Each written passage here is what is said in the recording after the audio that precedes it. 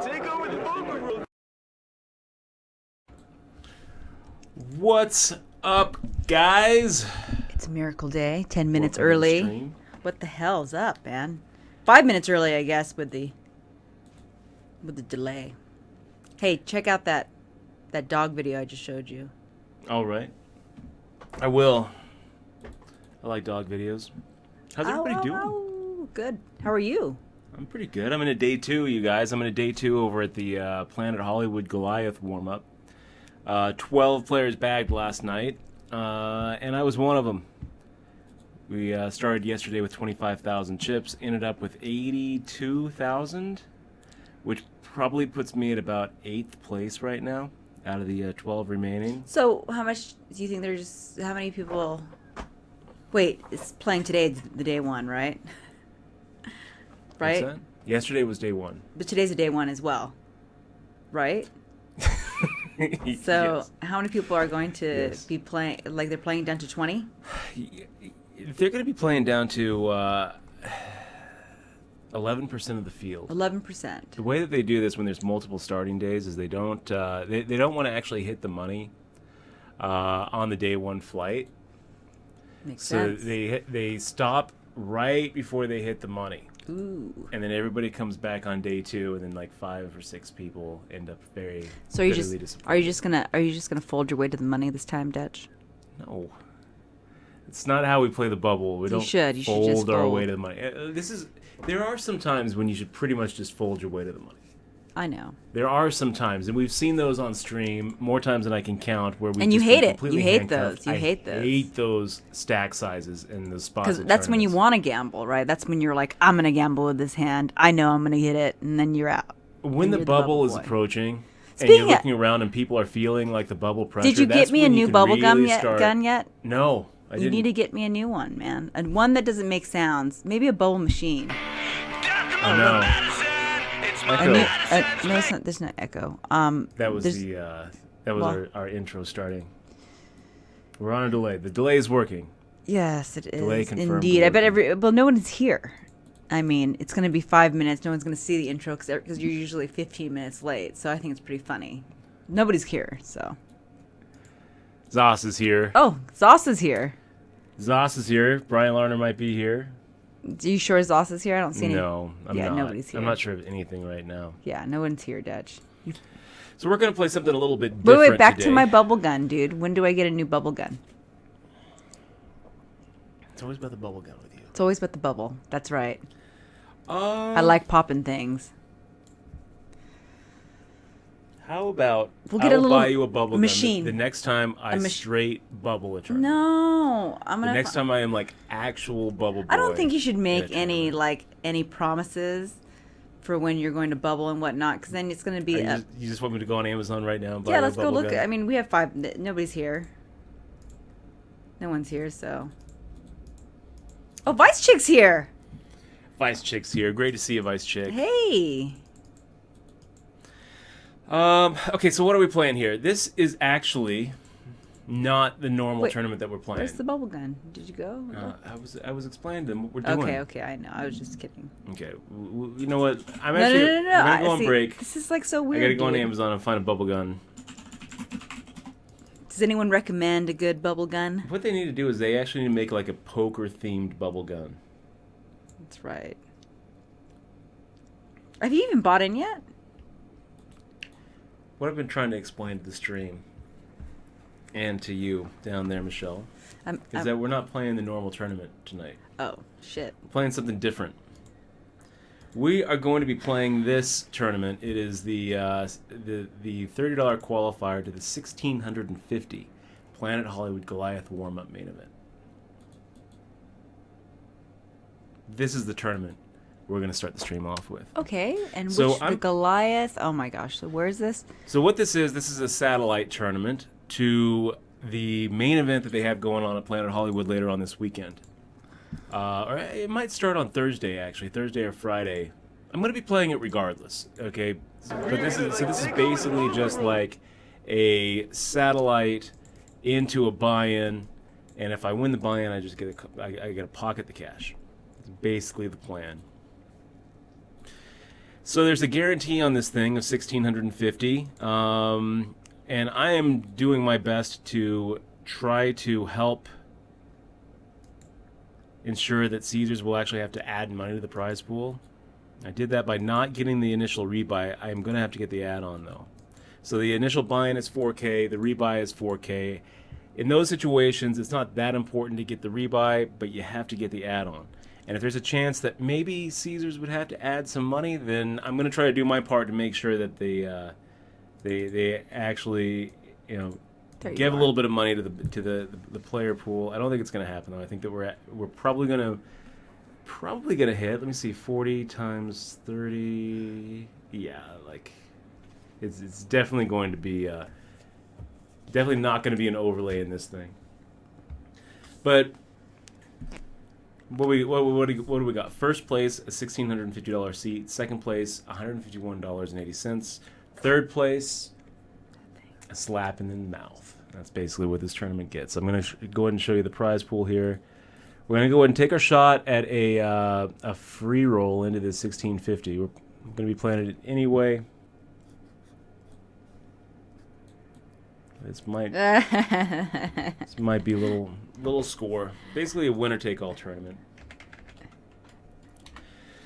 So, Vice Chick, also 21 months in a row. I'm wondering if you're playing any of these tournaments. I think you live in Vegas now, right? And are you playing any of these? Is it the Goliaths or Planet Hollywood series? It's the Goliath warm-up series. At Planet Hollywood. At Planet Hollywood. So I've played 2 events so far. Made it really deep on day 1 of the first event, and then got knocked out by a local grinder named Ben Palmer. Ryan LaPlante ended up winning that tournament. Congratulations. Kathy Liebert, Chris Wallace, all at the final table of that thing. Well played, gentlemen and ladies. What's this qualifier to the Colossus? Is that the Colossus? Like the Colossus? That's the Colossus. Really? Like how many seats are they paying? Maybe I should play that $10 one. And you want to get into I have $8 in my account right now. So I have to run it up first. I have grind to make $2. Those free rolls. So let's see the where are you seeing that this week? It's April 2nd, so yeah. It's coming up in a little ways. In 5 days. There's going to be some pretty good WSP qualifiers on WSP.com leading up to the series. I can't wait. I can't wait for the World Series, you guys. I've got my schedule here.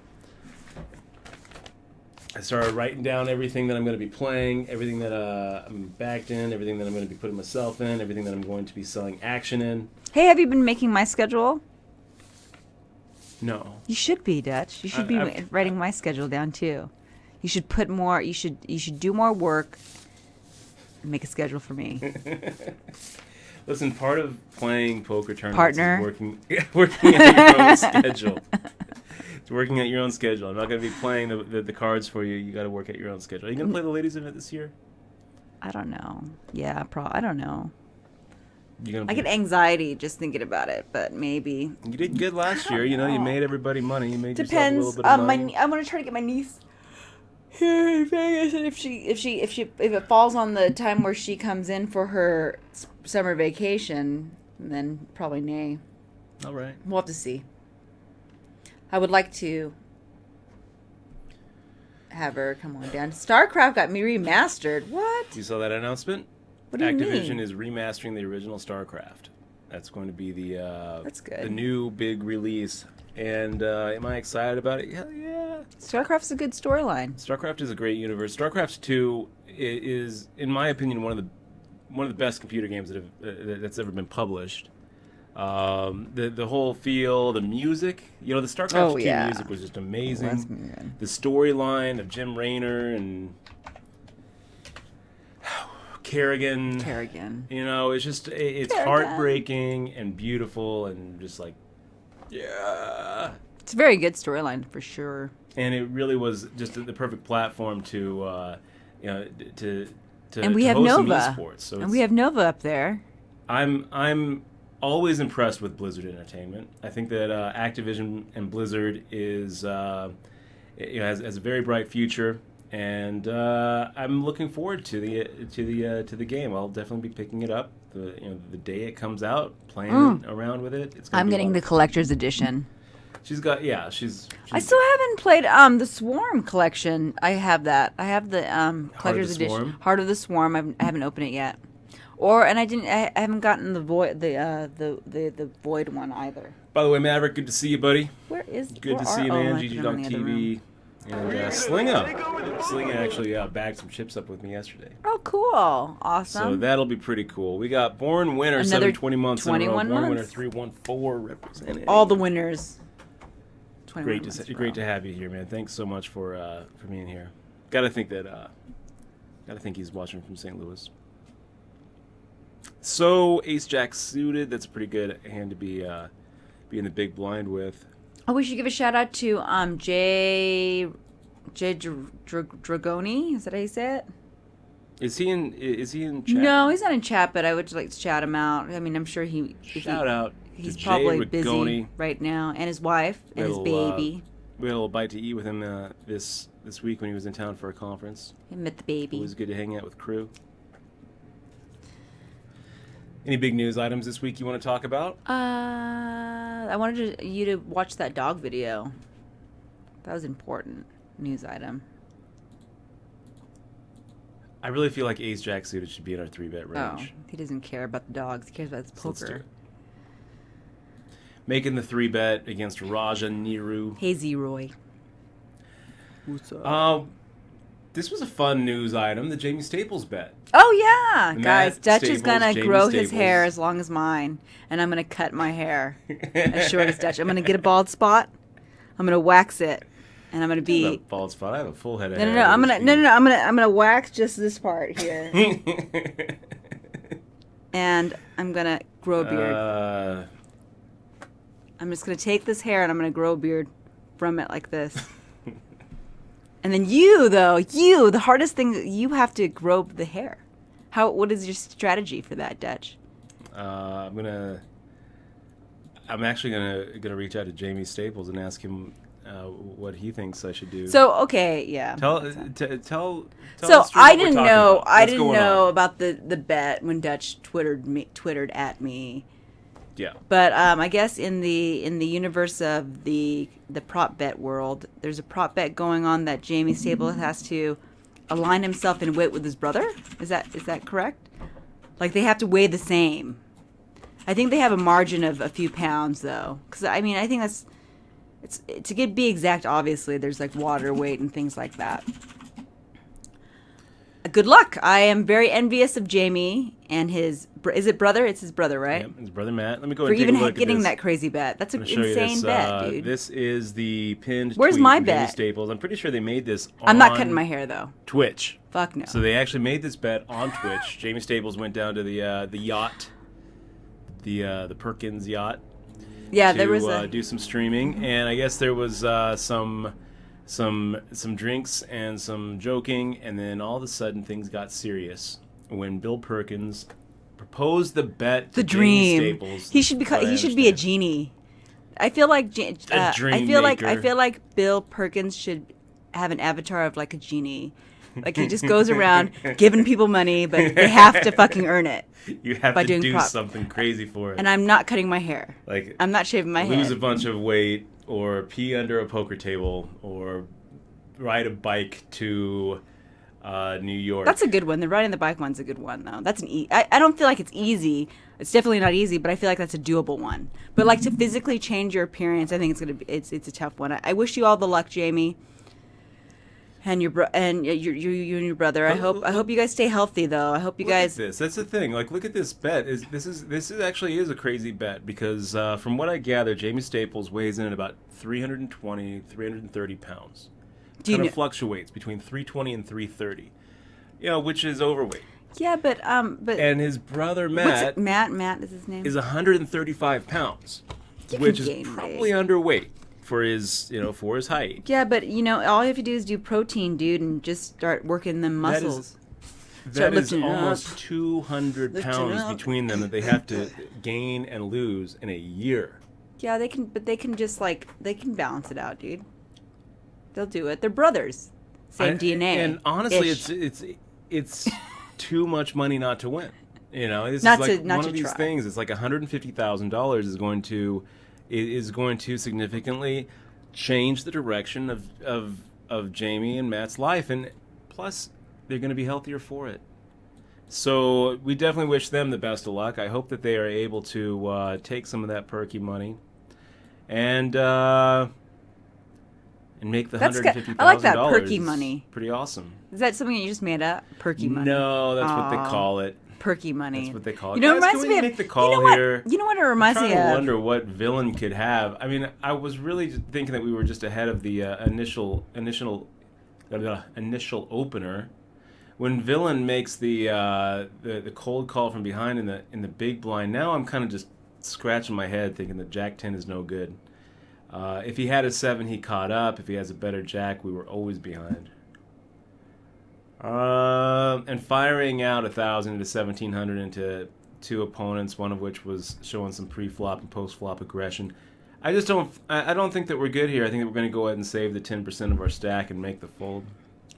Perky the pug, babe. That's what it reminds me of.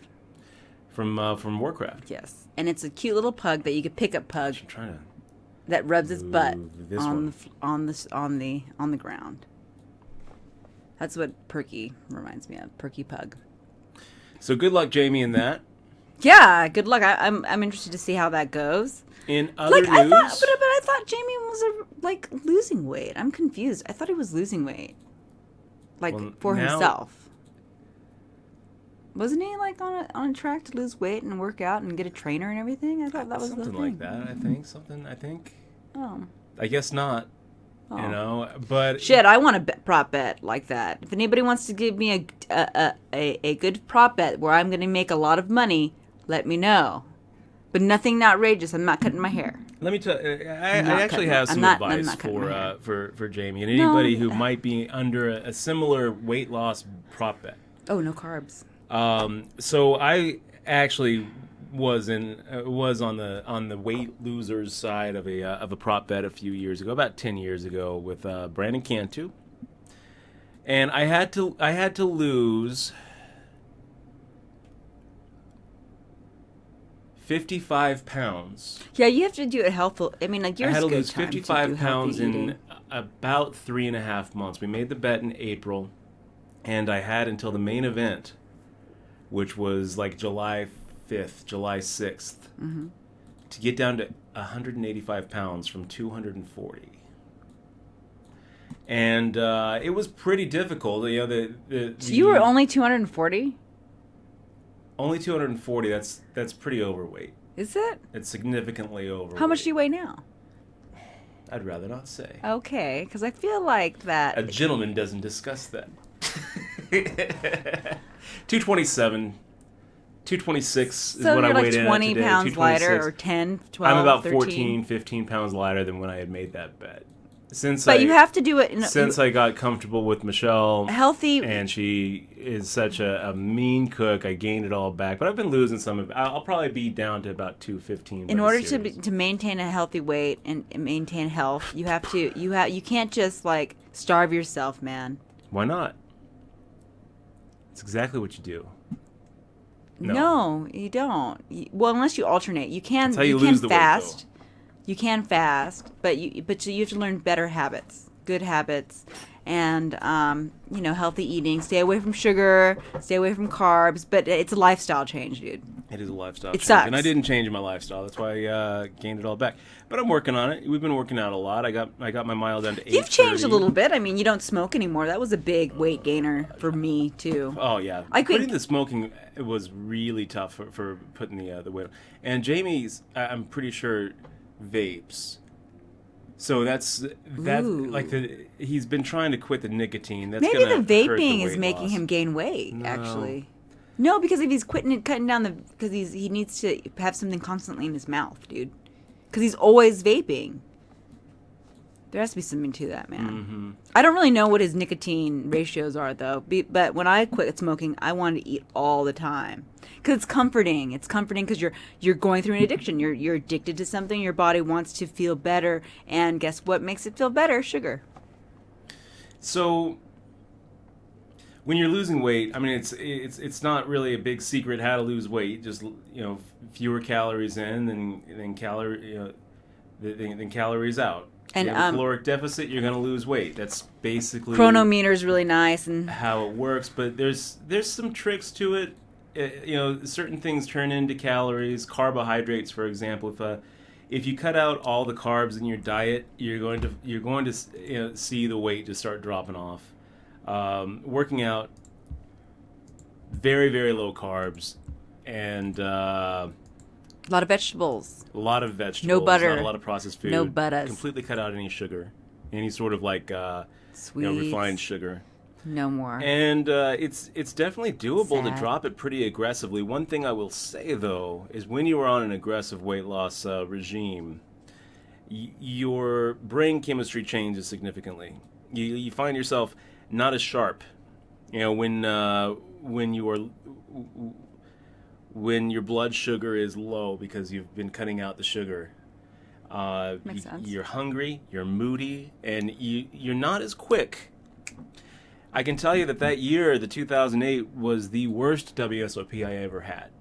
And I don't think that it was any coincidence that it was while I was doing everything I could, basically starving myself, to cut down the weight in time to get some of that Cantu money. I did win that prop bet. And we love Brandon love Cantu Cantu, but it's good that we didn't have the prop bet now. And it was nowhere near 50-1. It was an even money bet. But you got it early. You bought out. No, You he bought out. But you went up to him, dude. You went up to him and said, "Hey, dude, you better buy out," because he was at a final table, and you're like, Well, this is That another is little what trick about prop happened. bets, you guys. If you ever make a prop bet with somebody and you're not sure if you're going to get paid if you win, and it looks like winning is imminent, a lot of times you can go ahead and offer a settlement and make sure that you book the payment. It's one thing to win a prop bet. It's another thing to get paid for that prop bet. "Yeah." That's going to be one of the little things I talk about in Oh the new no, I book, got coffee on me. Poker damn it. Tells, talking about little tips and tricks for how do you make sure that you get paid if you make a prop bet with somebody. Put it in escrow. That's a good way. Yeah, put it in escrow. Well, Why isn't no there one like does an that. escrow prop bet thing? That would be a cool. Wouldn't that be a cool business? No. There's escrow services. I'm sure that they would probably. Do you they? could Do probably they do that? contact escrow.com and they would probably do it. Hear that, Jan? They would do it. Do you want to bet Sooner me? BMW, thank you very much for the resub 23 months in a row. He says, happy to see you guys streaming poker again. And yeah, we've been streaming a couple times a week since New Year's, Monday, Tuesday night. And we wouldn't be streaming if it wasn't for you, Sooner BMW. So very, very big thank you to you. Thank you so much for keeping the stream alive. Guess what else? Is that right? I don't know how you would gain. 50 pounds of muscle seems like a lot. What's Putting that? on weight What's is that? generally What's much that? tougher to What do did The Rock for say? somebody What who's like movie is that from? 135. When The Rock is in that movie? Central Intelligence. I haven't seen that. Is it good? Oh my gosh, Kevin Hart. I might and watch it because I love Dwayne him. Johnson. Dwayne Johnson is freaking. I love. There's He's a scene, adorable. Kevin Hart is looking at The Rock. He's like, "How did you? I mean, you look completely different. How did you do it?" The Rock's like, "Oh, anyone can do it. Anyone can do it. You just go to the gym, 6 hours a day, for every day for 20 years." And it's like, yeah, anyone could do it. Anyone could do it. What do you guys think? Fire out? Let's fire out. I mean, I feel like we've been going to the gym a lot, and we're just now kind of seeing a little bit of progress, a little bit, but it's been a long time. Yeah. I mean, shit, and we fall off the wagon a lot. We fall off the wagon. Cakes are my vice. Dutch loves his Coke. In other news, Yeah, other news. Just making me hungry. In the Mike and Kate plus hate grudge match. What do they call it? Is this? Mike and Kate plus hate. Wait. Is this what you? This is what you named it, or somebody else named it? Is this what they're calling it?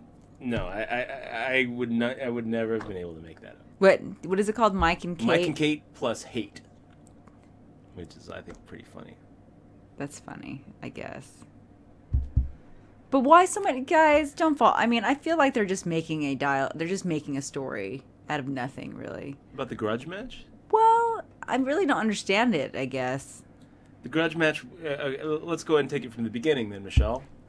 Since you don't understand it, since you don't know why there's a grudge, Mike D'Antoni and Kate Hall were in a little bit of Twitter feud after a Bellagio 5 Diamonds hand this last 2016 went down, where Kate Hall was against Barry Hutter. Mm-hmm. If you guys don't know who Barry Hutter is, he's a young poker phenom. He's got a bracelet. Let me go and show you a picture of this winner right here. There he is. I'll tell you something. I've played with Barry about 3 times in my life, and he's good. He brings an intensity to the game that you see with great players. He's a great player, and he's young. He looks even younger than he is. And what's really interesting about Barry is, from what I've seen, and I've watched a couple of his live appearances. I dissected his final table before we started a day 2. I have long pages of notes on Barry and what. Well, what's the conflict about, though? I mean, what is this? I'm leading up to it. Oh, okay, because I feel like you're just telling about Barry and talking about you. No, I am leading up to the story. Okay. About the hand that caused the conflict between Mike D'Antoni okay. Sorry. and Kate Hall. I apologize. That's okay. You can tell the story. If I'm I don't telling know it the too slow story. for you. I don't know the story. So Barry Hutter grew up in just okay. So Barry Hutter, he was a kind man. Let me tell you, between just and you and me, she had Michelle, a dream. Barry Hutter also does not play like he looks like he would play. Between you and me. Just between you and me. Okay. I don't know how he He's looks. I can't see your tighter screen. Than you would expect, because Maybe he looks, you know what he looks like the kind of internet whiz kid that would be 3-bet and 4-bet jamming with any 2. Yeah, but He's a little bit tighter than that, and I am telling you. When's the last time you played him? The last time I played him was this December. Okay, that's fair. Because I was like, people adjust, people change. This December, Kate Hall also played him, and I guess she didn't have the pages of notes, and I guess she hadn't watched all the reels, because when Barry Hutter decided to 5-bet shove her for 80 big blinds. Okay. Oh, he had something good. She looked down at Ace-9 and figured that she was probably ahead. Okay. Now, I don't know what kind of voodoo mind trick Barry Hutter performed that day on the felt to make her think that an Ace-9 call was going to work out. But she thought, it seemed like the right move at the time. She made the call. They reported on it, and before they even reported on it, she was tweeting about how, I just misplayed a hand, and they're gonna murder me in the reports. And so a couple people were talking about it on Twitter and saying, well, I'm not trying to needle you here, but why? How can calling off 80 big blinds to a 5-bet pre-flop shove with Ace-9 off ever be right? And she's like, well, depending on range, it can be right. And Kate's correct about that. If Barry Hutter's range includes any ace and king-queen and any pocket pair, then it's not really that bad of a call-off, in a vacuum. If you look at just that specific hand, if you start thinking about some metagame stuff and you start thinking about, opportunity cost of basically risking your whole tournament life on a hand where maybe in the vacuum you're like 55 or 60% equity against a range, or maybe even 45 or 44, but there's enough dead money on the side that you're getting the pot to call. If you look at it from a vacuum, then it can make sense, and I can see where she's coming from. And all I will say is, great, good poker players all the time make bad moves. That doesn't make them bad players. All poker is being presented over and over and over with situations that have never come up before in the history of anything, and trying to make the right decision with the information that's presented, and that's all you can do. And a lot of times those decisions are wrong. But you keep on making the decision after decision after decision, and overall, if your decisions are good on average, then you're going to be a good player. If your decisions on average are great, then you're going to be a great player. That's all it is. But great players make bad decisions. We see it all the time. Phil Ivey folding the flush on the river, Dutch just folding it straight. Yeah. Bad decision. Well, I mean, I think people forget that people are human. I mean, Yeah. you're not. I mean, So for whatever. okay, so she made Kate a. Hall Okay, felt so like what? it was the right call. So at the wait, time. now back up, She was wrong. back up. So the hand was ace 9 against what? He had a big hand. I think that he had like aces or kings or ace king. And I he can't didn't. remember. And she didn't win. She didn't And win she the called. hand. She got had a call on his crippled. thingy, and then that tilted her, and she tweeted didn't. about it. A couple of people were tweeting back about, well, how So could this what did ever she be tweet? right? What exactly And then did she Mike tweet? Dintley. What did she tweet? Like, did she tweet like, "Oh, I can't believe he did this"? I can't believe I misplayed this hand. Well, then she acknowledges it. She acknowledged that it was So, a I mean, mistake it's not or a big whatever. deal. That's good. That's very good of her for doing that. That means that she knows that she doesn't play perfect, and she Maybe didn't say. checking back on these on this pocket kings, checking back these kings on the 10-9-7 board is not super horrible against a small blind caller. I feel like we were setting ourselves up for a check raise. So now he's leading out half pot. I think that we can go ahead and make the raise. Now I think that we're ahead. But I think there's a lot of combo draws that are going to be check raising us and loving their hand if we bet that flop. Yeah, so Mike, who they'd never met before, they never played before. So it's a random Mike. Random Mike. Random Mike from L.A. or where's he He's from? from the East Coast. From the East Coast. He's an East Coast grinder. And so he chimes he in wants on his attention. foot, basically. Yeah. So he ats her. This response just proves to me that you have no clue what you're doing on the felt, and you have no idea how to play this game. Get out of here. Basically. So he's busting her balls. If he's from the East Coast, that's what they would Basically. say, right? He's busting their balls. So that's what she should have said. She should have immediately said, "Stop busting my balls." That's what she That's should what have she should immediately have said. And then it would have all disappeared. Instead, she says, "Heads up for rolls." I will Oh, that's gladly good. play You know heads what? up. That's actually a good defense. I think I approve heads up And for rolls This is pretty much. because I think that she thinks that he doesn't do it. Well, yeah. People challenge other people. Heads to up for rolls heads up all the matches time. All the time. All the time. Anytime someone criticizes another player, where he's like, "Oh yeah, well I can play better than you. I'll play you heads up for any amount, anytime you want." Good. Well, then good for her. Then she proved And her Mike point. is like, Okay. "Hell yeah, I'll play you heads up." Okay, I've been well, grinding so for far 20 I'm on years, her and you're side. Just new to the scene and calling off your whole stack in a 10K with, with ace 9 off for 80 bigs. Of course I'll play you. And she's like, "Okay, well I will play you. Let's make it happen." And so they exchange more words and they criticize each other. And Poker Night in America looks at it. An opportunity. They say, "Oh, we can get some ratings out of this." Okay. So Poker Night in America approaches them both and says, "Listen, what about if we actually set this up and televise it and live stream it on Twitch and make it a big deal and make it a big event, like a prize fight?" They should do that Kate actually more often with and people. Mike are like, "Well, will you pay us?" And like, no. They never pay. Exposure. And so Kate and Mike are like, "Oh, okay, well, yeah, let's do it." I think the reason why you don't do it is because they don't pay, right? Yeah, they don't pay anything. But I don't want to badmouth Poker Night in America.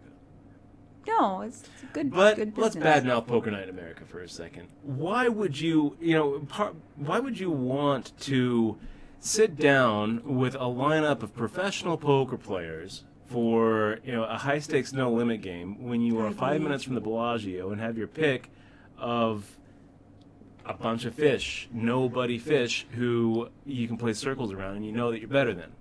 I don't really understand it. And it's like, oh, well, because of the exposure. Let me tell you something. When's the last time you heard of a professional poker player getting a knock on the door from any sort of sponsor? Sponsorship deals in 2017 are pretty much dead. You see them sometimes with some streamers. Tonka got the deal. Jamie Staples got the deal. But there's only one person giving out the deal, and it's Poker Stars. It's Poker Stars and 888, pretty much. Oh, yeah. and 888. You're not okay. really seeing a lot of sponsorship money in poker, and all the sponsorship money in poker is coming from within poker, and I just don't really see the value Yet. in exposure for exposure self right now. I don't think that there's a Yeah, lot I don't agree of with you. I think it's okay to if you are a person that wants to be famous and you want to make a brand for yourself, exposure, especially on a big platform like Poker Night in America, is okay. I think that's fine. Okay, well, I don't speaking think from it's bad. experience, I can tell you that a moderate level of poker fame and $1 will not get you a coffee at Starbucks. Well, but it's what you do with that. It's what you do with the exposure, Dutch. It's not that. See, I think It's that what you do with it. I think what your Well, what I can perception of tell you exposure this. is Exposure wrong by itself is not really that valuable. unless you do something with it. And I think that Because look, you know how many people are on the night. I was on the nightly news in Vegas. We want you to come and we want you to play a cash game with Phil Hellmuth and Sean Deeb. And you ask them, well, what's in it for me? And they say, well, you get to play in a cash game with Sean Deeb. I don't want to play in a cash game with Sean Deeb on my own money. I don't want to lose money to Phil Hellmuth. That doesn't make me feel good. And be berated. Don't forget that. And to be berated when I And be when I nervous. suck out on Phil And then be have nervous. to sit there holding tins full of aces only to get slow rolled by Sean Deeb who has aces full of tins. Make some sort of misplay and have Doug Polk talk about it on his stream. Basically, this is exposure just isn't really worth that much, especially on Poker Night in America. Maybe like some ESPN exposure. Maybe I don't just agree. don't really feel like it's. I feel like it's a little bit I'm a dreamer. exploitative of Poker Night in America to expect that in any sort of reality TV show they're going to be paying their people. But somehow, Poker Night in America, it'd be kind of like if Big Brother or Survivor was like, come on Survivor, and they're like, well, what that's can what we win? new business plan. Like, we charge you guys well, $10K to be on our little Survivor show. We don't have $1 million prize for Survivor anymore. Now instead, what you get is exposure. People would still do it. That's right. They would. They'd save their money and People go. would still do it. People My would dream pay is to be their way famous. to go on some sort of South Pacific island with no clothes and no food and survive and vote each other off for the chance And blow to be each named, other off? Vote each Oh. other off for the chance to be named Ultimate Survivor and get absolutely no money and have to pay for their way back to the States on the flight. People would do that because a lot of people are under people value exposure, people value some fame, and people think that they're going to be able to turn that fame into money. But I think that more often than not, people are wrong. I don't know if I agree with Anyway, the whole reason I'm even talking about this is because after Kate stomped Mike in his Did she heads-up stomp match, him? Yeah. Really? She did? And I was Really? I was She actually kind of stomped him. surprised. Because I felt like people were really overestimating her chances in that heads-up match, given that Mike had basically devoted his whole life to being a career grinder and has so much live experience. So wait, I so felt how like much he was it for? How much were these rolls for? $15K each. Okay. So they put up. So she just made 15 grand. $15K. Yeah, She was made like, 15 "Fuck, grand. that was the best 15 grand I made because I got Easiest so 4-hour she got exposure. 15K So she got match exposure, and we all know. Got some exposure. I think it's fine. I think the exposure's fine. I think what's wrong though, I think in my opinion about Poker Night in America and the whole situation is the whole dealer tipping bullshit thing. That's the only thing that I have a So problem after with. she wins and she's happy, she's going back home and she tweets, "I won, I'm so happy." And someone retweets, "Kate Hall stiffed all the dealers," Roll eyes. and she's like, "What? What do you mean stiff the dealers? Why do I have to pay the dealers? Why does the casino pay the dealers? And why doesn't the show pay the dealers? Players pay the dealers."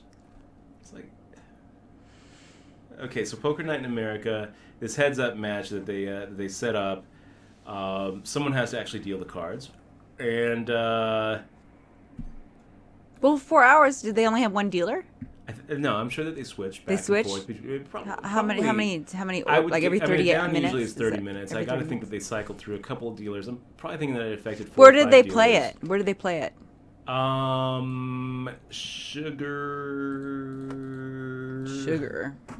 Sugar. Kate. Let's see, Mike and Kate plus Hate, P and I.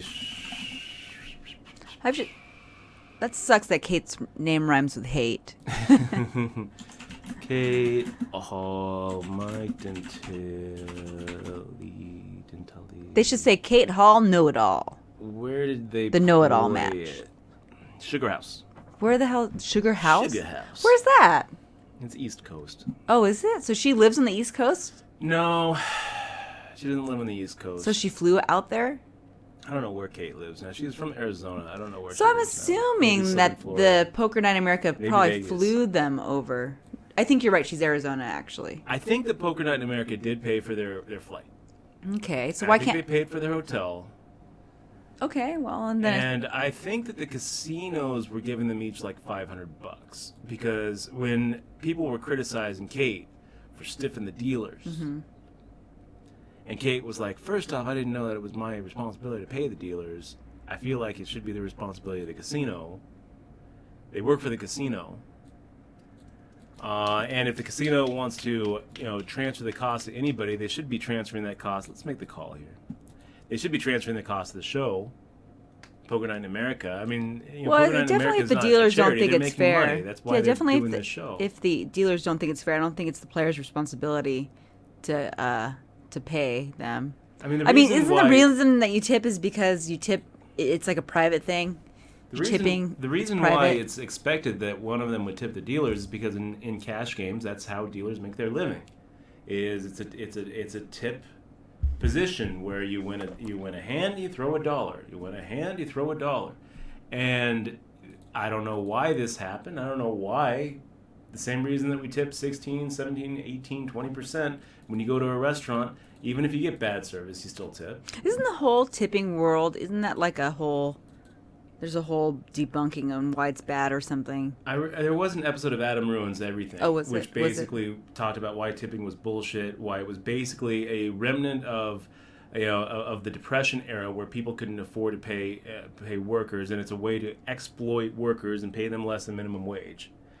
It really shouldn't be up to a customer to tip a service provider. It should be up to the employer of the service provider to make sure that they're earning a living wage.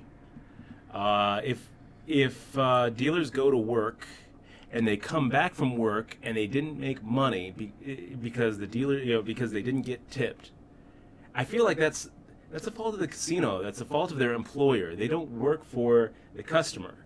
They work for their employer. So I see Kate's position on this, but she got completely blasted on social media, especially because she said it's not very popular to say. It's not very popular to back that kind of mentality up, especially in a industry where it's dominated by people who get tips. There's a lot of tipping in that industry in the casino world. Yeah.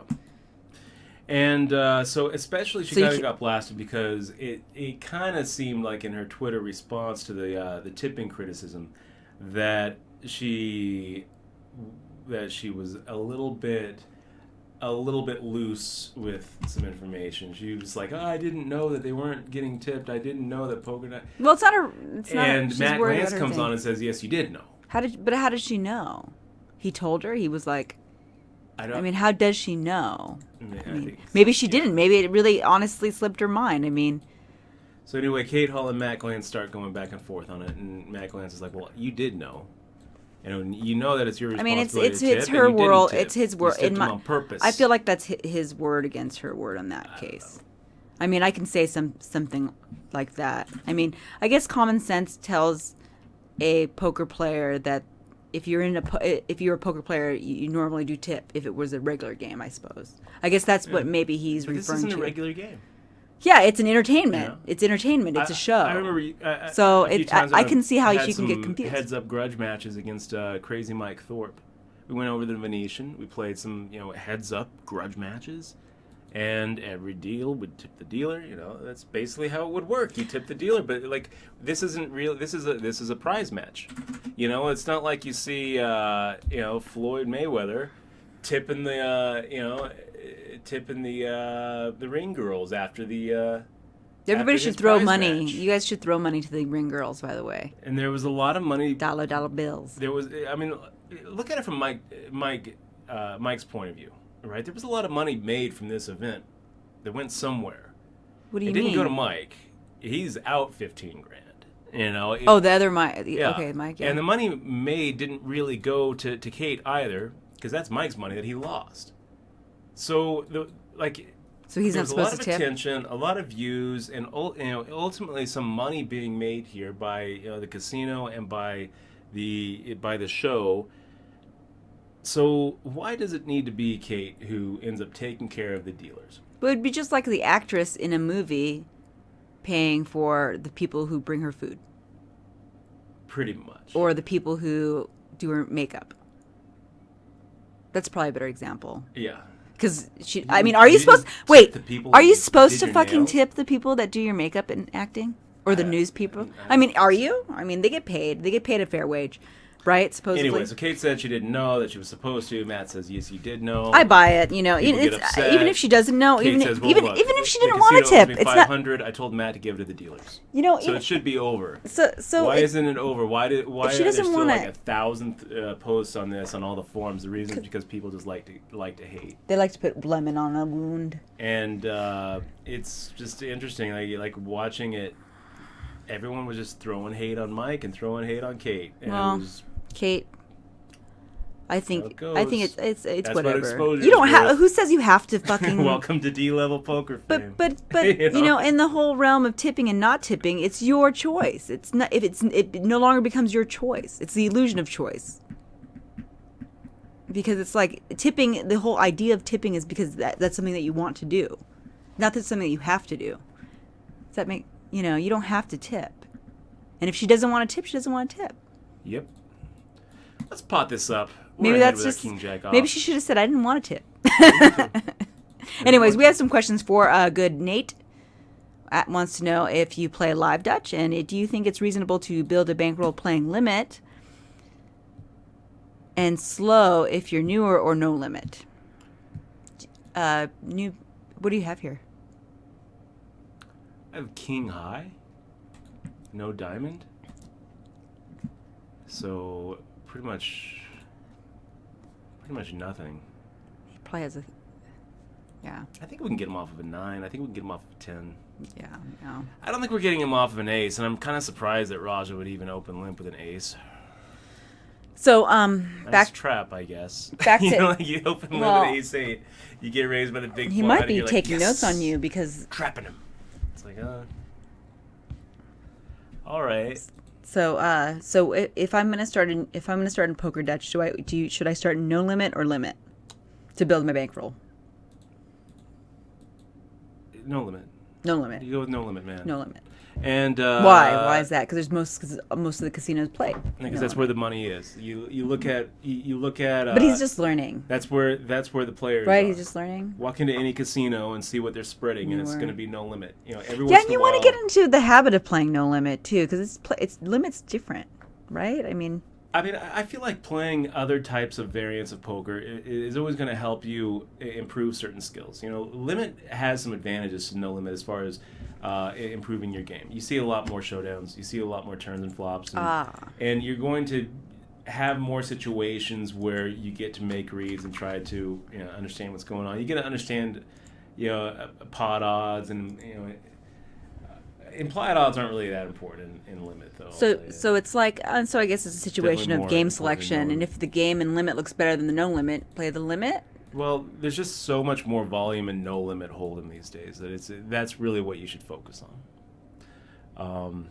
Focus on no limit hold'em. That's where the money is in poker, and if you're trying to build a bankroll, that's where the easy money generally is. And look for the drunk I play one. live 40 good, Nate. I've got some pretty good live success at the WSOP, and I'm playing live this week here in Vegas. Mainly play live tournaments over cash games. So, Mike Diamond 20, good to see you in the stream, by the way. And by the way, Mike, got a few events that I'm going to be selling action in. The 3K online event, and the 1K online event, and 2 5Ks, and maybe a 10K. So I'll hit you up and when I actually start getting some listings up. What do we have? Albino says, some dealers I don't know in a casino I'll never visit didn't get tipped. Cry me a river. Wait. Back up. You're telling me that there's some dealers I don't know who didn't get tipped in a casino I've never heard of? Yeah, exactly. Cry me a river. That's good, Albino, right? Wait a minute. You're saying that a bunch of people I don't know didn't get tipped at a casino I never heard of for a grudge match I didn't even know happened? Yeah, I didn't even care about. I think the person that made out the best though is Kate because she did win, and and now people know who she is. So that's good. It's a good. I feel like it's good exposure. The people who the guy, I don't even know, but you know what's funny, Dutch? I never even heard. I still don't know who the guy is that she played. Mike. So the only exposure, I suppose, the winner of that exposure game was that guy. Todd Anderson, the executive producer of Poker Night in America. And I would say Sean Deeb and Doug Polk did pretty well in that whole thing. I got to think that they got paid for the commentary. They got paid for the commentary? I got to think. Oh, yeah. If they didn't, then I think that exposure of being a poker expert was probably better than the exposure of being a poker participant. You know, being the one who ultimately gets to decide who played better. You know, that puts them in a position of authority that I think is probably better exposure than the position of being subject to the criticism of, was Queen 5 offsuit a good call? You know? Can you, instead of tipping, can you be like, I'll get you later. I'll get you back. I owe you. Can you just say I owe you or some shit? I just think Kate should have pulled out an 8x10. And signed your picture. Autograph. There you go. So this will be worth money one day. This will be worth a lot once the episode airs. That's right. So is it airing in TV or is it 2.5 to 1 with 5-7 suited? Yeah, let's do it. So is it airing on TV? Too? Momo's Bet and Steel says, I believe Farr tipped on the show, but never in real life. High stakes players don't tip much or more than a 2-5 table with tourists, and that's true.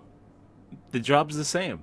You know, a dealer who's dealing a 1K, 2K over in Bobby's room or Ivy's room is doing the same job as a dealer who's dealing the the 2-4 limit game at the Orleans. It's the same job. It's the same thing that they're doing. So why should the pay really be that different?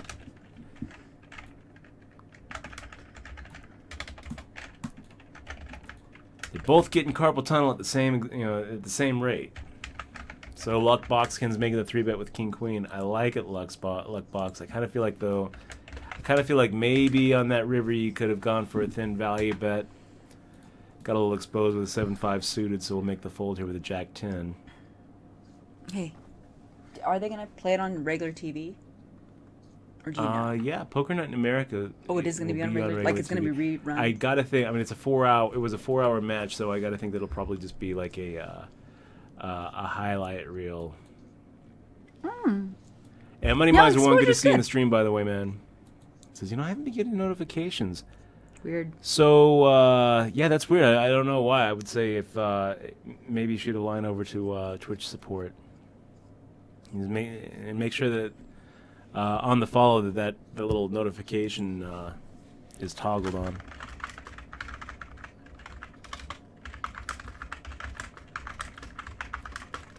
It's kind of funny. Golden Masters, customer service workers who go that extra mile beyond their job requirements should get tipped IMO. I remember making a call to get those Fitbits that we have exchanged, and the customer support rep that I talked to was really friendly, and I really did go above and beyond in helping us because the warranty had just run out, but she checked with like a manager or something to see if she could replace them anyway. I'm not tipping her. It's like it's. Well, the thing is with those kind of customer service, I hate to take away the veil of unknowing. They usually are allowed to do stuff like that. They just make it you feel like you're getting more. That's the secret. The secret is to make sure a person's getting more than everybody else. Oh gosh, day. Nice. So didn't put a villain on jacks, put a villain on ace king, ace queen. Villain. It's all about the doge, guys. Give me some doge. If I had known that villain had the overpair, I wouldn't have been making the call because we were definitely investing way too much of our stack to set mine. All's well that ends well.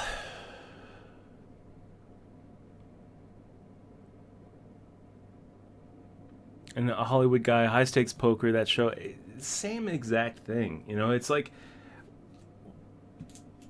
it should be the show that tips their employees. it should be the casino that tips their that compensates their employees. The show needs to compensate their dealers. The casino needs to compensate the dealers. Sammy Farr in High Stakes Poker, unless he's getting paid a good chunk to be there, which I don't think he was, is basically a reality TV star. But who? What are we talking about? I was talking about. I really do think it's an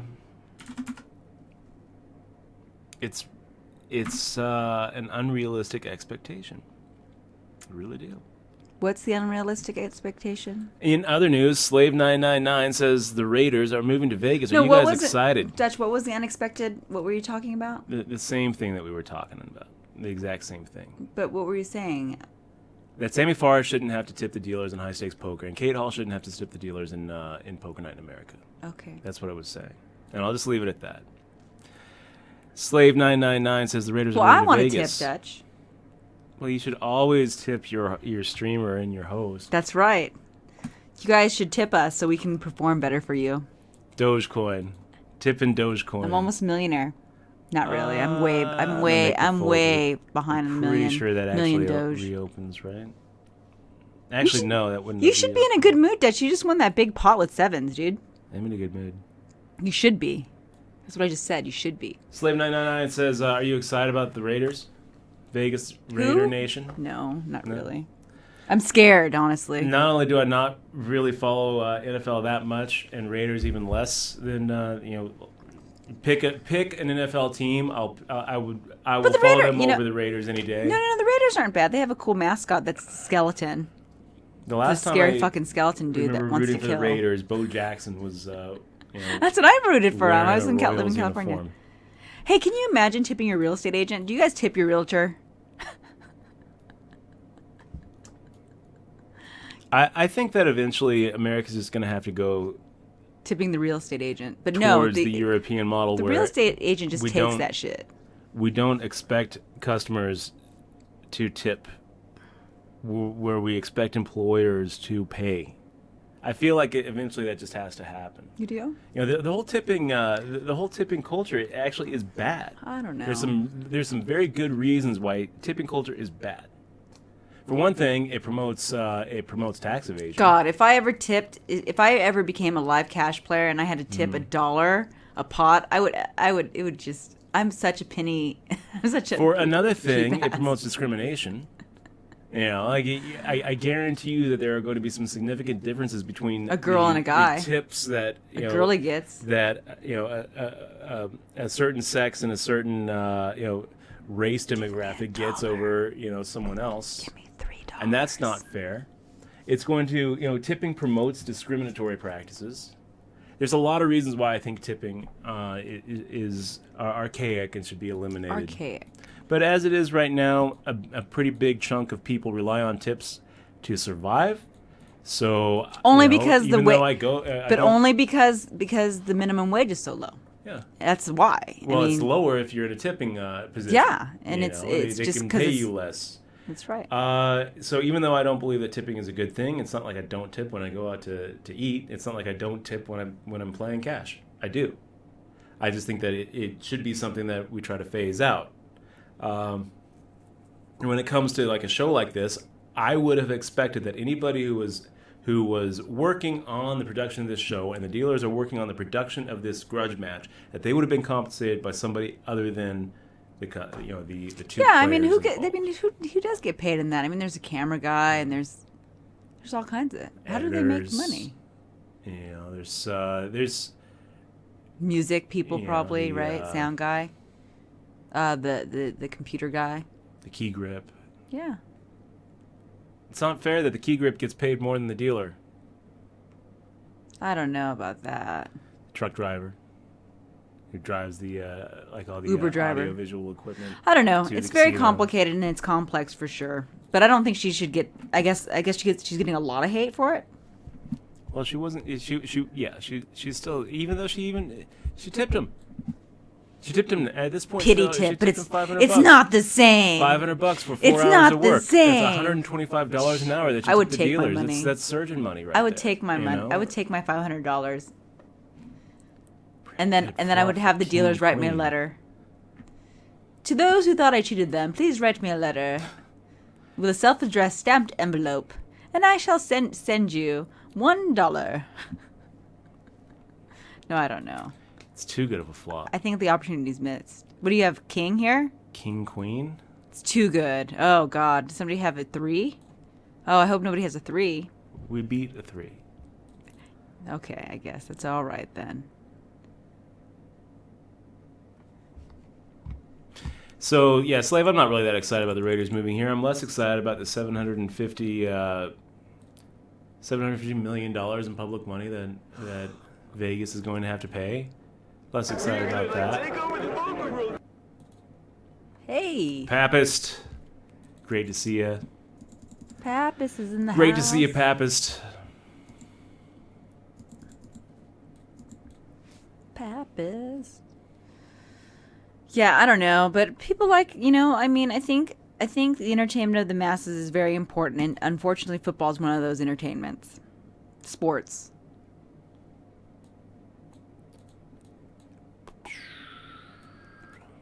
Oh, they're not skeletons? Aw. That's one thing I was looking forward to.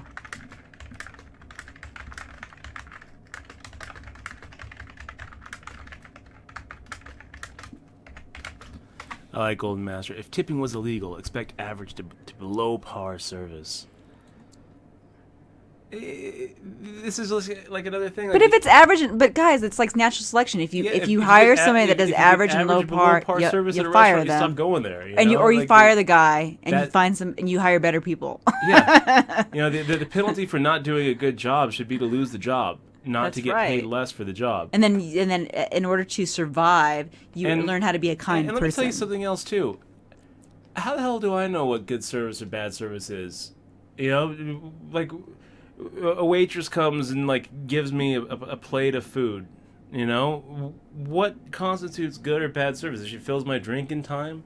Yeah. That she doesn't put her thumb in my. But no, it does. It definitely gives us an expectation now of we get upset when we don't get that. I'm not an expert on waiting. If there was a waiter, if I went to a restaurant and someone the waiter there did the best waiting job that anyone has ever done. And I'm talking about if there was an Olympic gold medal for being a waiter at a steakhouse, that he would have won that gold medal. Don't they have those prizes though? The Jesse Owens of waiters. Can we say the Caitlyn Jenner of waiters? I'd be like, yeah, he did a good job. And if someone does a really bad job, I dropped his food on the floor, I just put it back on the plate. He won't know. I don't know. I'm making the fold here against. Well, and guys, people that do good service, I mean, you can still get crappy food. There's plenty of industries where people aren't expected to tip, and people do good jobs still in those industries. Yeah, for sure. That Fitbit customer support rep is a good example. Our insurance people, people that buy and sell, or the people that sell you your car insurance. Pretty much or every insurance. other job except a doctor. bringing people food and giving them cars. Can you imagine tipping your doctor, guys? Yeah, can you imagine that? You go in for hey, am I getting a good checkup? And then looking at the stitches, be like, yeah, what? I think that you did an outstanding job. Here's $10. Here's a little 18% extra. Oh, that's what we should start doing. Is tipping our doctors. Wait, what? Tipping the vet. This club is just getting worse and worse. Tipping the vet. Yeah, tipping the vet. But we tip the groomer. Yeah. It's just weird. It's kind of weird. Tip your drivers. Tip the drivers. That's why I don't do cabs. Well, and that's why I groom my own dog. I just cut June's hair. I noticed you didn't run any red lights. Good on you. I noticed you weren't drinking tonight. I noticed you don't smell of alcohol as you're taking me home. Here is a little extra for your time, so that Uber doesn't have to give you a fair wage. That's right. And that's what Uber's relying on. Straight up, you guys. That's what it is. Tipping culture is relying allows employers to exploit employees and promotes slave discrimination. Wages. Straight up. They subsidize their wages with us with everybody. So it's kind of like a socialism thing. It's like we're paying for that service. Well, Oh my god, so deep, so crazy. Okay, anyways, tip if you want a tip. That's the world we live in.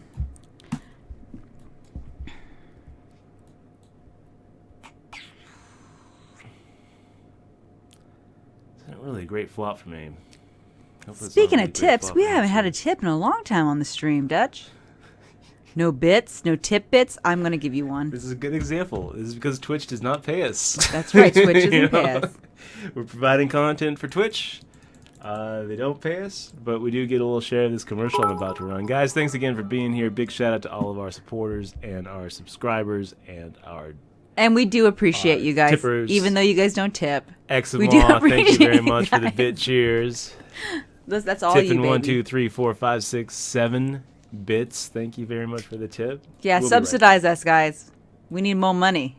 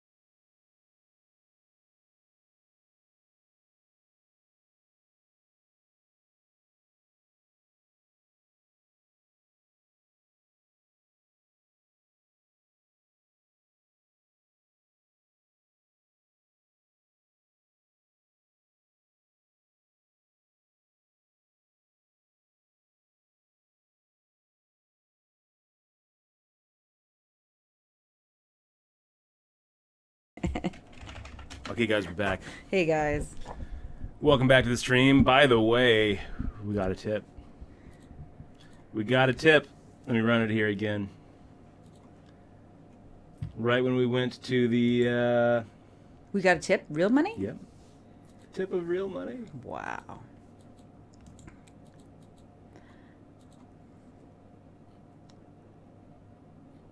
Try to run it again. Let's repeat the alert. There we go. Papist. Hey. Tipping $20. Thank you. Thank you so much, Papist. Really appreciate That the, is the awesome. donor. He says happy anniversary, DB and EXO. Heart. Look at June. June's so cute in the little Star Wars outfit there. June is an Ewok. So I have a funny tipping story actually. Is this recent then? Last night. It's the last night I'm playing with John Morgan, who is kind of a local Vegas legend. He's actually a poker legend altogether. Not really for playing great, but for playing big. He's and small. You can catch him in a $200 tournament at the Wynn, and you can catch him at a $1 million buy-in tournament at the Rio. You know, he's the one who the guy laid down quads to in the one drop because he was so sure that John Morgan had a straight flush. And John doesn't say, you know, whether he did or not. But that's kind of what he's kind of known for, is playing that one drop and getting a guy to fold quads. So the other night we're playing a $400 tournament. The cocktail waitress comes by.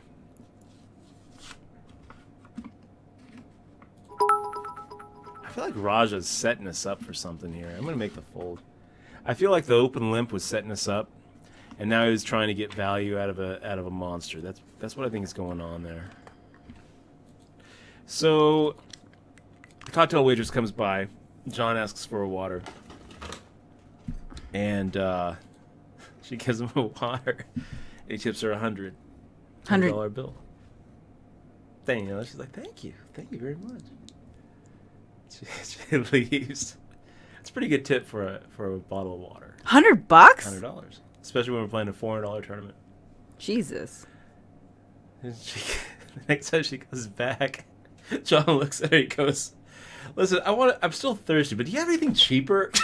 Because maybe like just bring some tap water or something. I mean, like I just feel like $100 is way too much for a bottle of water.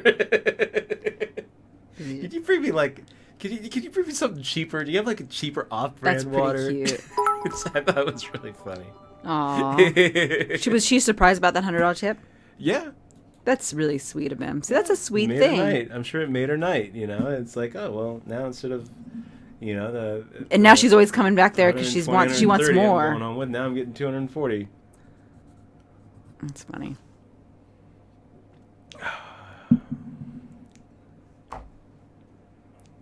So get you all in. Good to see you.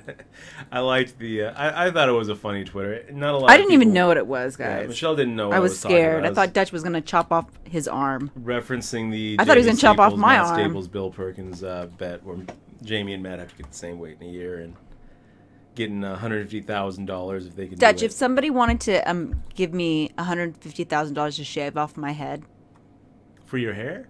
Yeah, shave my No. hair. Would you be No. weird? Who wants to pay me 100? You have your hair is too nice to shave it off.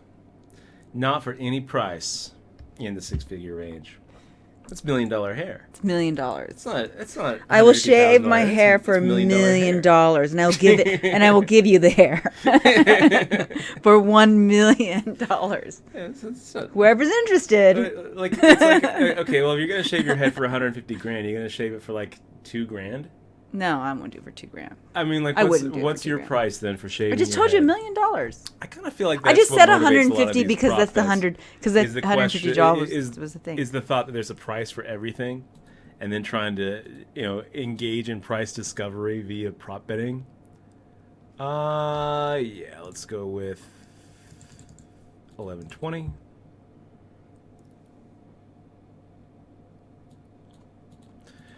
take it down with the ace queen off. Iceman Kiwi, good to see you. It's not a prize for everything, though, you guys. I've thought long and hard about this. There are certain things that will never have a price and should never have a price. Like your soul. You should never sell your soul. You should never sell your soul. You're funny. Or hellhounds will come and get you. Oh my God! Is there another Supernatural that we're? You start getting kind of grim when you start, trying to debate the proposition that everything has a price. But let's just take it to the ultimate example. What would be the price for you to push a button that would destroy all life on Earth? $3. Wouldn't matter. What's the price? Well, it wouldn't matter because you couldn't spend it. So there is no price for that, is what you're saying. I think that's priceless. What you're saying, right? But there's no such a button, so that's a silly argument. Next. So Mo's Steel says, hint, he did have a straight flush. We'll never know. We'll never know. There were definitely two hands that could beat the quads. What do you guys think? Getting to a little over 2-1 to make the call with a gut shot straight and a backdoor flush draw. We got 16. We got like 20%. So we're gonna need 4-1. We're gonna make the fold. Nice check raise, Sami.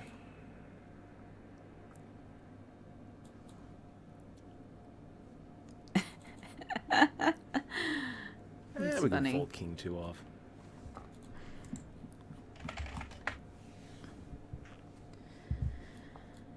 Pavis.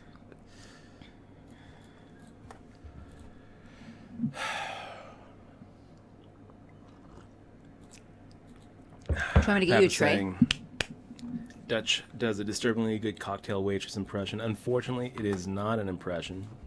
Dutch does that on Thursday and Friday weekends. nights. I am a cocktail waitress over at Imperial Palace. On the weekends.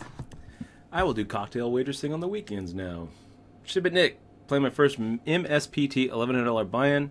And any strategy for the structure. It's my second tourney over $1,000. Blink to qualifier both times. Any advice would be great. Thanks, Denver, Colorado. Ship it, Nick. Great to see you in the stream, and thank you for the question. It's it's a pretty general ask, right? Do you have any advice for the structure? I mean, I've played a few of the MSPTs. I'll play it again when it comes into Vegas this summer. The MSPT has a very good structure.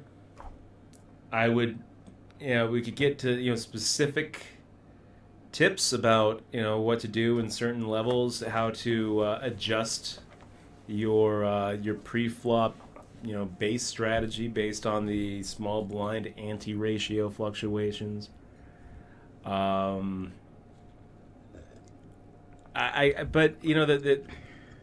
the question's kind of vague, so I'll try to just stick with some vague general advice. One would be to not feel desperate when you start getting down to mid-teen big blind levels, 12, 15, 18 big blinds. Let me tell you that that's not really short stack. 16 big blinds is not desperation zone. I see a lot of people looking at like a 25 big blind stack and thinking, I got to make a move soon,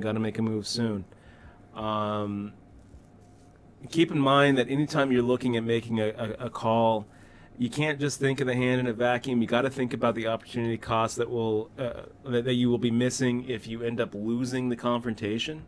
So even if a call looks correct, if like just on its face, you're looking at. Let's make the call here, by the way. You're looking at like exactly the right odds to take a dog into the spot and hope to suck out on the better hand, for example, and you're going to be winning at 40%. You're getting like a little over 1.5 to 1 on the call. So on paper, you'd be like, yeah, it's a correct call. Keep in mind that like if that's going to put you down to like 4 big blinds if you lose it, or 7 big blinds, but then you're going to hit the big blind. And all of a sudden you're not going to have any even open shove fold equity against the blinds, let alone 3-bet equity where you can possibly 3-bet shove and take down take down a pot without seeing a flop. Well, the opportunity cost, you have to weigh that in, and I think that's a big mistake that a lot of players make. I think that overbetting is a big mistake that a lot of players make, especially pre-flop. And keep in mind, there's a big difference between overbetting in a situation where there aren't any more unknowns. It's something I see a lot of great players do. By the way, big shout out to JPB16. Thank you for that sub, man. 3 months in a row with a Twitch Prime sub. I can't tell you how much it means to us. Keeps us going. For example, Dan Coleman recently in a pretty big event, I was watching him, and he made a pretty big overshove of like 24, 25 big blinds all in, which I felt like was a little on the heavier side. Someone made it like 2.25x. Another person called, and he shoved with ace-jack off. And I was like, that's a little bit heavy. But there's a big distinction between making that big 3-bet shove, like here on the button or the cutoff, and where he made it, which was in the big blind. When he made it, there were no unknown players left who hadn't looked at their cards. Let's make this raise here. He didn't have to worry about somebody waking up with a huge ace or a big pocket pair. He was able to make the 3-bet shove with a very high degree of confidence in the holdings of the players who he was facing. So there's a big difference between overbetting into the known threat and overbetting into the unknown threat. Another thing I would say, is take your time.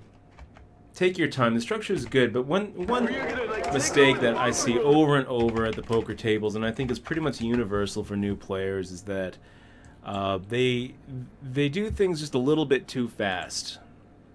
And then sometimes what ends up happening is you start seeing these speed differences between strength and weakness that really are easy to exploit. So try to standardize the amount of time you think about your pre-flop decisions, and especially your post-flop decisions. And just take a few seconds and remember that you are always faced with more than one option. Anytime I hear somebody talk about, oh, that's standard, that's a snap call, that's a snap shove, that's a snap fold. There shouldn't really be too many snap calls, snap folds, snap shoves in poker. You should be thinking about your different options. You have different options. This is not a snap fold. We should be thinking about all three options. All three options have reasons why maybe they'd be the right move, or a better move than folding. We're going to fold, though. Can you give me your phone, that token number? We have a new sub. Whole effing show. The whole effing show. 4444 just sub to the stream. Thank you so much. Welcome to the stream and welcome to the crew. We appreciate you. Boom. You get some stuff, by the way, for subbing. That's right. Not just a thank you. Our subs get the fist bump patches, peel and stick. Put it anywhere. Put it on your car. Put it on your computer. Put it on your head. Cat. Put it on your dog. And you also get a digital copy of my book, Poker Tilt. It's an old book now. Brand new book, Poker Tilt. But the digital copy, and it's 2000. You wrote it in 2013. Out in used bookstores everywhere. We need to, guys. We need to peer pressure him into writing a book. No. Write a book, Dutch. When we get up to 20,000. Okay, no. Followers, you should just write the book, dude. 20,000 followers. You said that last time, I think, dude.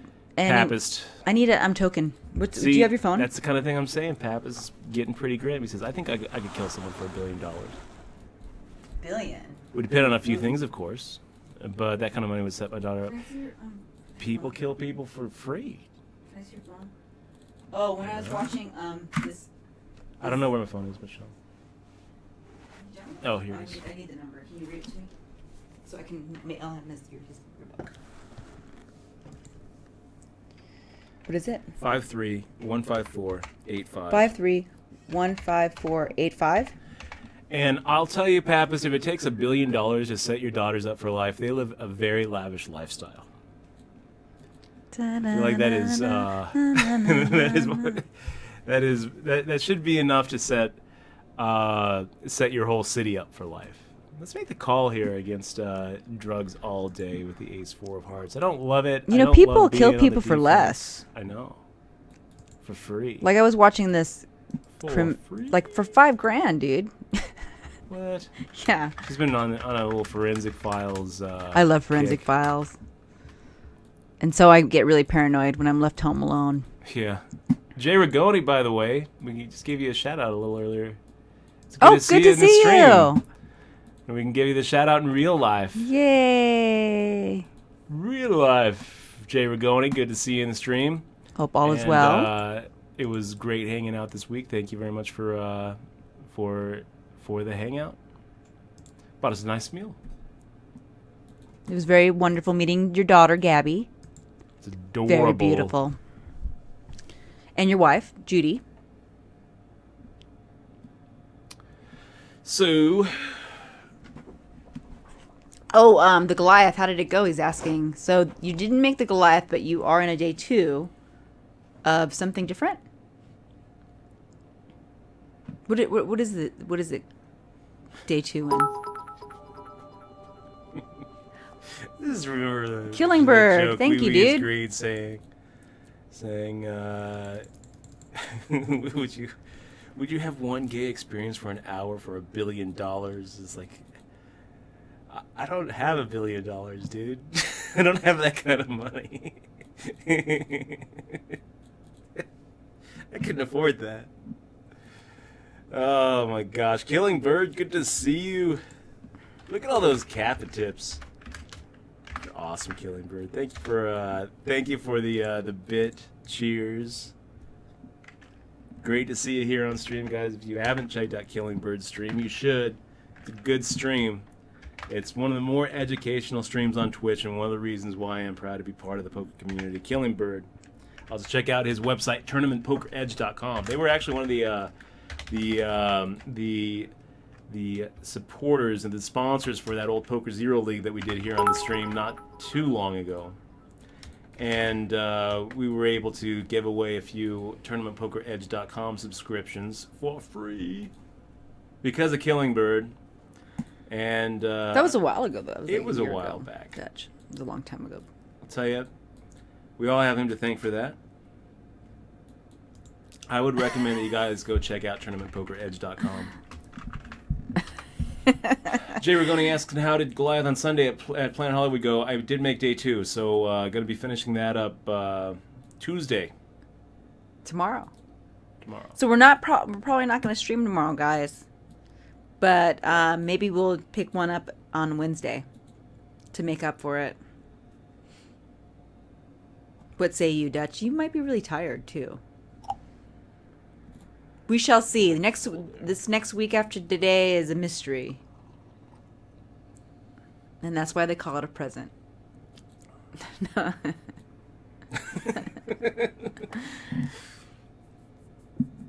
So, yeah, we don't know if we're streaming, not streaming tomorrow. Wednesday.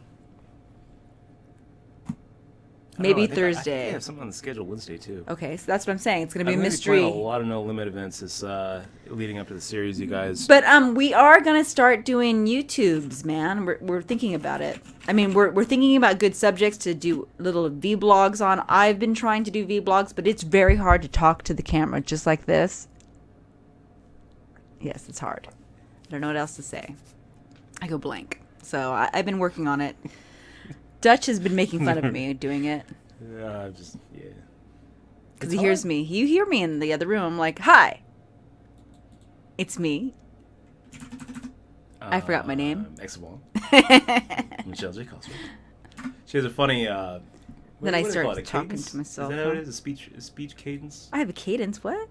Is that how... is that... I don't even know what that word means. The right word? I don't know what that means. Hello, I am the rookie and the vet. The flow or rhythm of events. I have a weird flow of rhythm and events. It's just very different when you're talking into a camera. Do you think I should rap it?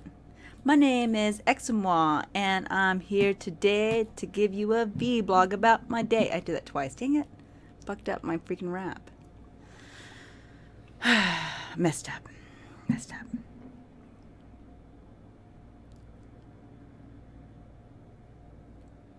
Jay Ragoni wants to know when you you feel like shooting a gun, Dutch. No, he's not. He's not inviting me to go What shooting. is he saying? What is he saying about a gun? Oh, what? He's telling an old military joke. Oh, he is. He is? Yeah. The joke is, you know what you feel when you shoot a gun? Oh. Slight recoil. Like the version I heard was a little bit more grim, but Is it grim? yeah. Everything's. Is that your word of the day? Is grim and I've used it twice. You've so used yes. it like 3 times. Grim and what's the word that you just used about my talking? Uh-oh. There's a little echo on your mic too. What's the word that you used for me? My flow of speech. My speech flow. What was that word? Can I see the headphones so I can check the Cadence. cadence? Cadence. You've never used that word before. Have you been cheating on me? And cheating on you with a stripper named Cadence. Cadence. Oh, that's a good stripper name. Cadence. I only work for tips. You guys have to tip me. I have to pay to work here. Okay, where is my thingy here? Seeing if we do have an echo. Oh wait, now he's saying now it's just different. Okay. Less than Lee, you made me get the headphones. Good to see you though. I guess he says it sounds fine now. Well, guys, we're getting down to it. I'm looking at this. We're almost down to the final table. 11 out of 15. 2 places pay. So it's a $1,650 seat. We got the $670 for second. Third with the slap in the mouth. Pretty nice bubble.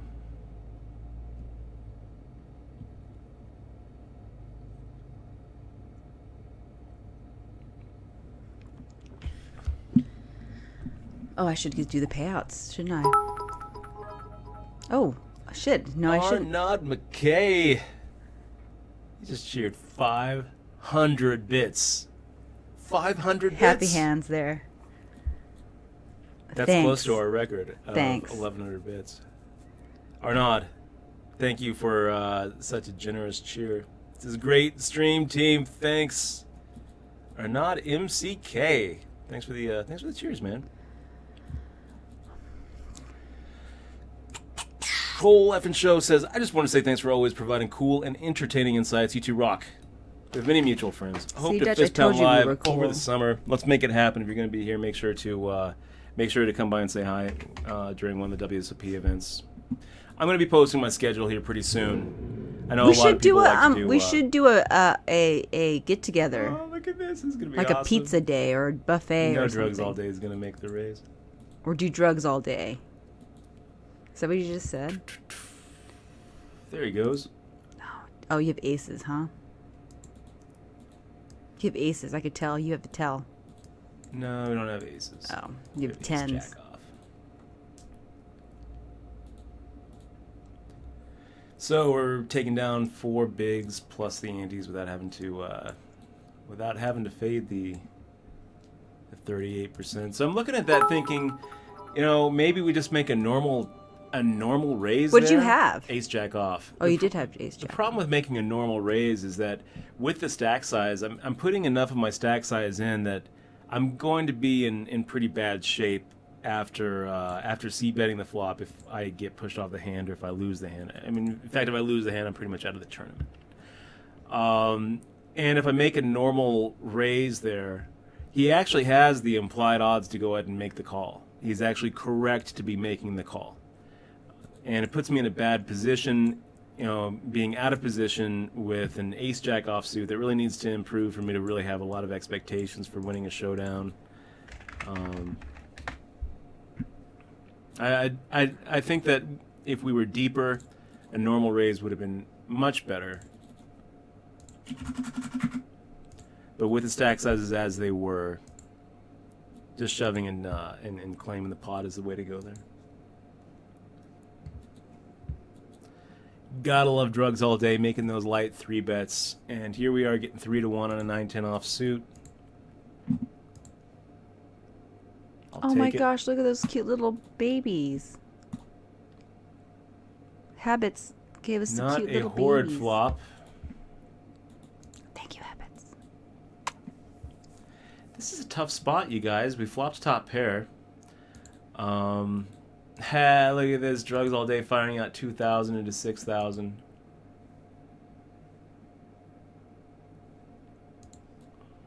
I'm not really sure. I mean, we're not folding. The question is, do we call or do we shove? If we call, then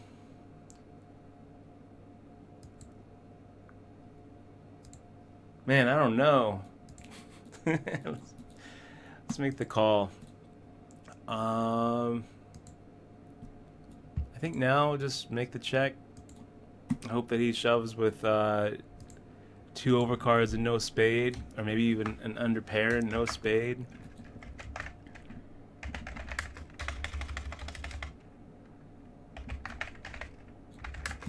Try to induce a bluff. And I'm the rookie in the vet, asks Dutch, are you firing another tourney? Yeah, we're firing another tourney. Okay. Make the call. And yeah, look at that. So he actually flopped the stone cold nuts against us. Nice flop. Are we going to play another thing? Yeah. We're Oh, shit. I just put the payouts out, man. Payouts are done for that one. Jesus, Dutch. 9-10 off versus ace-king suited, and he gets that 1% flop where he just flops the nut flush. It's brutal. Brutal.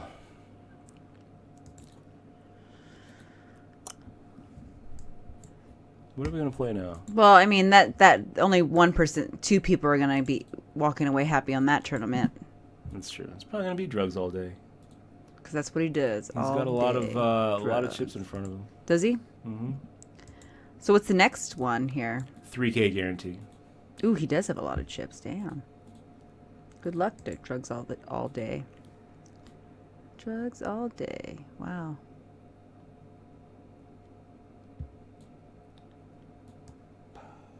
It's a nice seat.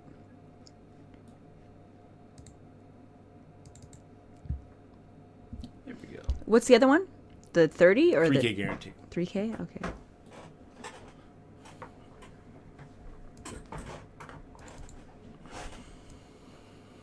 This one is your destiny, Dutch.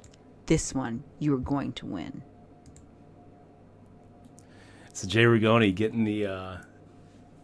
the okay from upstairs to take some shots in the WSOP. Sounds good, man.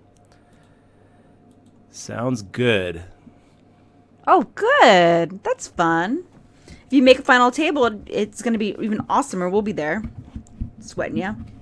Is it hot in here, or is that just the heat after you lose a confrontation?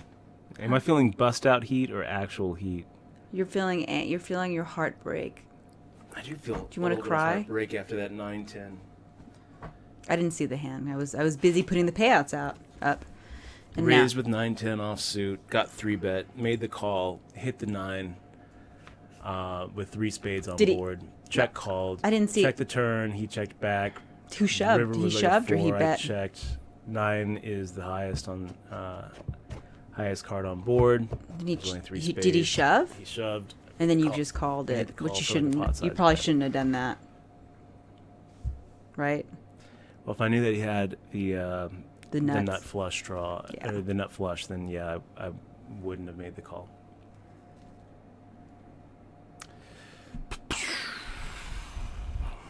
It felt like he had ace king, so I was like, okay, well, I'm ahead of every ace king except one. You know, that's kind of what I'm thinking. It's like okay, there's 15 combinations of ace king that I can beat, and 1 combination of ace king that I can't. So It's all right. let's make the call.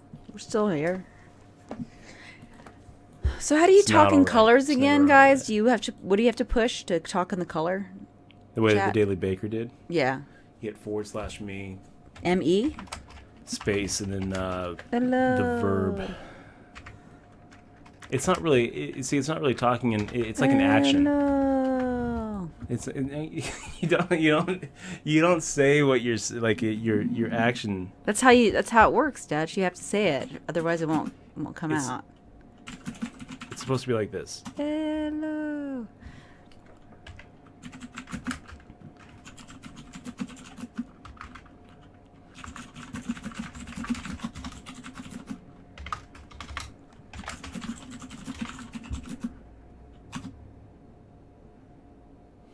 No.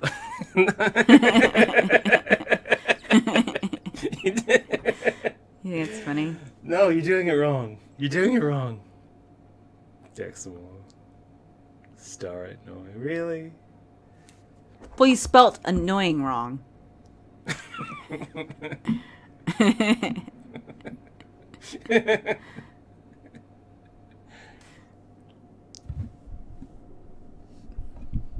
No, you did.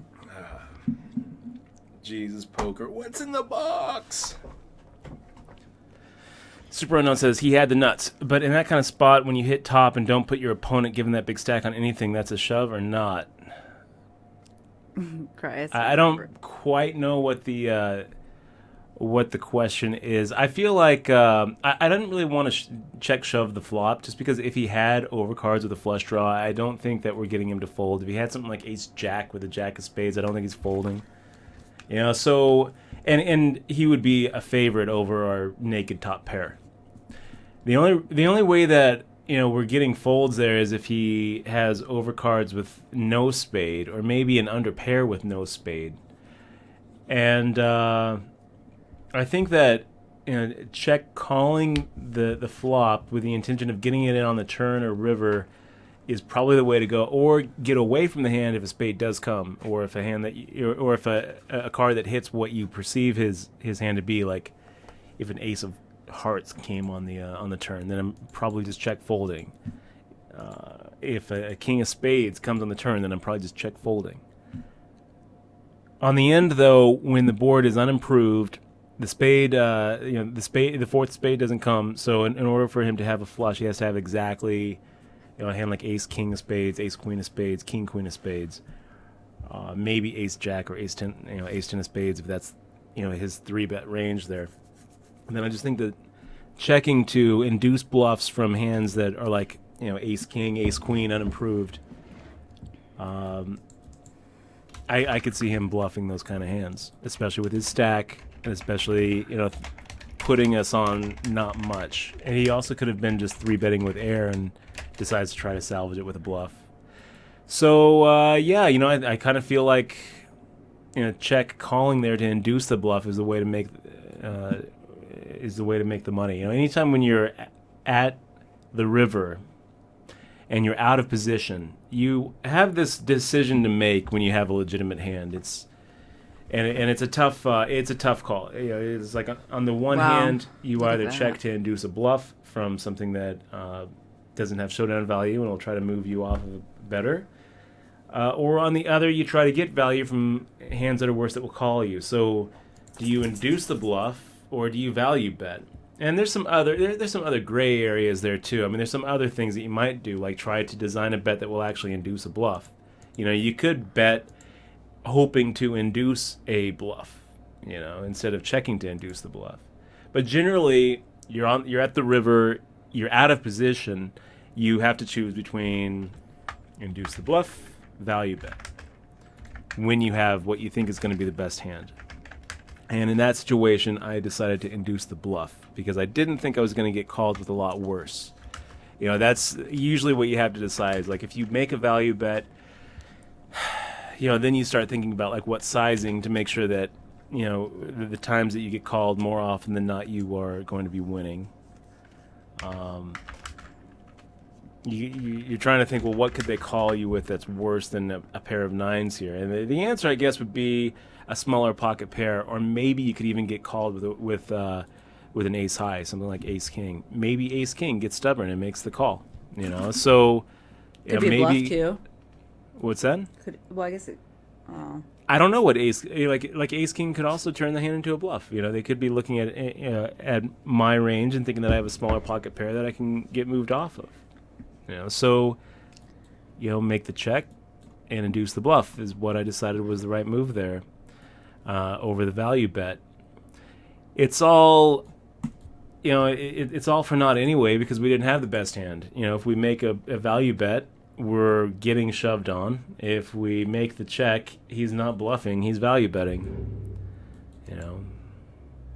A lot of times when you make the check to induce a bluff, you can kind of use the information that you have when someone bets into you to decipher whether it's a value bet or a bluff. It's like the bet sizing, how they make the bet.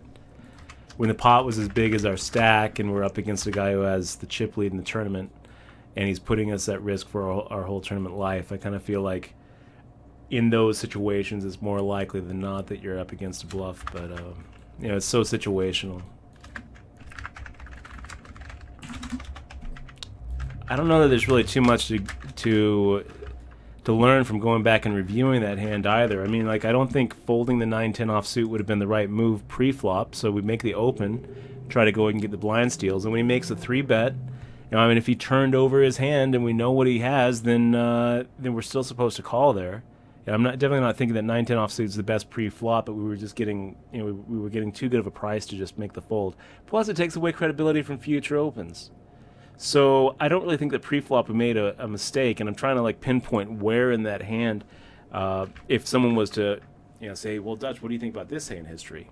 How do you think I played this 9-10 offsuit? Where in the hand would I have called out the mistake? And I don't know.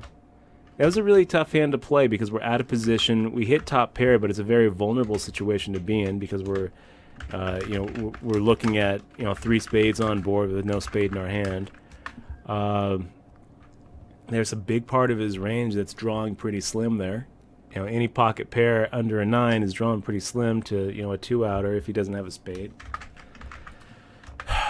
It's a tough spot. Let's make the call here against freshness 4 with our ace-10 offsuit.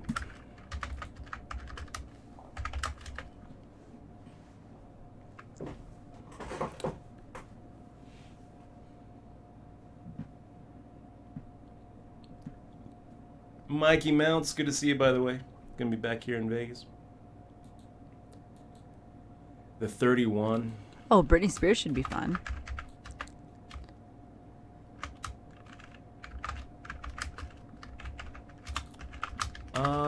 Freshness firing out. Completely whiffed it. I'm gonna give it up there, freshness 4. JB1223, welcome back to the stream. He says, hey, by the way, I'm the guy that won that ticket to the Scoop 10K main event from a $25 sit and go. Remember me? Want to hear about it? I don't remember. But yes. To answer your questions, no and yes. I don't remember you, but I do want to hear about the... I do want to hear about it. Tell us a story. JB, tell us a story.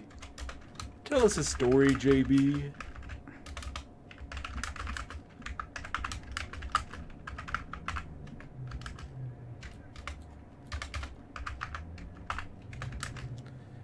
Oh my God, what am I pushing?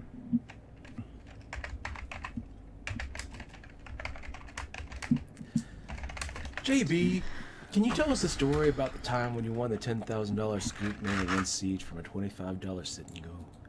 Tell us again. I really hope it has a good ending, JB. I hope the end of this story is... Did you win? I won. I hope. And then I won. I hope that's the end of the story. And then I won it.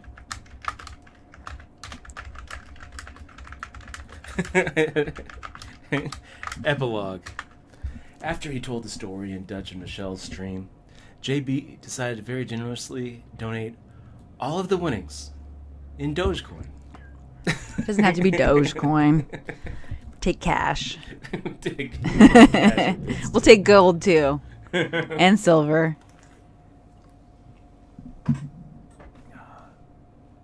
We live off of tips, guys. Without tips, we wouldn't live. Oh my gosh. Here's the hand. It's like 10 hands in. It's like 10 hands in. He gives me the boom player. Oh, that's good. At least he gave you a boom player. Yeah, boom player is easy to follow. You guys want to see it? Well, I think you should see it privately because maybe it's some All right. weird Let me see hand. it privately. Can you turn it down though? It's gonna be loud. No. Okay, you should show us it then because now we want to know. Okay, yeah. Let me go ahead and show you what happened. Only for a tip. You guys are really deep in this thing. Really deep. Can I just check back? I remember JB's name. Let's go ahead and fire out the 700.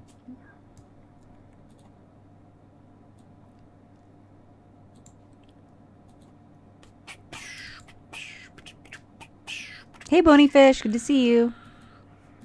And Jared, good to see you as well.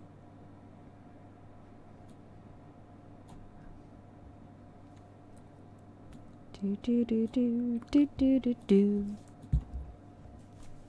Okay, you guys want to see this one? Here it is. Okay, Pocket come on, tens. let us feel it, Dutch. This is Give good this commentary. Is how JB's tournament went. Okay, go. The 10K main event on Scoop. $4 million guaranteed. $1 million to first. Shit, that's a lot of money. Tens. Under the Gun opens for 3 big blinds. They are 250 big blinds deep. 250 blinds deep. You are way too deep to be going broke on this hand. Pocket tens makes the call. Good call in my opinion. Go ahead and turn the tens into a set mine. Why not? You're up against an under the gun open and an under the gun +1 call. So I think calling in position with pocket tens, just basically turning it into a set mine, is the right move here.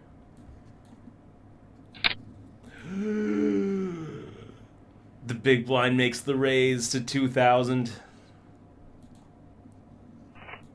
Okay. So now what you're thinking is you're hoping that player 6 has pocket aces or pocket kings, I guess, and you're hoping to invest an additional $2,000, and maybe he calls off his whole stack. This is kind of what you're thinking, right? Player 8 also makes the call. So you're getting 3.5 to 1 to make the call. You need 8.5 to 1 to make the call just on pot odds alone.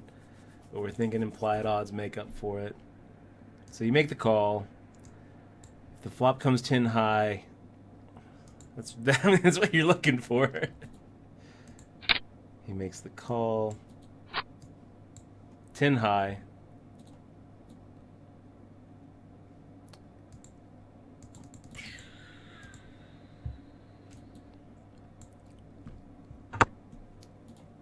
Okay, player 6 checks. Player 8 bets 5,700. And now you have to decide whether to make the call or make the raise.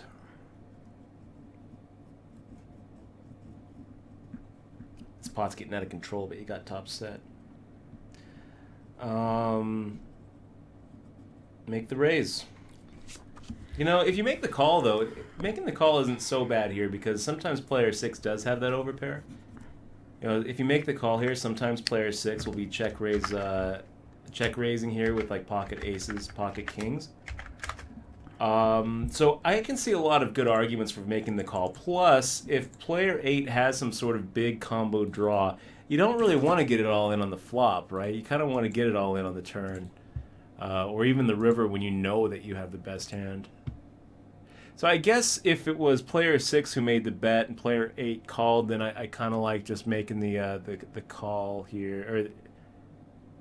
Or like in those situations, maybe make the raise. But in this situation where you don't really want player 6 out of the hand, you would kind of like to see him make the raise. I kind of like just flatting here. We'll see what you do. No, you decide to go ahead and make the raise. This is kind of bad because now it's going to open up, like now it's going to allow player 6, if player 6 did have something like kings or queens, it's going to give him all the excuse he needs to go ahead and get rid of it. And if player 8 has something like ace jack of diamonds or ace queen of diamonds or like queen jack of diamonds, Then player 8 can make the semi-bluff and get it in there with not that bad of equity. Of course, if player 8 has pocket 9s, then you're golden. But I don't really love the call, the raise here. I think that you're better off making a call and hoping that player 6 makes a check raise. Or if player 6 just makes the fold,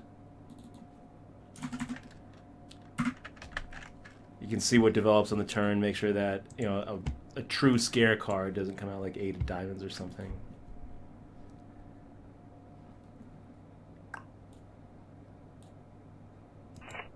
So player 6 does make the fold. It's like one of those spots where if player 6 just got away from What are you doing like, this hand here pocket kings or pocket queens, on the jack you just called him? Big screw Oh there. God. Oh God. King, queen, Come on. jack. Sucks. They don't see what we're rooting for here because we're still talking about this game. Sucks. Player 8 shoves. Yep. And now you are forced to make the call, and you're probably going to be looking at a combo draw. But sometimes he has an overpair like aces or kings. Sometimes he has an underset like 9s or 3s. How'd you get more chips, dude? Did you buy? Either way, I know that this doesn't end well for you, because if it did, then we wouldn't be seeing it. Well, no, let's see. Come on, Dutch, get it. Let's get it on. Get it on. We have to put a stopwatch on you. What does he have? Move on with it. Okay, so queen jack of diamonds. He's not that far behind you. Ugh. Not that far behind you. And look, this is kind of why we. This is when you would have wanted to get it in. You have position. This is. Does he have diamonds? So for $1 million, can we get the $1 million? Can we get the pair? Can we get the pair? Did he win it? No. No. No, he didn't win. That sucks, dude. I wanted to sell my hair. I thought I had a buyer. I should have just called the flop. I thought I had a buyer, Dutch, for my hair. That sucks, JB. I'm sorry that you're not a millionaire. That's all right, dude. You'll get him next time. Yeah. And my hair will still be here. For you. Back to our own personal battle here in the 3K. Queen 10 offsuit in the big blind. We're getting close to the end reg here. We just lost a pretty big pot with King Jack versus pocket 10s. Oh, shit. All in pre. How much did So now we have less than the 8K that we started with, and we're in for like another rebuy. But that's all right. M. Lawson making the raise. We're going to go ahead and make the call here with our Queen 10 off. Pretty good flop for Queen 10 off. Let's go ahead and let M. Lawson c-bet this thing.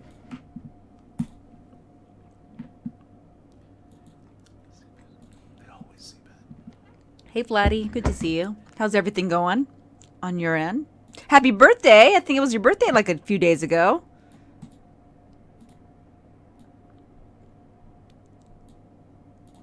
Happy birthday, bud. Flatty, great to see you, man.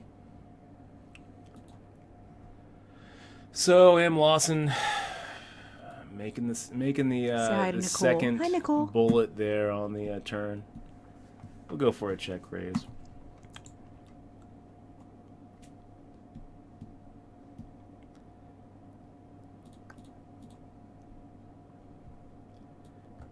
Was that a little bit of a nit roll? I feel like it was either. No. I feel like it was a little bit of a nit roll. A little bit. It wasn't a nit roll. A little bit. This is when M. Lawson's looking down at pocket kings and going, great.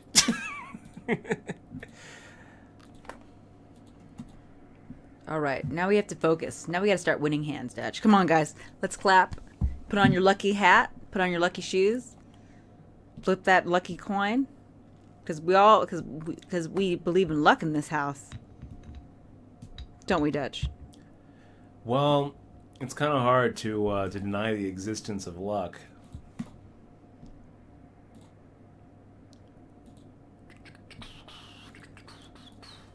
Oh, speaking of luck, the Daily Baker at 420.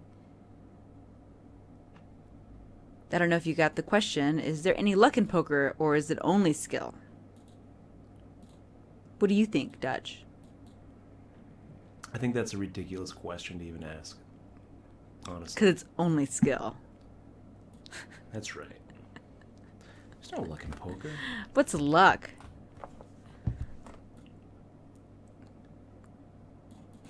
I think anybody who would even ask that question is Definitely unlucky. is displaying a fundamental ignorance about what the game is and what it's all about. Why?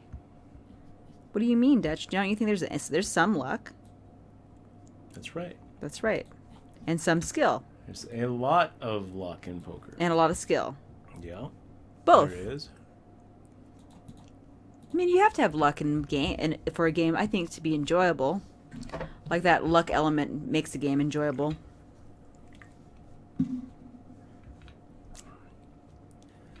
Anytime that there is randomness or an element of chance, then there's going to be luck in a game. Whether it be Hearthstone, Magic the Gathering. Games like chess and games like pool, there's no luck in those games because there's no randomness. There's no, there's no shuffle of the cards. There's no flip of the coin. For which there's no ones? random number generator. Games like chess. Games like Pool. Games like darts. I mean, you can argue that there's some luck in a game like darts because there's, Wind. There's Air. micro wind currents and humidity and Drunkenness. pressure and Drunkenness.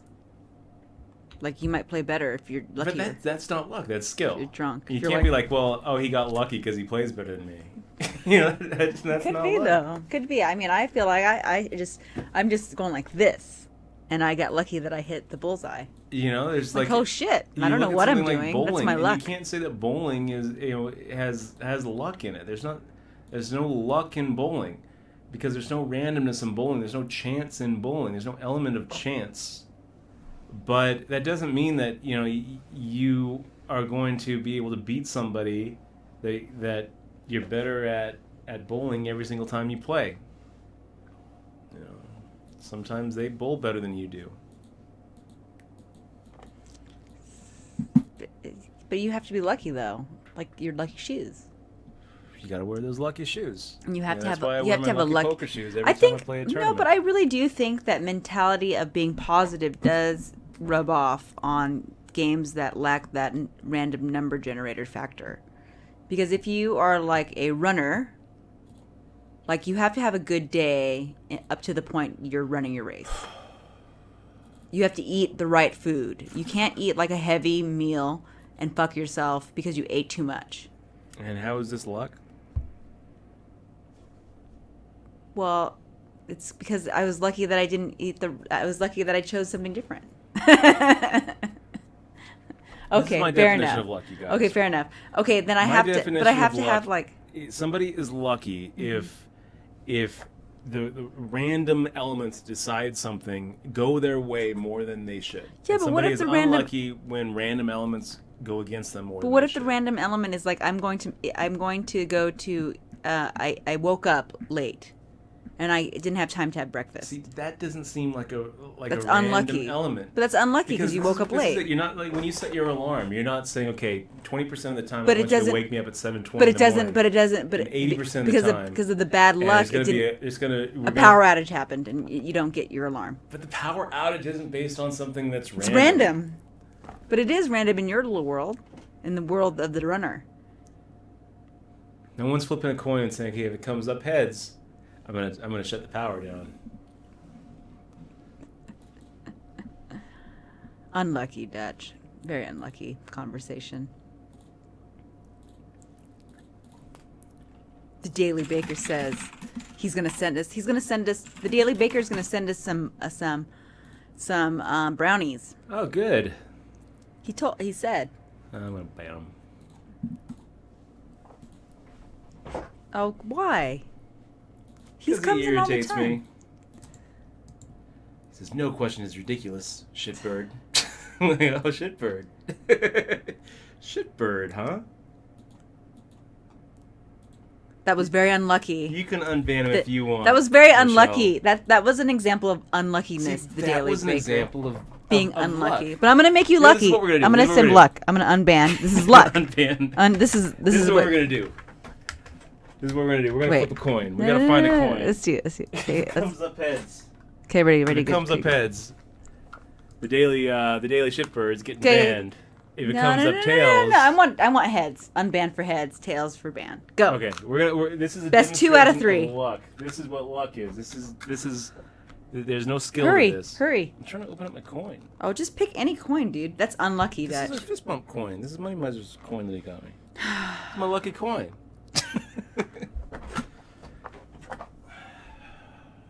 No, don't do that. Don't do that. It's gonna fall, dude. Here we go. Oh my god. All my coins. Okay, just Heads flip or it, band. dude. Tails or not. Make the flip. It's heads. Tail. No, I said heads. That he's not. So I just said heads for banning. no. I wanted the heads, dude. So Okay, he's let's flip unbanned. again. Nope, unbanned. That's unlucky for you. It's so unlucky for me. Hey! You need to clean that you coin. can flip heads and you still lose the coin. Let me see that coin because it looks like it looks Sometimes very. you flip heads and you still lose the toss. Can you clean those coins, or is that bad to clean coins like that? It's very varnished. I think you use like ketchup or something, don't you? No. That's how we used to do it with pennies back. No. Because I think it has acid in it. You don't want to use. I don't think you want to use like something that would make it acidy. I don't know. Guys, how do you clean silver? Please. Yeah, look. Lots of Zaf for Unreal. Lots of luck in bowling, like clean But lane. those things aren't determined by any sort of element of chance. Random. Sure. The idea is this. This is the idea. Okay, guys? This So- is the difference between something that is luck-based and something that is skill-based. Well, And I it's guess an it means important difference positive. because it's a legal distinction. Okay? This can depend on whether a tournament you set up is gambling or not. You know, in front of a judge. So this is important to know. A bowling tournament doesn't count as luck-based because there's no element of chance involved. If you had perfect information about, the situation, and you had, the perfect skill versus an unskilled opponent, the person with the better skill would always win.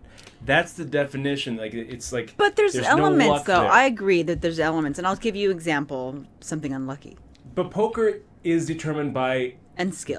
chance. It has an element of chance no, to but it can because when you randomize the deck, then you can then theoretically somebody can get pocket aces every single hand, and it doesn't matter who they're playing against. If they get pocket aces every single hand and they flop quads every single hand by some sheer weird luck, the worst player in the world can luck their way into an no limit hold'em tournament win. That's the difference. There's an element of luck. A coin flip, a shuffle of cards, a random number generator, the draw of like a bingo ball. Those are elements of chance, things that people don't have control over, and we're trying to come up with a way to, to actually create like randomness there. But like saying, okay, well, laying conditions or like the conditions of a table, that doesn't count as elements of luck because that's not changed by something that has any sort of randomness element to it. It's not an element of chance. If you put together a 9-ball tournament, you can say that is a skill game because there is no element of chance there. If you put together a bowling tournament or a golf tournament, and the counter argument is, well, win conditions and laying conditions and all of these things, and if you break it down, then maybe there is no such thing as a pure skill game because you see grandmasters losing and winning against each other all the time. And maybe just the way that our neurons fire is based on some sort of randomness. Luck. But I don't buy it. That could be it. Hey, I don't buy it. We're going to be right back. Can I tell you a story? Can I You tell you a want to tell it story? on stream? No. 'Cause I want to go on break. Can I tell you the story though? Can I tell you the story about randomness? So there's this. This is a thing that I saw on my Discover ID thing, right? My detective shit. So this guy. Are we telling this on? We're on stream. Oh, we are. We'll be right back, guys. Oh no. You can say you can talk about it on the stream. I want to take a break. Okay. We'll be right back. Okay.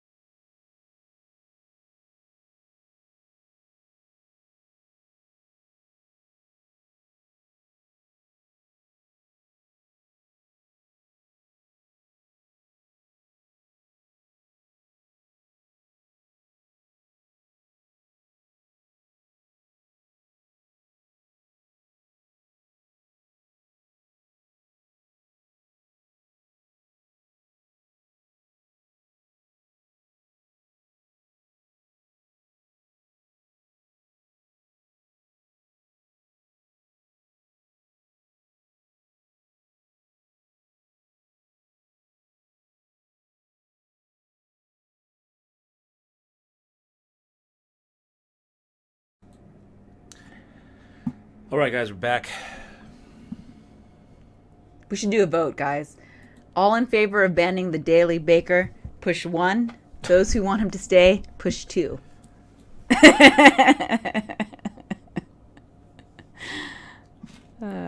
We don't play games with lives here. So I know you guys are curious probably about the story. I was just telling Dutch about a shooting range accident. A random occurrence. It was on Detective ID. I wonder what episode it was. You guys should watch it. I think it was called The Magic Bullet. So it was interesting because it was really crazy. Isn't the magic?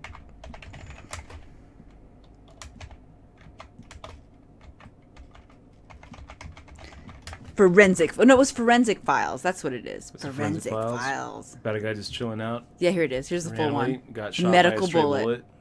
Yeah, but it was really sad, dude. I was watching it and I was like, oh, that's sad.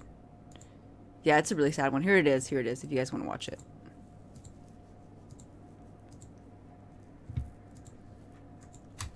Random. Save for later.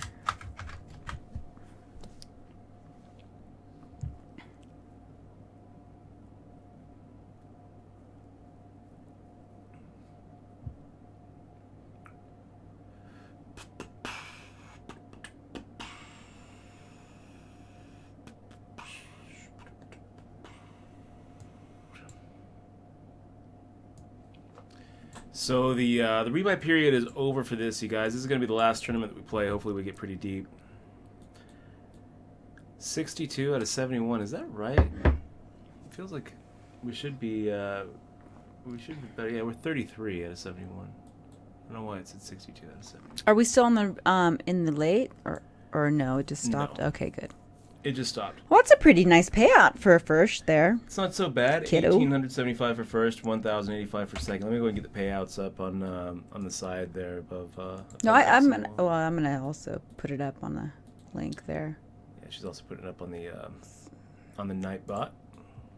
On the Nightbot. X split. What are you doing to me?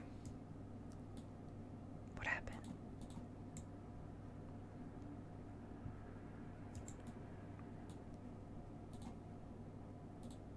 Let's try this again.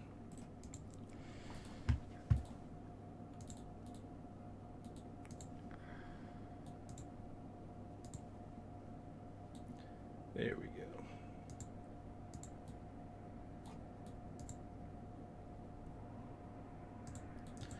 That's what we're looking at. No, not second. First. That's what we're looking at. Making the call here with the 8-6 offsuit. 5-6 queen with 2 spades. That's tough. You know, one of the problems with firing out a lead here is that a lot of times it induces raises from hands that we don't really want to see a raise with. But given a free card, not really what we want to see. A second queen is good, though. That definitely increases the chances that our 6 is the best hand.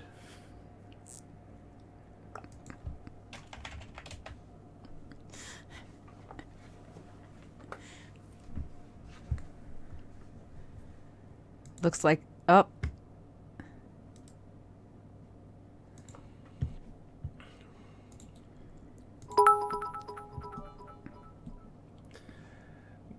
Mike Diamond cheered one.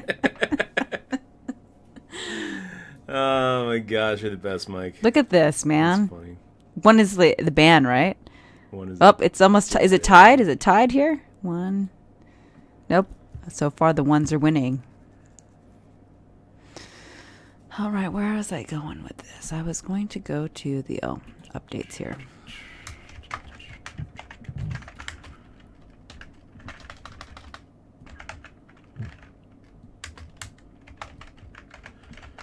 So, what do you guys think? Did you clean a coin? Did you not clean a coin? I have a coin I got. It's like a peace dollar, but it's a zombie.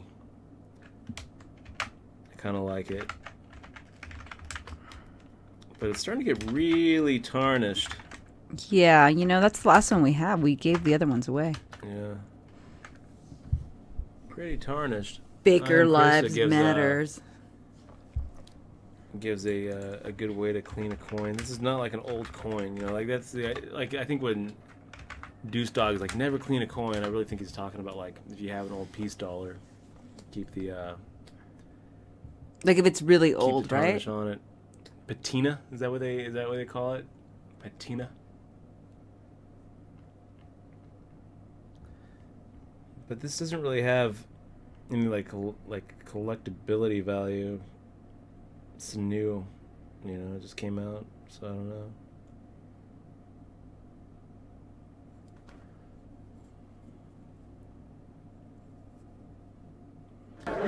Mouse Beast, great to see you, man. Thanks for the sub. He says nice to see you too, as always. It's nice to see you too, Mouse Beast. Good to see you. Also have SD Bub chilling out with us. Let me look at I Pat. think I gave you the shout out yet, Let's SD. Google Great to see you. how to clean a coin. SD Bub.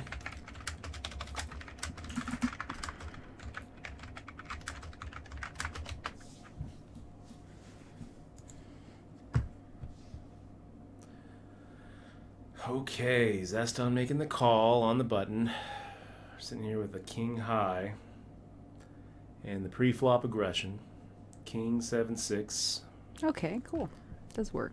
Pretty good flop.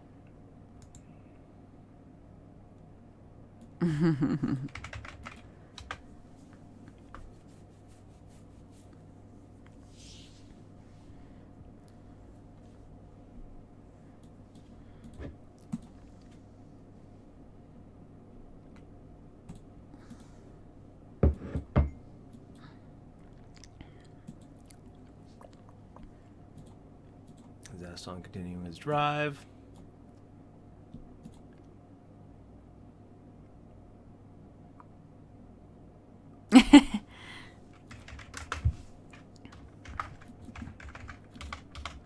Another one of those spots. Did we go for the value bet, or did we go for the? Wow, Zaston now. Gosh. You know what sucks about this hand, you guys? I mean, here he is shoving the whole amount. I have a note on Zaston. And all it says is sputard. All it says is sputard. I mean, we're check calling to induce the bluff like this. We're trying to get him to not think that we have a king. And when he makes the shove like this, it's like we're kind of planning on him thinking that we're going to make the fold. I feel like he's expecting us to fold, so we're supposed to call here, but I don't know. I'm starting to worry that we're actually up against a huge hand. But then sputard. So screw it. He's got nothing. He's got jack high. Sputard it is. Sputard for the win. Oh my gosh. That's That was okay. that was very intense. But you do have sputard on there. I mean, that's very strong words. It's pretty strong, you know. It's like You should write sputard call confirmed. this guy. Confirmed. Confirmed. Yeah, you should write something so you know that it's because I think that's just not enough information on that note. Sputard. Confirmed. And then you should put a little check. You should put a little like start making little marks on it.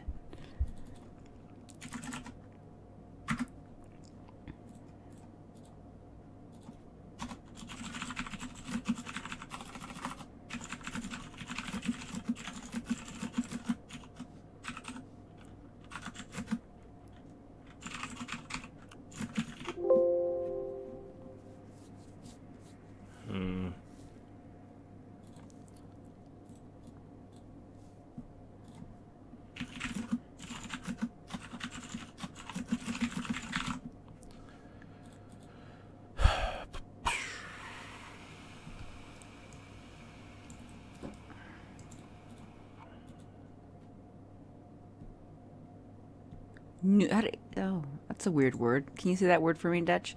Numismatic. I'm probably saying it wrong. Numismatic. Say it again. Numismatic. One more time.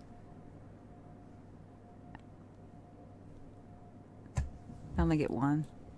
You should be very happy that you won that big ass pot. You know, I am happy.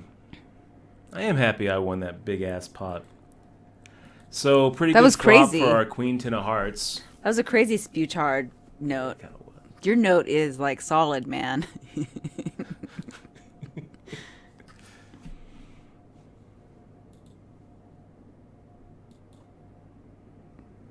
Trevor Harvey, thank you. Dutch and I have a prop bet. If one of you guys want to pay us $1 million, Dutch is gonna grow his hair out, and I'm gonna shave mine just like Dutch's for $1 million. In 1 year, we're gonna have exactly the same length hair. In 1 year, if somebody gives us 50-1. No kidding. High capacity 223 says a pencil eraser will clean a coin. You should try. I have a lot of erasers. Do you have one? Yeah, I'll get one. Here, I got one right here, actually. Let's Okay. try this out here. Probably not. Probably. I'm destroying Ruining the the coin. numismatic value. Oh, gosh. The numismatic value. Oh, the value. One more time. One more time. I like big words. Numismatic. I've never heard of. I don't think I would ever use that in a sentence, but I will now. The numismatic value. Pretty niche word. Numismatic value. Yes. Would you like? Yeah. I have a bunch of dollars that are probably ruined because they just stick them in a little container. It kind of worked. Kind of looks better. Let me see. Throw it to me. Just joking, don't throw it. It kind of does look better, actually. It did help. It did, didn't it?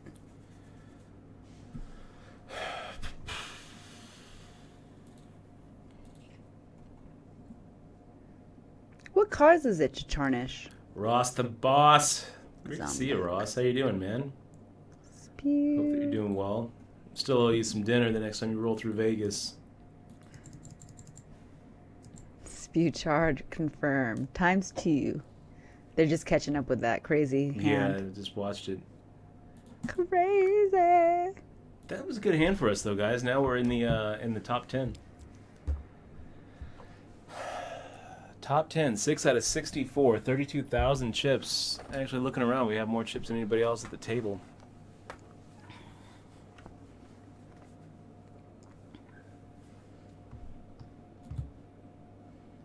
Maybe this is a lucky coin. Dutch. So, Flatty, by the way, I'd be happy to lend you that Ken Lowe book. Right now, I lent it to a buddy named Kyle. I'll get it back from Kyle. I'm not going to be playing any mixed games this summer. Usually I have a pretty big schedule of mixed games. I enjoy the mixed games. I feel like I'm pretty decent at the Stud 8 games and the Raz games. I feel like I can, follow the board pretty well in stud variants. I've played a lot of triple draw. I've played a lot of, Omaha high-low. And I really like it when the games change because I feel like there's very few players out there who are, decent at every game in the rotation. I've had some pretty good success. I've made final tables at every single, game in the horse rotation except for stud high. But all my bracelets are in Hold'em, and let's face it, that's where the money is, that's where the deep fields are going to be, and I think that if I specialize in no limit Hold'em, then I'm going to have a better edge this summer than if I try to mix it up. I think focusing on mixed games is a better way to increase your chances of walking away from the summer with hardware. I think like the fields are smaller, so if you just, put it this way, if you want to maximize your chances of a bracelet, you play in the fields that have the smallest fields. It doesn't even matter if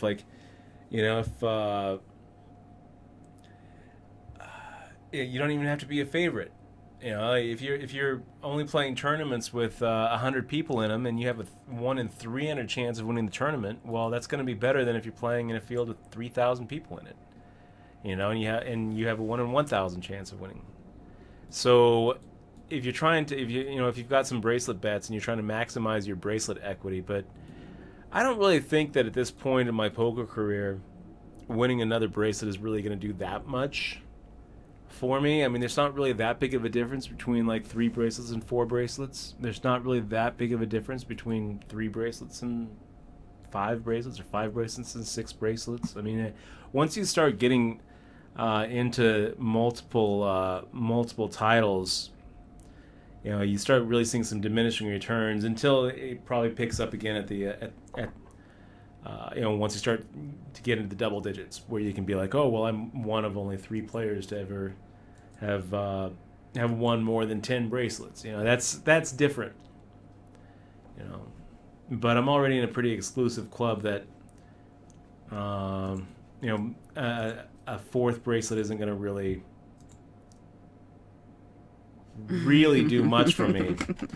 But so right at this point, I'm really just trying to maximize my my EV there, my ROI percentage, and that's almost always going to be better in these deep fields. Pretty much always going to be better in a deep field.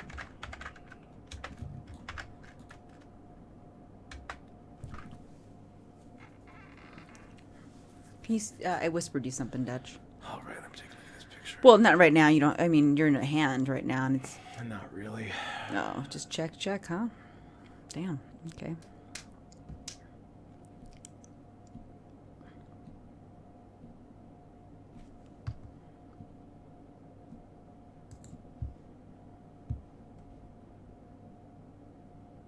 Well.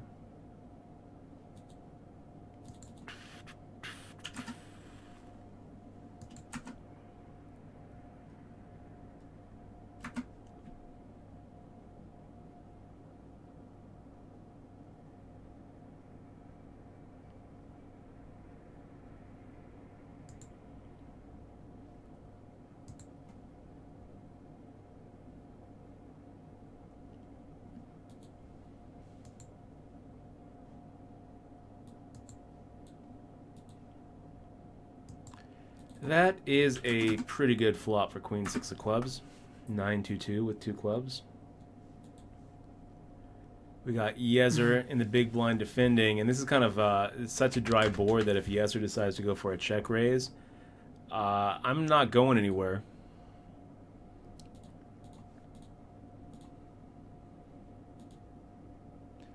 So I think we go for the 2.5x here. And definitely willing to just put the rest of it in with their queen high flush draw.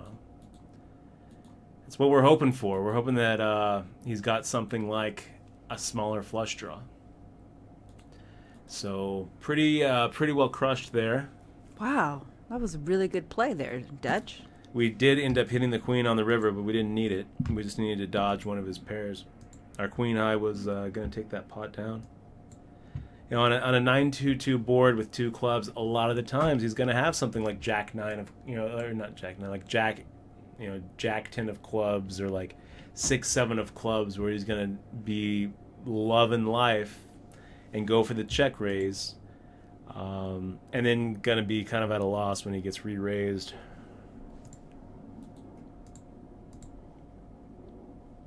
This is pretty interesting, Michelle. The secret of success. Well, that's perspective of each of those classes. How do you which one do you consider yourself, Dutch? Oh, ability, hard work, and spirit. All right. I would say I definitely. You should show the stream what it is. It's a little it's a data thing. Okay, I'll show you guys. There's a source too.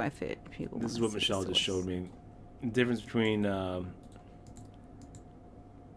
lower, middle, and upper classes.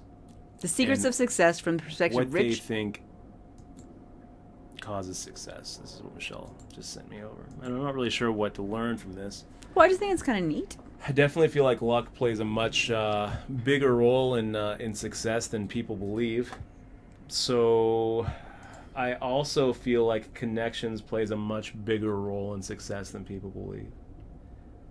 So from that point of view, connections and luck,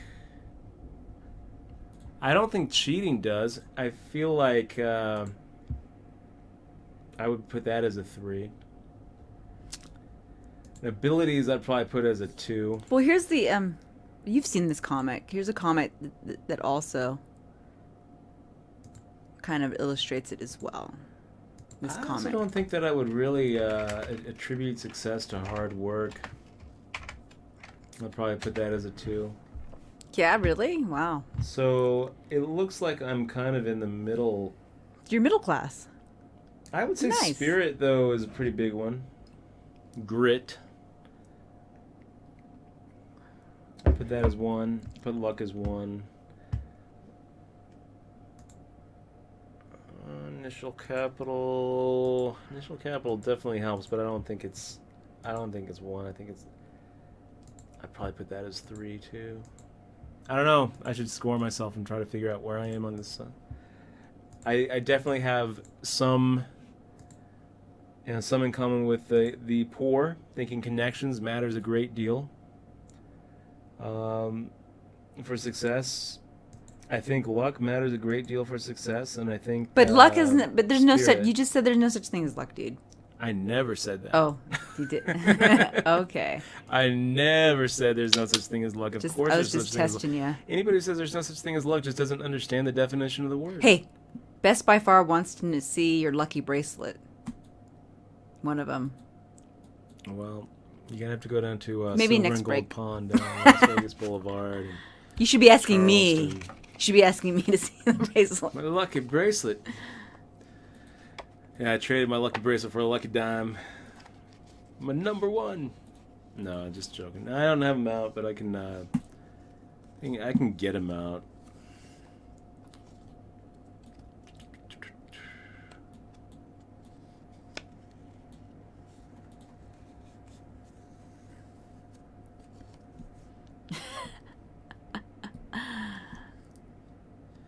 Trevor Harvey, thank you very much for the offer, man. That's cool. I haven't eaten there. Have you eaten there, Dutch? No. We would love to take you up on that. I love food. That's the song. I like free food. Yes. Is that an actual song? There's a song, Shiny. It goes, I like free food, and you look like seafood. Oh. That's where it came from. From the new Moana. From Moana's movie. I love that song, Shiny. Wow, that alert just didn't go. Something just happened. It was very Scorpio unlucky subbed alert. 15 months in a row, and the alert just was like, we're gonna take over the poker world. Ooh, Zerg Forever sipping on some Earl Grey. Nice. Set up the pre-flop aggression for the post-flop c-bet. What? Card doctor. Jeez, how do you open limp there and then not even call? But Zerg Forever, are you happy that StarCraft is being redone, redigitized, reoptimized? The whole Coming out again. point, guys, the whole point of open limping on the button, which I think is a stupid move. But if you're going to open limp on the button, the whole point of doing it is so that you can't get blown off the hand and you'll see a flop. Yeah, it's like you have aces or something, right? Or you have something it's big. like you have king 3. But you want to see something. Or you have like 5, 6 of spades, and an open puts you into an uncomfortable position if you get 3-bet. I don't think that it's a good move. I don't like open limps on the button. I think they're horrible. I think you just go ahead and take it down, especially in the post-ante stages of tournaments. I think that it's a bad move, but you can make an argument for, well, make it a post-flop game. You're going to be playing in position, so take the take the Jack 8 suited and see a flop. But if you're going to open limp on the button, which I highly recommend you don't, you need to be prepared for the raise from the blinds. And the idea then is you make the call and you play a pot in position. And you see what develops, and try to have a plan for your hand. Yeah. Have you limped at all this tournament? This live tournament that you're playing? See, it's okay if you don't want to tell us. I like flatty connections, hard work, and luck. I'm almost with you on that. I actually would downplay the value of hard work and upplay the value of spirit. I believe in hard work. For sure. luck, and spirit. I tell Dutch all the fucking time to do some hard work. See, in my experience, the people who work the hardest generally are the poorest. No. And I'm not talking about like, oh, well, I worked so hard to become a good poker player. That doesn't count as hard work. No, I mean like... Doesn't count as hard work. When you're working hard, you're sweating and you're sometimes bleeding. You're cursing because you're under some pain. You're experiencing actual physical pain. I guess not that hard work. I'm talking about consistent. I guess we have to understand the definition of what hard work is, Dutch. I'm not saying I don't think they're saying like construction work or carrying shit. They're saying like being consistent and being on time and working hard and consistent. That's the thing. Like when you say working hard and consistent, like if you put in 80 hours a week as a Hearthstone player, yeah, you're gonna really fucking get good. Saying that you're working hard. Yeah, dude, you're working hard for sure. If that's what you want to. Hardly working, man. No, Dutch, no. I work 100 hours a week. Dutch, if you're trying to be the best, Hearthstone. if you're trying to be the best Hearthstone player, yes. If that's your goal, yes. I work 100 hours a week as a StarCraft 2 player. Do you think that? That's not hard work. But do you think that those people? I mean, that's wrong, Dutch. Those people that play those many hours in StarCraft and Hearthstone, they are trying to achieve a goal to be better. Okay. You won't see a Hearthstone player playing 2 hours a week getting to the top. Let me tell you something. That's so ridiculous. Your scenario is ridiculous. If somebody ever says, hardly working. I work really hard as a poker player. I put in a lot of hours but I work hard work as a poker player. But I work hard and hardly working means are you enjoying your life? That's what it means. What they're doing is they're doing a disservice to people who actually work hard. I don't agree like with your you, mom, man. like my mom. My mom would come home from a grocery store bakery with blisters on her arms from when she got a little too close to a burner. Your mom bagging groceries when you were growing up. That's hard work. That's hard work. Yeah, but look at where they're at now. They're where they're at now. Pretty much any job where you can sit all day. Yeah, I don't. We can agree to disagree. Where you can close I your really office door and take a nap. It's just like, okay, we'll agree to disagree. No, I mean, yeah, I mean, what you're. Oh my gosh, X-Mans, you're setting us up for a check raise here. I feel it. You've played hours and hours of poker, Dutch. You played it so much that you enjoy it because you're good at it. So you would be hardly working. It was. Look at X-Man setting us up for that check raise. 8 outs, 16%. We're going to make the fold, actually. And I want to point out, though my mom bagged groceries when I was little, it's because she had a language barrier, and she's, from then, is done better with her life, considering where she came from. It's all about perception, Dutch. And I guess you perceive hard work as, like, actually physically, like, hardworking. Construction.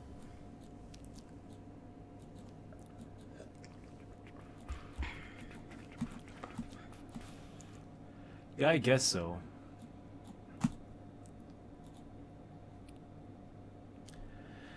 Okay, half potting it.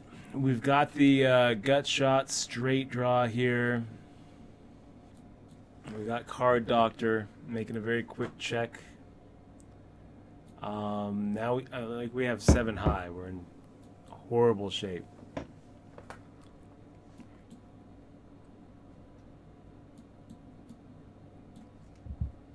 Ugh.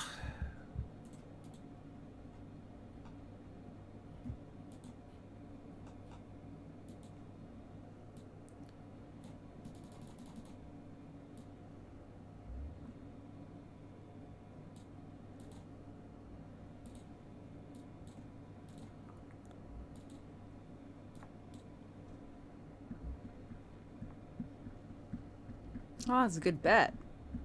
Surprised that you even did that bluff. You probably thought you had a flush. Is that what you're trying to represent there? You're trying to represent better. I'm trying to represent a 10.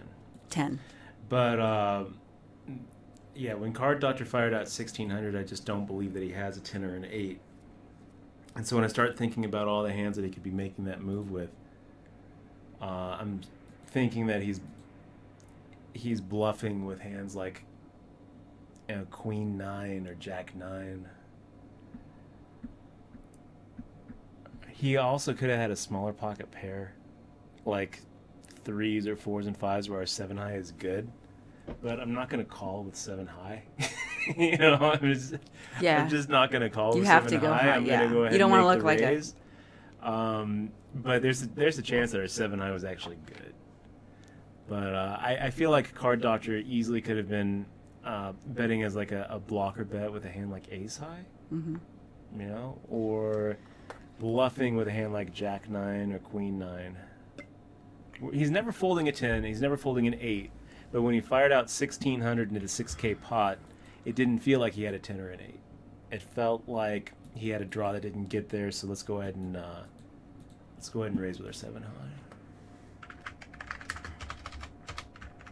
Gosh, it's so tempting to fire out a pot-sized bet here. I just feel like Spider Bob open limping is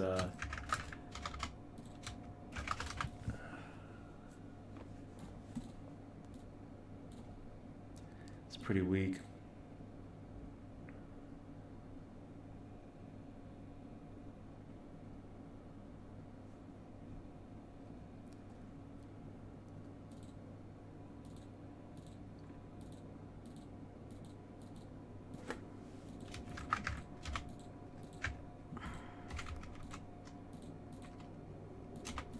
See, like Jay Rigoni, for example. This is an example. Like, But he got there from working hard. It's still hard work. What he does is actually hard work. He's on his feet. He sweats, and going through it. When I think about law school is not hard work. Sitting in a library, reading books, and attending lectures is not hard work. Suiting up and going to, Iraq and sweating over, a soldier who's been shot. That's hard work. When you're sweating, when you are physically tired and you still have to do physical work, like a car mechanic, like a surgeon, that's hard work. That's hard work. Working construction, it's hard work. Dancing, it's hard work. You can be an exotic dancer, and that is hard work. You actually are moving to music, for long extended periods in the heels. That can't be comfortable. So you don't think sitting for 11 hours playing poker is hard work? No. Really? Okay, so I don't ever want to hear you complain about it when you get home, saying that I just sat for 11 hours. I don't ever want you to. I don't ever want. Hard work what I do. It's hard work what I do. Anytime I come home saying it's hard work what I do, it's just an excuse to get out of doing the dishes. Yeah, that's all it is. And now you can never do it. It's marked this day, guys. Dutch can never say it's hard work again because he's saying that it's not. He's saying it's easy. So fuck it. Yeah. I don't want to hear you bitch anymore. Make me a pie, Dutch. Bake me a pie. For 8-4, we actually have outs now. See what Winco does and Spider Bob does. We got 1 check. We got 2 checks. Let's go for like 1575.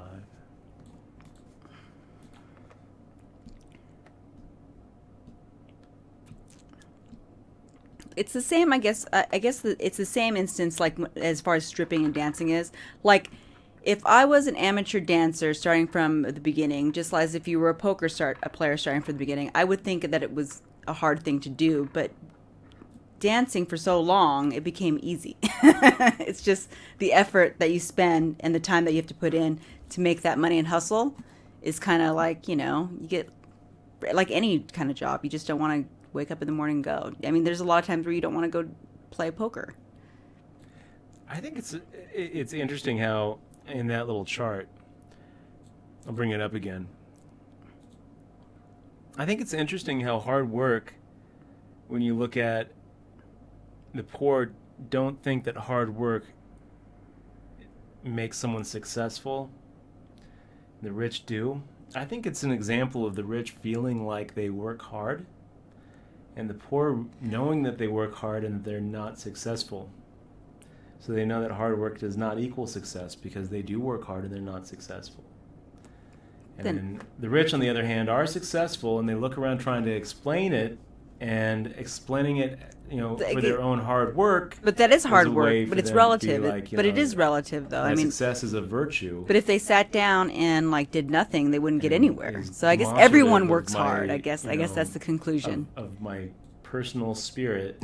But I don't even know what spirit is on there for. What does that even mean? It's like grit. That's like that's like my your, soul. Your ability to push on through adversity and never give up. Oh, I have good spirit. Never surrender. Yeah, you have a good spirit.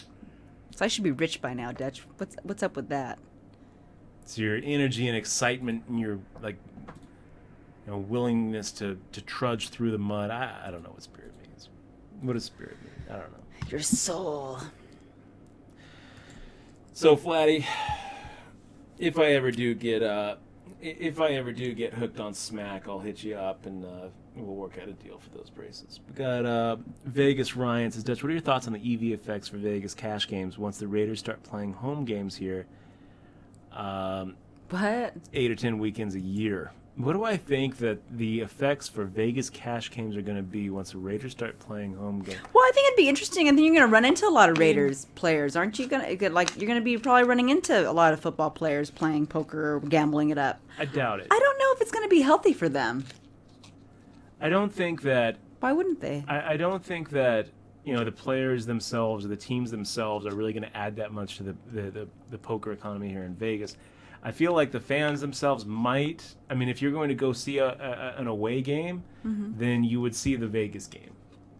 If you had to choose between, flying to, Cleveland to watch a game or flying to Kansas City to watch a game, in the middle of December, or you're going to go to Vegas to watch a game, then you're probably going to come to Vegas for sure. Yeah. So it'll definitely increase tourist traffic, which will have to increase the money that's going around flowing in the cash games. Shit, I might. You know what? I should start dancing again. Yeah. Make a lot of money because we only get tips. Because we only get tips, guys. I too shall start dancing. You should. But what is the Is it going to be worth the cost of the $750 million that is coming out of taxpayer money? And I know a lot of people are saying, well, that money is coming from increased like the room taxes. Yeah. So it's really coming from taxing tourists. I guess it would still our money. We could still put that $750 million into elementary education in Las Vegas. I guess I can see, rather than a stadium that is going to be used. Well, the education would be really nice. 8 days out of the year. And why are we paying for it? It does. This is a sweetheart deal for the Raiders. This kind of massive public subsidy is unmatched in any other NFL organization.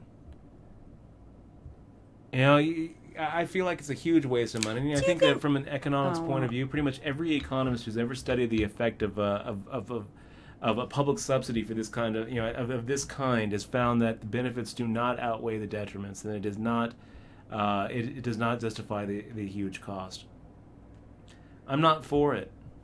I haven't been for it from day one. I voted against my my city councilman who was for it, just because of this issue. Because I think that we are paying too much on something that should not be publicly subsidized, and is not going to really bring in the kind of tourist money that makes it worth it. 8 times a year, I don't think it's going to be worth it. There's a lot of detriments to having professional sports teams as well. It's not all just gravy. And I'll just go ahead and stop my rant right there, because I know there's going to be a lot of Seahawks fans and 49ers fans and Rams fans out there watching who are going to disagree with me on this, but I feel like. Well, I mean, you have to look at it. I mean, they are going to bring more tourists here. It might actually help Vegas. I mean, we don't really know. Vegas is kind of a different kind of city. Yeah, it might. So, I mean, it might, but I don't think that Vegas is that different of a city. You want to bring tourist money in. this whole recreational weed. That's what you do.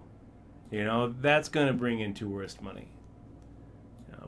I don't think I don't think the Raiders are really going to bring in as much tourist money as it's going to cost us. I don't know. There's We're a lot of spending way too much. there's a I'm lot fine of with people them that to like come up- sports, though. I mean, Bring the there's Raiders a here, but huge I don't feel like we people. should have to pay $1 billion for them to be here.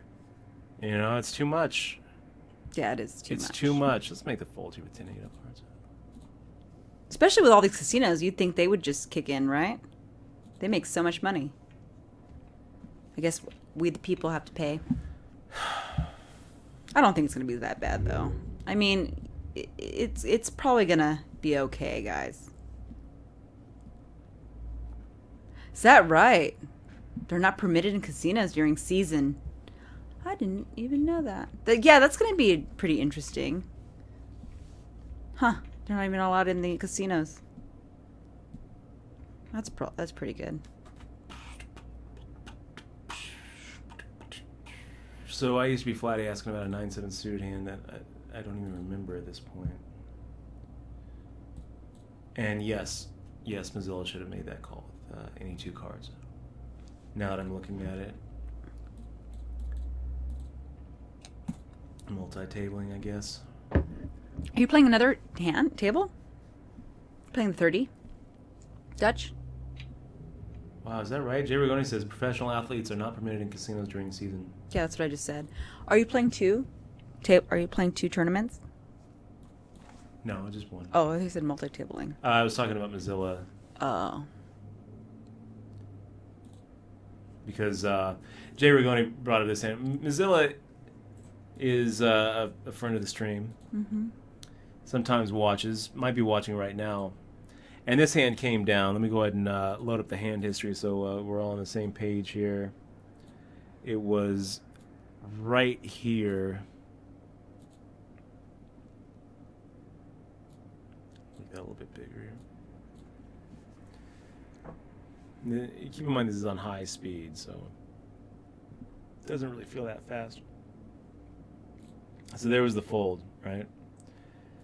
And Flatty's question was, shouldn't Mozilla call here 250, getting 3,200 to 250? Shouldn't he have called with any 2 cards? The answer is yes. Getting 13 to 1. Yes, he should have called with any 2 cards.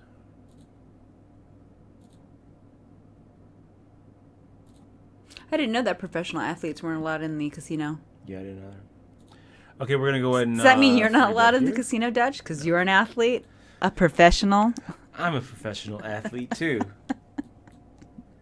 Yeah, so I don't think Jay Rigoni is right about that, because I know that I'm allowed in casinos, and I'm a professional athlete. That's right. I see Doyle Brunson all the time. He's a world-class professional athlete. They can bet on the World Series, can't they? Or poker? They can, right? Can WSOP, main event. You can bet on that, can't you? Yeah, you can. You can bet on the outcome of the WSP main event. So X-Man's made a very quick check to us. I actually am going to just check back here. I feel like if we had a hand like Ace-King, then we'd be checking back. Look at X-Man's here, firing out 600. I actually didn't mean to call. I actually meant to raise. Uh-oh, made a boo-boo. And now X-Man's fires out 6,150.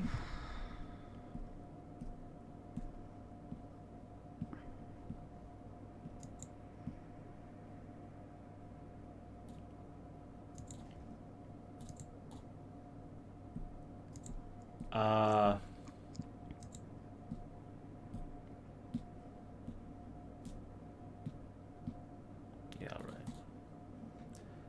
Nice hand. It's a pretty thin value bet, actually, X-Man's.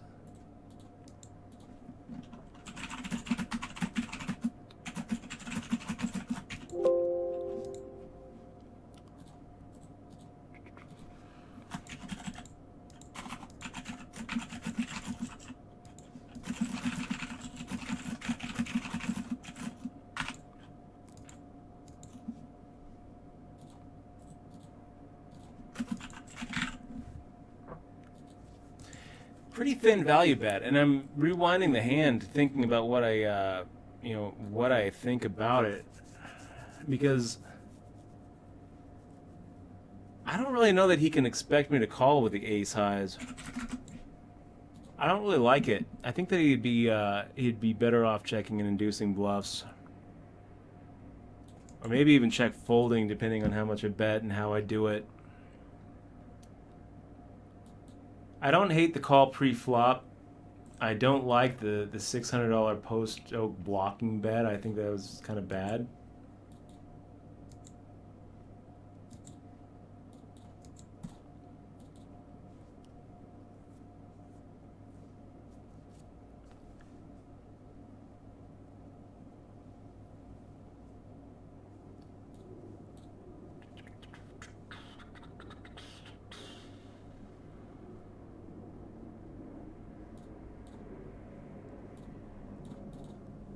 Pretty thin value bet. Like, what is he getting called with? Ace queen, maybe. You know, ace jack, maybe. But then the rest of my range is bigger pocket pairs. Yeah, I don't know. I'll have to think about it. I'm sure he's happy about it. I'm sure he's like, yeah, I outplayed him. Maybe. But not really, you know. Outplaying me would have been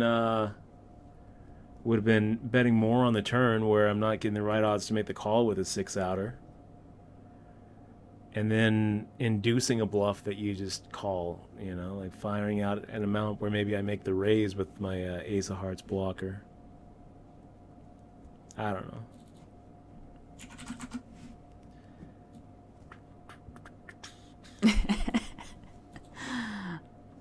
John Blaze. That's funny.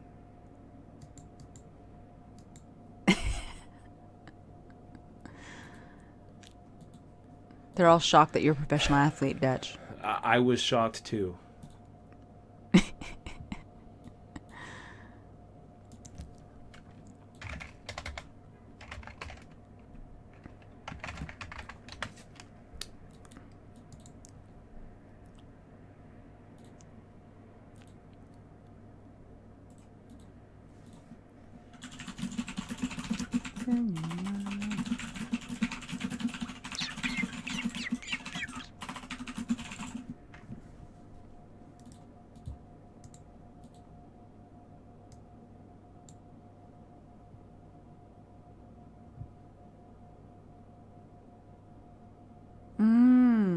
Pete Rose hangs out at the Caesar all the time. Is that By right? the way, yeah. He used to hang out at the Caesar Sportsbook all the time. Yeah, Pete Rose. I met him years ago. He was selling. He's around Vegas.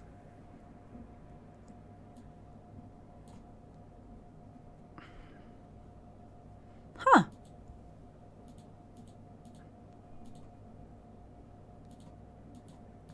Let's go for a 3x here. Zenzatori, good to see you, man.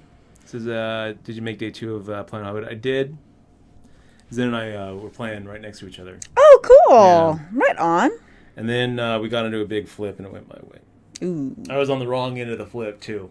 Ooh. He made a shove with pocket sevens. I made the call with ace jack. And it was a pretty substantial pot. You know, like it was enough where if I lose, then I'm at short stack range. I didn't like it. You know, when he made the shove, he was short enough where I felt like he could be making the shove with with pretty much any 2 court cards, any pocket pair, and a lot of weaker aces. And when the way he made it, it didn't feel like I was in a dominated spot. It felt like if he didn't already have a pocket pair, then I was actually going to be dominating him. But when he turned over the sevens, I didn't like. What did you have? I had ace jack. Oh. Offsuit. Damn. So I wasn't It's happy. dirty, Dutch. And then the flop came out, absolutely nothing. So my ace jack was a huge dog at that point. He was 3-1 favorite to win and double through me, and I'm going to be short and have to make the shove and hope to get somebody to make the call. I love Spider Bob showing. He's like, I bluffed you guys. I mean, not really. He didn't. It's not really a bluff. I guess I should have fired out on the. I don't know when I'm supposed to bet my my pair of twos there. I guess I'm supposed to bet sometime, at some point. So X-Man's coming in with an 1850 open. Perhaps part of me is still a little bit discouraged from that Ace Queen Sevens hand. You know, maybe this is a little bit loose. I'm gonna make the call though. 6-3-4. X-Man's with a very quick check.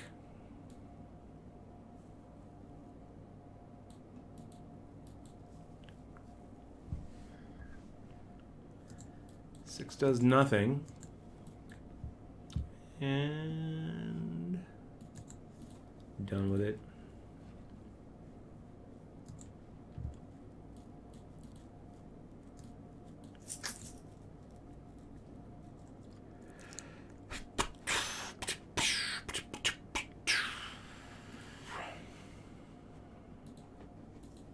And the X-Man's keeping up with the momentum.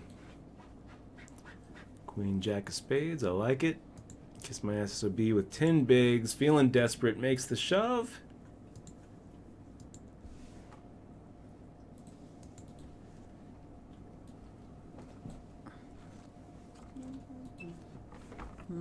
No, makes the fold. X-Man's with another raise. Another Queen Jack. Let's go and make the call, even though calling's a little tricky here because a lot of times one of these three spots has just a perfect spot to make a 3-bet shove. That's a pretty nice flop for Queen Jack of Spades.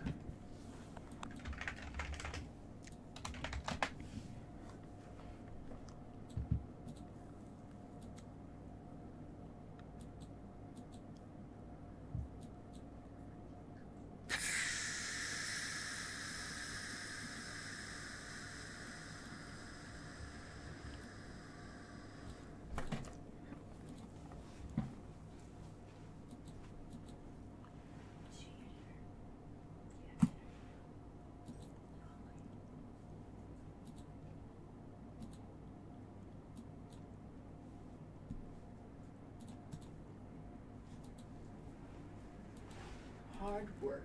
Are you working hard, Dad? Hard working. No, You're supposed to say hardly working. but equity is dropping for sure. Oh, why? Because you're so quiet. Oh, sorry, Dad. I didn't mean to. Well, we keep on losing these confrontations. X-Man's flopping the set there. Well, it could have been worse, you guys. At least we got to actually see the river.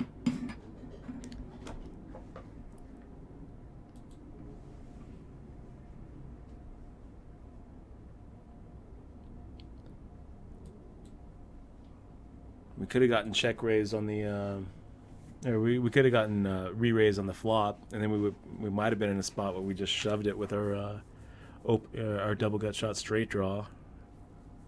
You know, that would have sucked. It would have sucked actually just losing our whole stack. Instead, now we feel like we're drowning, but we're coming back with 23 bigs. You know, I mean, we're third biggest stack at the table, but it doesn't feel that way. We are in the middle, 24 out of 44, 4-minute break. Gonna be right back. Come on, I'll give you some spirit. All right. Come on, Dutch. Come here.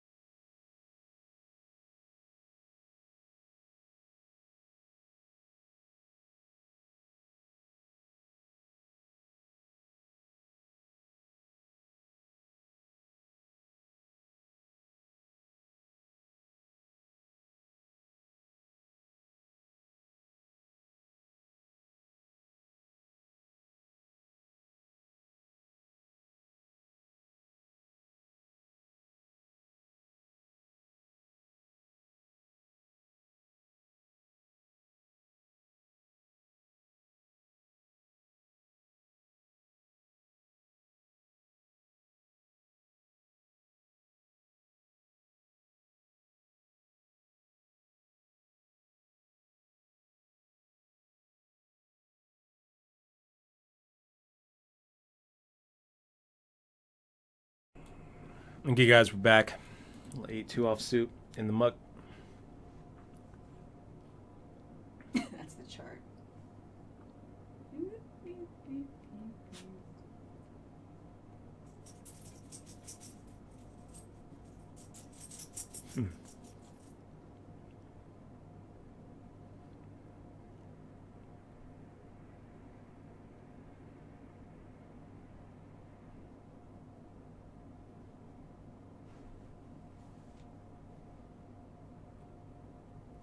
Wow.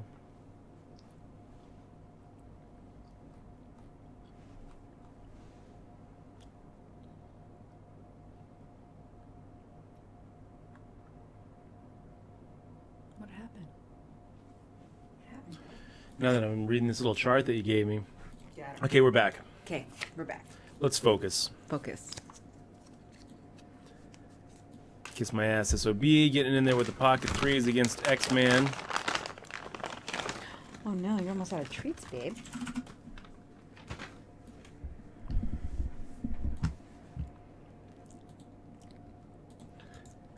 And did that get all in pre-flop? Is that what happened? Or no, when check, call, check, check, he fired out, check raised all in, and got called to the pair of twos. So I'll have to think about that one.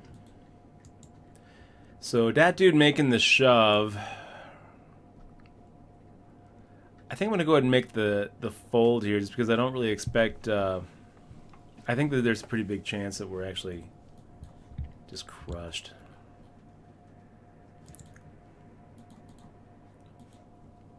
Like 3.5 to 1. So we get to see, because Winco was getting 2 to 1 and decided to go ahead and make the call.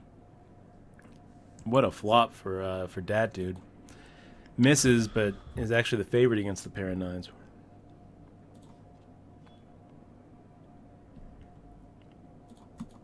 And Winco getting the double up. So nice hand there, Winco. What'd you have there? Ace-2 of hearts. I feel like it's worth an open.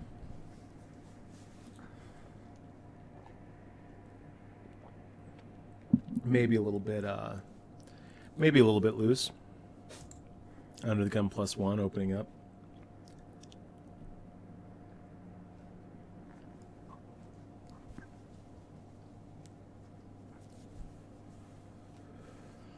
Okay. So 25 bigs in the big blind with queen 5 offsuit. Fold, fold, fold, fold, fold. Card doctor.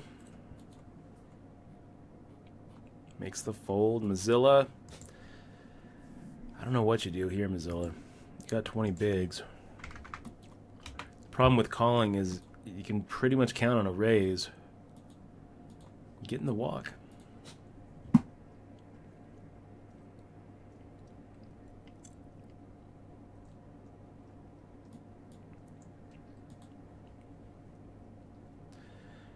Spider Bob, Spider Bob, Spider Bob, Spider Bob. You're gonna have to move your mic a little bit back. It's focusing on the mic instead of you. Again? Yeah. This way or this way? Right Towards there? you. Towards you. me? Yeah. There you go. Is that better? That's much better. It's much better. Did Spider Bob just called pre, and then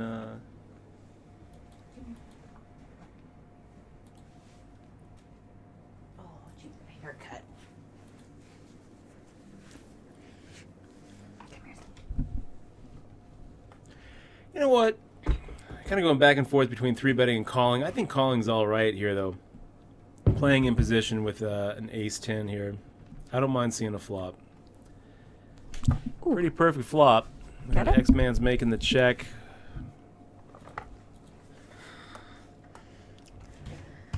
All right.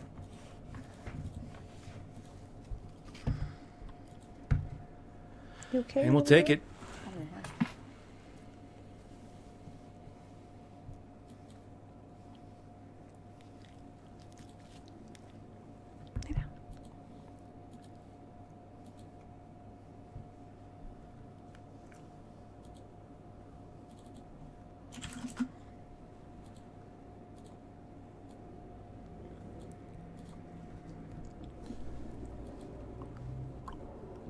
Spider Bob making the call in the small blind. I don't really know what the plan is here, Spider Bob. Oh, that's the plan.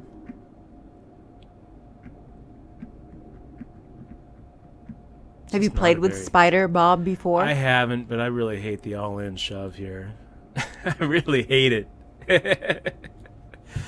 I mean, not because I have queen high. I hate it because if he has an ace, then he's not getting any value out of anything. But what if you're just making a move? Well, what is he getting called with? I mean, the move will work, but so will a check raise shove. You know, I just don't think it's a good move.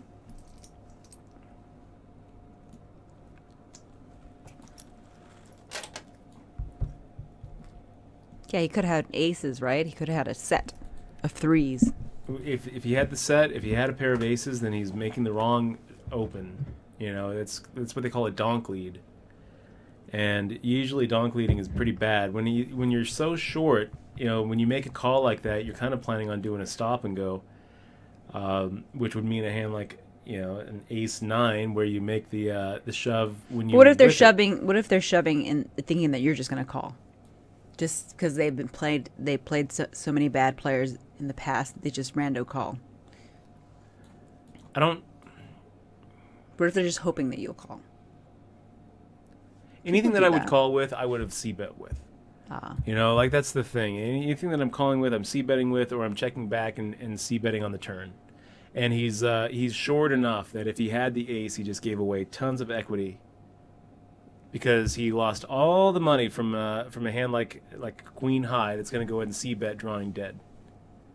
And there's not a lot of hands there that he needs to protect. And even those hands, he's still better off with a check raise.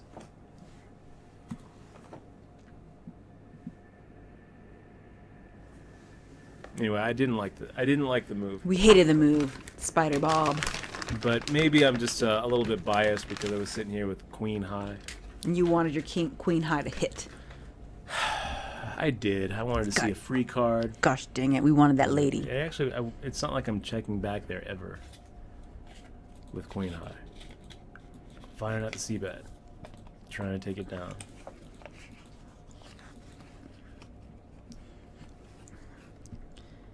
All right. So saline 1207, unknown. New country heard from. I'm going to go ahead and make the call here with our 8-7 of hearts. Getting a little over 2.5 to 1. Pretty good flop for 8-7 of hearts. 8-7. Yeah. What does Dutch do in this? Check again, or Yeah. I'm going to go ahead and check again here. At this point, Saline is probably drawing dead. And we're hoping that he... Oh, gosh. God, that's that such a sucks. bad river card. That is bad. Let's see if we can't get a little bit of value from smaller pairs and maybe from an ace high.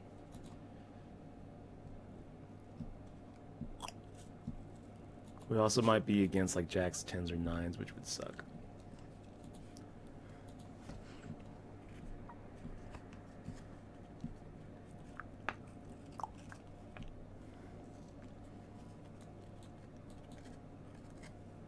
So it goes fold, fold. Kiss my ass. SOB makes the Ooh. shove. We're probably going to have to Shove-a-dub-dub. call here. Nope, not anymore. What do you have? Aces. Oh, damn. Good luck, babe. I Jeez. love this situation. You do? You like this situation? Yeah. I guess you do. This is the ideal situation for aces. Yeah, this is pretty ideal because it's going to be really hard for X-Mans to find a fold here. Yeah.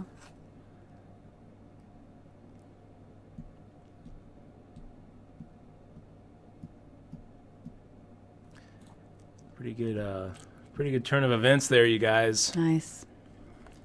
That was crazy.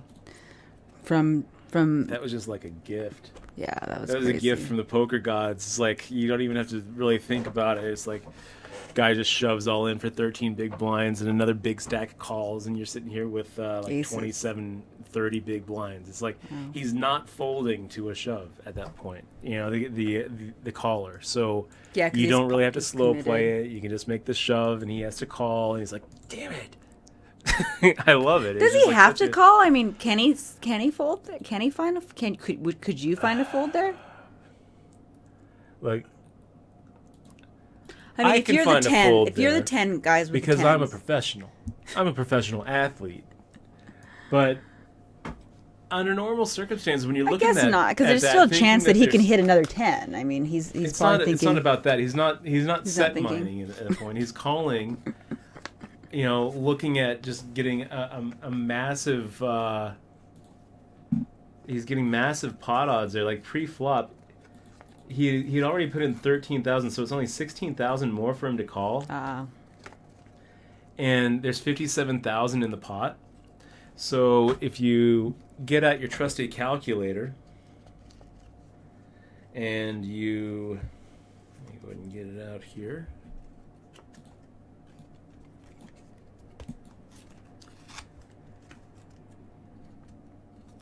So you take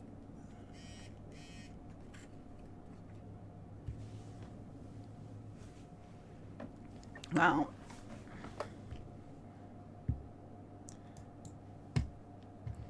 That was a crazy hand. Glad it didn't crack, dude. So he is getting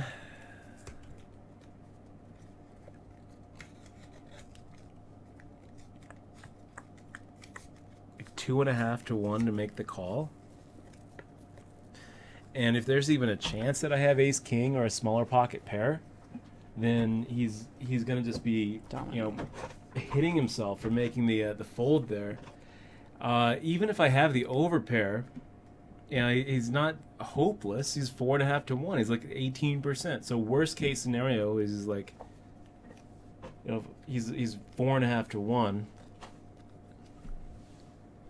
If he knows I have aces, he can fold. If he knows I have kings, he can fold. But if he's thinking that that I either have aces, kings, queens, ace king, sometimes ace queen, sometimes jacks, sometimes a smaller pocket pair. If there's ever pocket nines or pocket eights in my range, man, and I feel like there is sometimes those hands. Sometimes maybe I look down at ace king and say, okay, well this is good because maybe he'll fold his pocket tens, and we'll have some dead money here, and we get to take a slight favorite where we're ace king against a smaller pocket pair, and we get to turn it into a pretty big favorite because we have. Because we're getting 2 to 1 instead of 1 to 1. Crazy. But to answer your question, awesome. Would I have been able to find a fold there? Yeah, I think so. I think I would have probably made the fold. Look at that Seattle Pro. Well, because you would know that the guy probably has aces, right? Good to see you, Seattle. Well, I would have expected that I was looking at an overpair.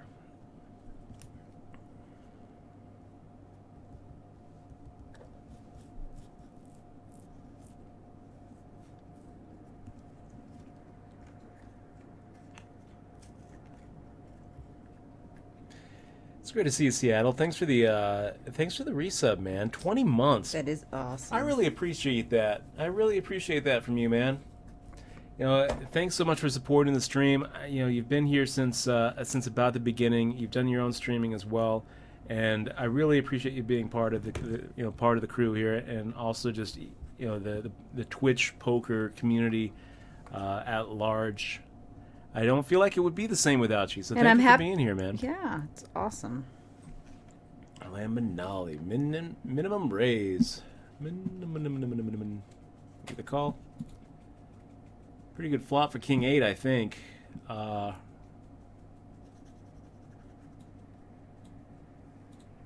see what Laminali decides to do here.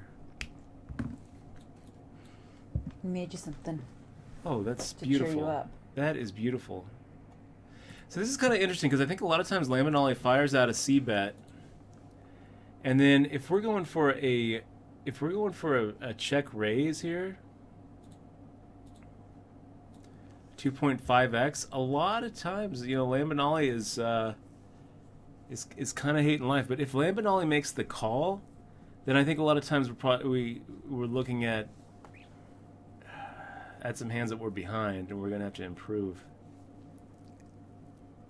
So the check raise is really just kind of designed to keep our, to claim the equity. And this is kind of interesting because when the 2 of clubs falls, now I'm kind of thinking, and we might be able to get Lambanelli to fold an overpair. Probably not, though. Maybe, though. I think there's enough of a chance. There's enough of a chance that sometimes Lambanelli looks down at Jackson's like, that's such a scary board. Yeah. Good. Nice hand. Nice bet. Decides to save the 25 bigs. Most likely, though, we had the best hand on the flop and had the best hand on the turn. But I don't really like checking the turn because if we check the turn, there's just no way that Lambanelli is ever, is ever looking at.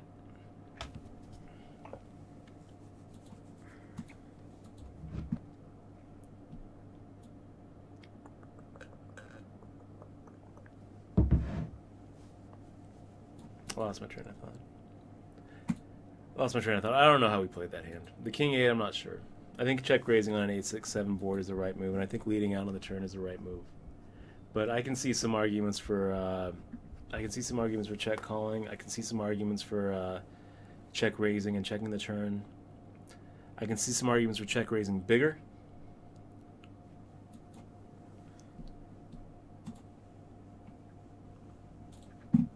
I don't know.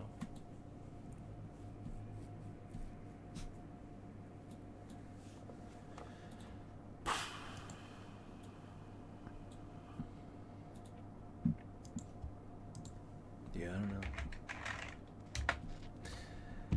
Jai Rule, good to see you in the stream, by the way, says, Dutch, do you have any thoughts on buying a car or leasing and utility of driving?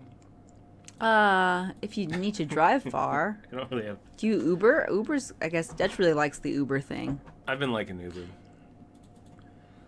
And it's pretty cheap, right? In comparison to cabbies. Because it just depends. It's good exercise to walk, though. And when you walk, you tend not to buy a bunch of stuff because you have to walk back with it. I feel like ride sharing is better for the environment. I feel like it's raining men, hallelujah.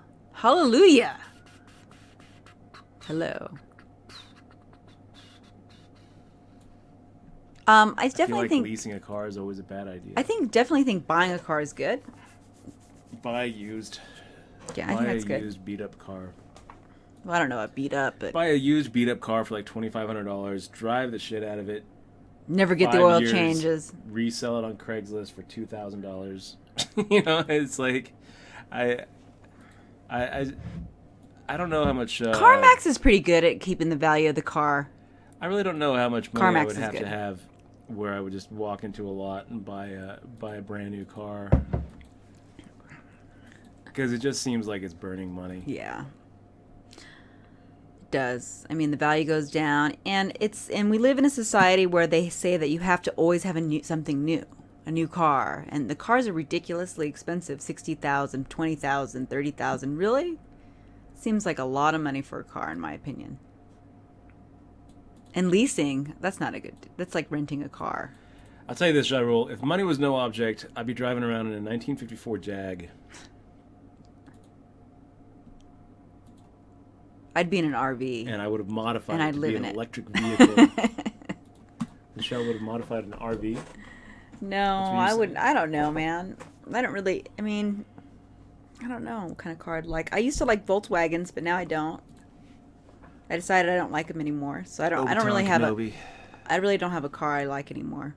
Obiton Kenobi says, "How do you feel about the Las Vegas Raiders?" I hate them. The Raiders. Hate the Las Vegas Raiders. No, it's fine.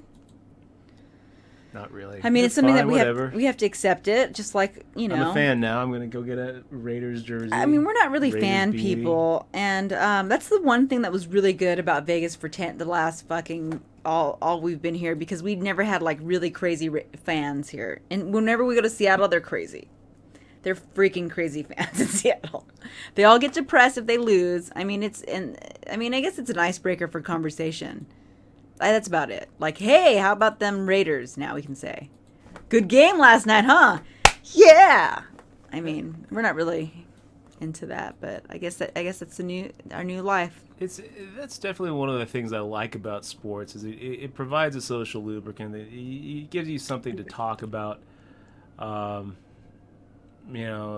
of a lowest common denominator that you can relate to and talk about and break the silence of awkwardness. But we're like, I find conversation much more pleasant with like gamers that play video games with me, or I don't know though, guys. Games. I just feel like rooting for a particular professional sports team seems so weird to me. Like, you're rooting for a sports team because their central offices are close to where you live. Usually, most of the roster on that team aren't actually from your area. So like the locale basis is kind of a weird reason to root.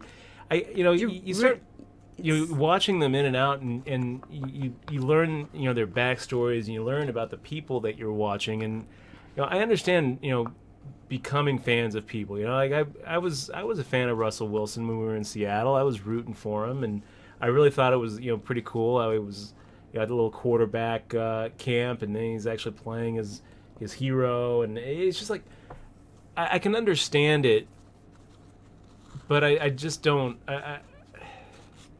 On the other hand, it just seems like I guess we're not really sports fans. We're fans of other things.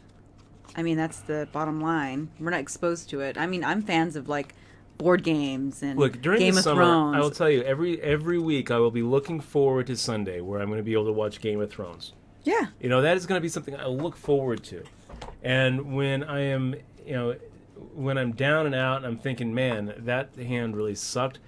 Life sucks right now because I just got my aces cracked at a critical point. But at least I have that to look forward to. That's what I'm going to be thinking. I'm going to get busted out of a tournament on a Sunday, and I'm going to be like, God damn it. Well, at least I get to go watch Game of Thrones. I feel like that's the same thing that sports teams offer. Yeah, exactly. It gives something to. I mean, it's fun. How you doing, Jack? Well, I like WWE. WWE was fun to watch. At least the Hawks are going to make the playoffs. That was fun when we were watching wrestling, remember? That was interesting. It's the same thing, kind of. It is the same thing. Entertainment. It is the same thing. Watching us is entertainment, I feel like professional sports is a lot like religion. I feel like it's a way for people to come together. I don't know about religion, but have something that offers them a nice distraction from the things that suck.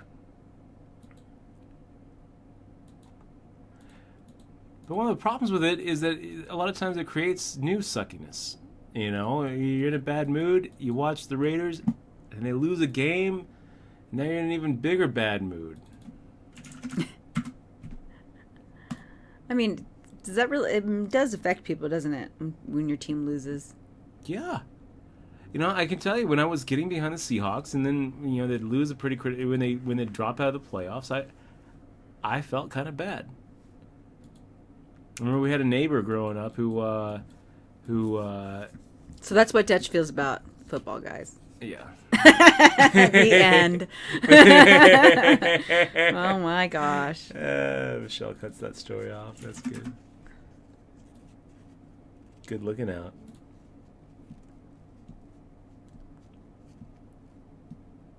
They call them bandwagon fans. Yeah, we were bandwagon fans. We're just here. We don't want to get killed. That's why we like Seattle Seahawks. We just don't want to get beat up. Yeah.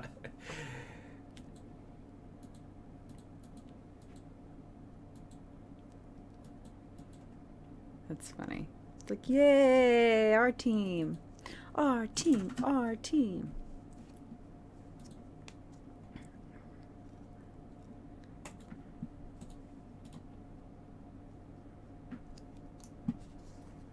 I think it's going to be pretty.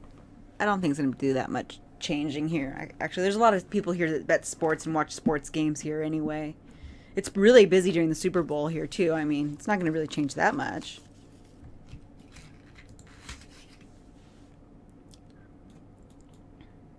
Like, I guess it's going to be similar to maybe like a March Madness. Was it really busy during March Madness? Dutch? Well, March Madness is still going on. Oh, is it right now? And yeah, it's pretty busy. Is it? Okay. Yeah. I think it's going to be just about like that. So, speaking of March Madness, guys, you guys hear about the Bellagio robbery? That was crazy. There's a robbery at Bellagio. Gosh, that was some more news that we forgot to talk about. Yeah, that this was week. a big deal, guys. A bunch of masked men dressed up as Payday 2 characters just robbed the Bellagio Rolex store this weekend. Which is weird. Why would they rob the Rolex store? And then a single nut with a revolver on a bus shut down the whole city for 5 hours. Killed a guy and injured another guy. That was weird. I wonder what the motive for that was. I wonder if there's any. If we've heard. Does anybody know what happened with that? Pretty optimistic there, Laggity Taggity.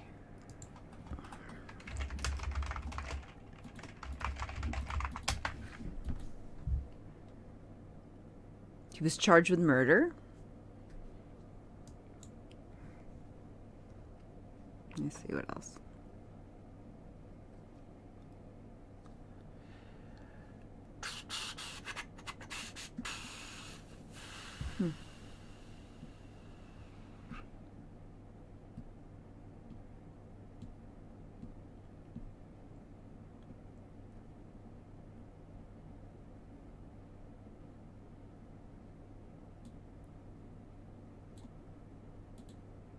Oh, he was trying to rob the guy, I think.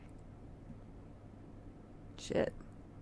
Oh, you're looking it up? You're Yeah. looking at what the story was? Was it on the Deuce? Was it on the city bus? Yeah, it says on a bus. Yeah, I think it was a Deuce. It was.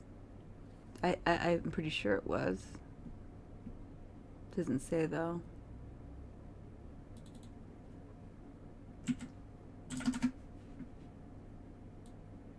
Oh, I guess he fired it for no reason. Maybe he didn't. He says he stood up and fired several rounds with a handgun for no apparent reason. That said the statement. Did he actually shoot It's a somebody coach then? bus. It was a coach bus. So it wasn't a city bus? Yeah, it wasn't a city bus. It was a coach bus. I don't know what that is.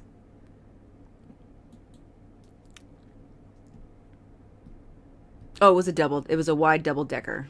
It was a white double decker with advertising wrapped on the windows, making it hard to see.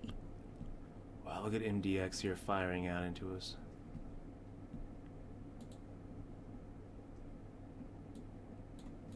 It's the 35th homicide this year in Vegas.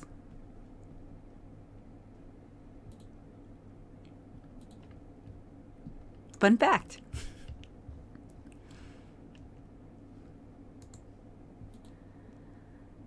Wow. This is no apparent reason. No apparent reason. Just. It's sad.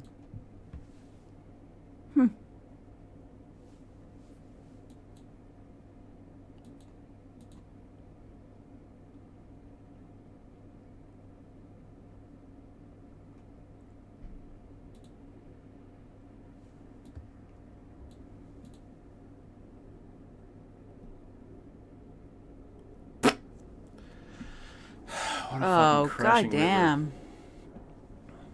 That sucks. Yeah, that did suck. That really did suck. I'm looking at it. He did not have a lot of outs there. A little 4-outer. God, it's painful. Yeah, but you still have a lot of chips, though.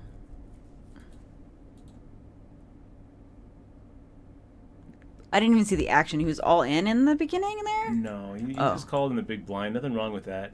Let out with middle pair, which I'm like, it's kind of questionable. I think leading out is. I don't really like the donk lead, but whatever. He wants to donk lead. I make the call. The turn comes to 2 of clubs, and he checks, which is the right move. Ugh. I fire out the value, and he makes the call, and he just happens to get there on the river. Checks. Fire out a thin Sucks. value bet. Maybe I shouldn't have bet a full half pot. Maybe I should have bet a third pot. Might have been a little bit better, because then we get calls from hands like maybe we get calls from hands like 8-10 or 8-jack or 9 random nines. Yeah, we're not really expecting two pair of hands or those kind of hands to fold.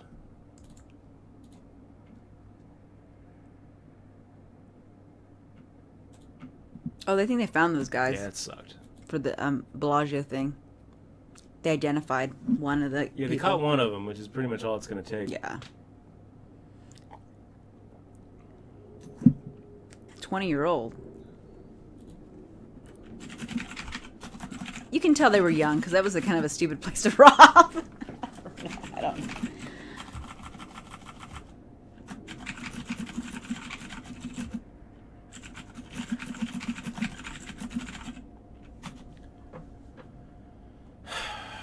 Yeah, but pretty frustrating hand for sure.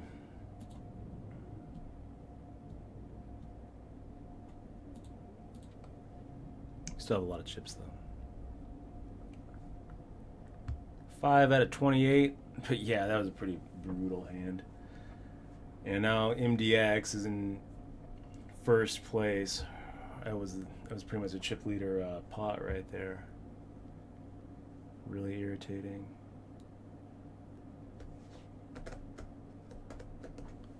Gonna make the fold here.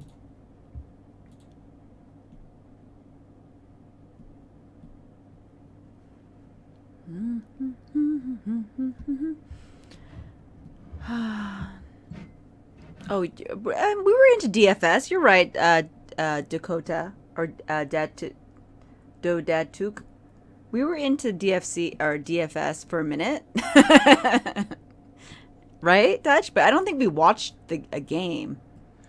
This is something I don't understand. There's so many guys that I'm playing, poker with right now during March Madness who are just glued to the TV. They're in the middle of a hand, and they're like they'll raise and then they're just looking at the TV. And they're just raise and just looking at the TV. Really? And it's just like, look, man, you already bet on the game. There's no point now, to sweat eyeballing it. the thing. All you're going to do is give yourself stress at this point. You already made the bet.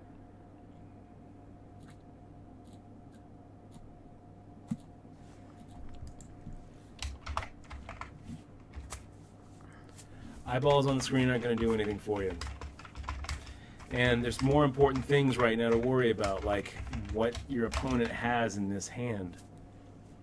I'm surprised at how much of their mental attention. Well, during March a lot of Madness they people. spend I on don't say a lot of television. people, but there's a lot of superstitious people, man, and they believe that if they watch the game, they're going to give the game luck, or they are like, it's just they believe it. They believe. I spent time with people that's like are heavily sports bettors, and they believe in weird shit. Yeah. Well, look at the whole Cubs thing. Isn't there like a goat? The goat, bad luck goat, is broken this year. Was the Cubs? Yeah, when the goat went on the field, and it was cursed. The curse of the goat. The curse, yeah, dude. That's where The curse. people like to believe that shit. Maybe it is It's like the religion curse. and that. I mean, fuck, just absurd. It's broken. So I was talking to But my whatever, buddy dude. Dave. It's all in good fun, I guess. It's good fun. My buddy Dave Plack check last night. He also bagged some chips in this thing, and he was he has a theory. Of luck. What's his theory? No, he has a theory that the Trump presidency is a result of a broken timeline. That Steve Bartman. Do you know who Steve Bartman is? Steve Bartman's a big Cubs fan. He was the guy who caught the foul ball in that Cubs game back in 2003. It was the postseason game. And everyone blamed Steve Bartman for the Cubs losing the playoffs. And Dave has this theory that Trump's presidency is a result of Steve Bartman is actually a time traveler who went back in Wait. to change Hey, something Is there something on my screen? On to my make stream the Cubs here? win. Oh, really? that the Trump presidency is a result of a time traveler from the future going back to 2003 and catching a foul ball to ensure that in 2017, that the Cubs would win the World Series, and Trump's presidency is just a weird byproduct of that that time jump.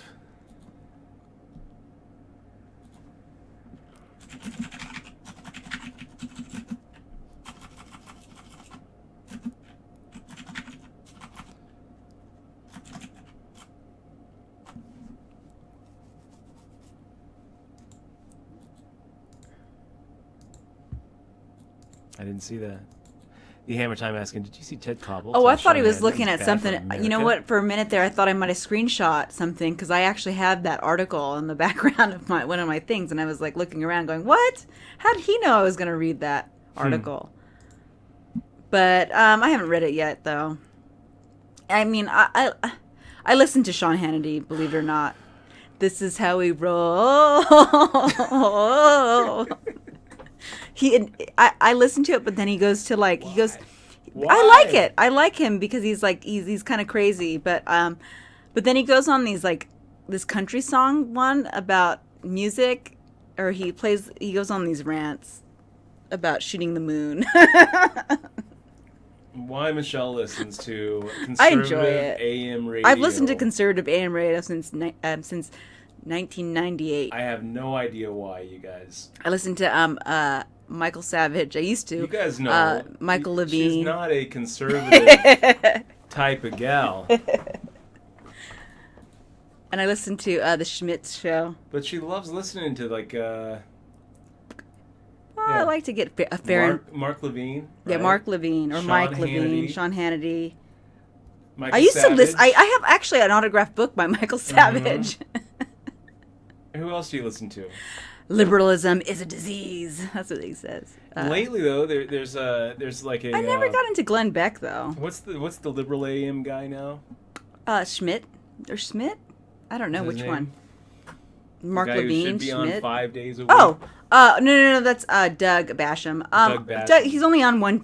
He's only on one day a week, and it's a Saturday. I always miss it, but I listen to him. He's good. He's all right. He goes through. He does the same. He does the same tricks as this conservative radio talk shows at times, though. Brutal, aggity taggity. How does that happen? You get it in with Ace King versus Ace King. You have suited. He has suited. Oh no! What happened? I missed it because I was like, you switched tables. They turn over the same hand for all the marbles. 72,000 in the middle. They're supposed to chop it. This is how we roll. Didn't go down that way. Sometimes what's supposed to happen doesn't happen. Sometimes 2 to 51 gets a horseshoe thrown at him. Yeah, I wish. It sucks that Sean Hannity is a sucky person because he does have he is on the AM radio a lot. It's kind of funny because at this point of the tournament, anytime you see those kind of confrontations, you're definitely hoping that somebody gets bloody.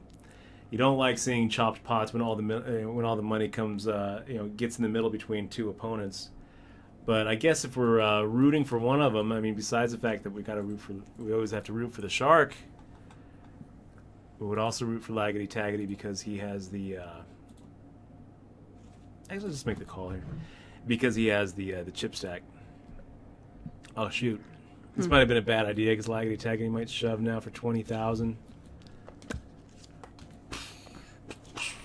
So he believes. David Platchek believes that somebody went into Back into the Future to make them win.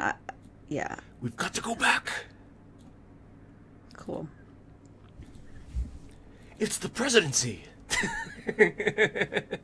Oh my God! It's just like We fixed the Cubs. It's kind of We scary. fixed the curse. Do you think Idiocracy? Now Trump is the president. Do you think Idiocracy is the future of humanity? Just. I feel like that's an optimistic view. Really? I think. I don't know what the future of humanity is gonna look like. If humanity is still around in like a couple thousand years, I think that's good. Gosh, that was a pretty optimistic call on our part too. Yeah, because one of the problems here is we got 4 stacks that are just like perfect shove stacks here.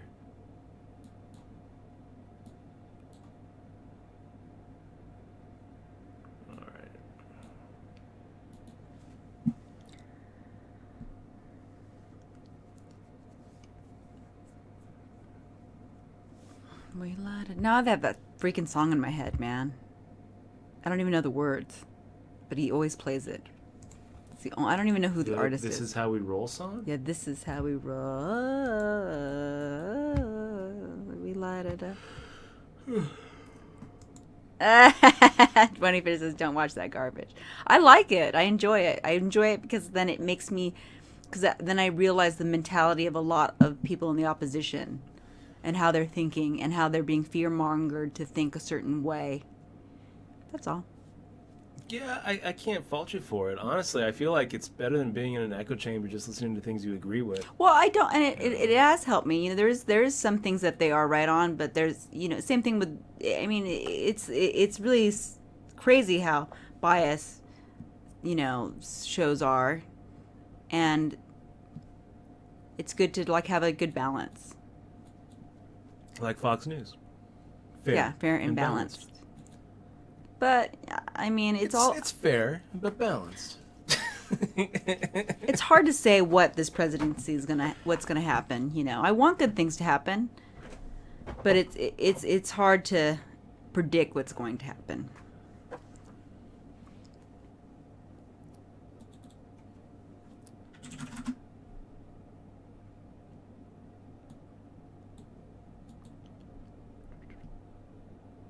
But I used to listen to I used to love Mike Savage. Then he got really.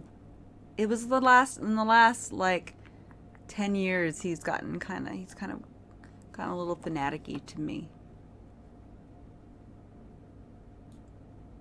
But he hates San Francisco.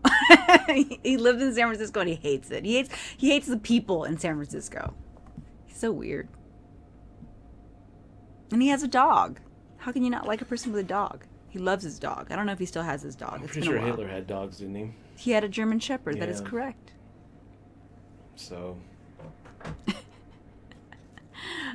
but yeah, I guess. He also breathed oxygen.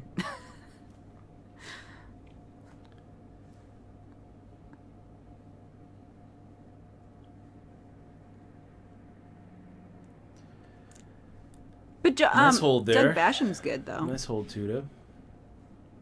Losing L to Buron. 22 players left. Getting down to it. We still have a nice top stack in front of us. 65,000 to start the hand, which is 32.5 big blinds. Card Doctor making the open limp on the button.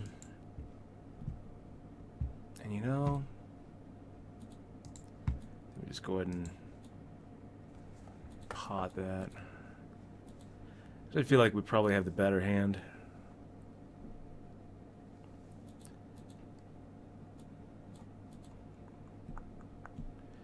Two to 51 making the call.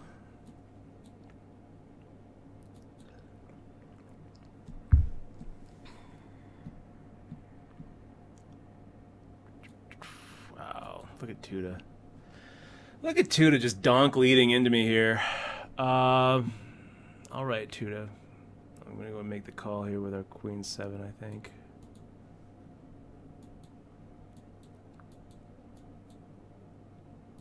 All right, 3 of spades is gross. So now even if 2 to 51 was donk leading with a spade draw, well, guess what? He just got there. So what am I hoping for? I'm hoping that 2 to 51 is sitting here with what? It's fucking brutal.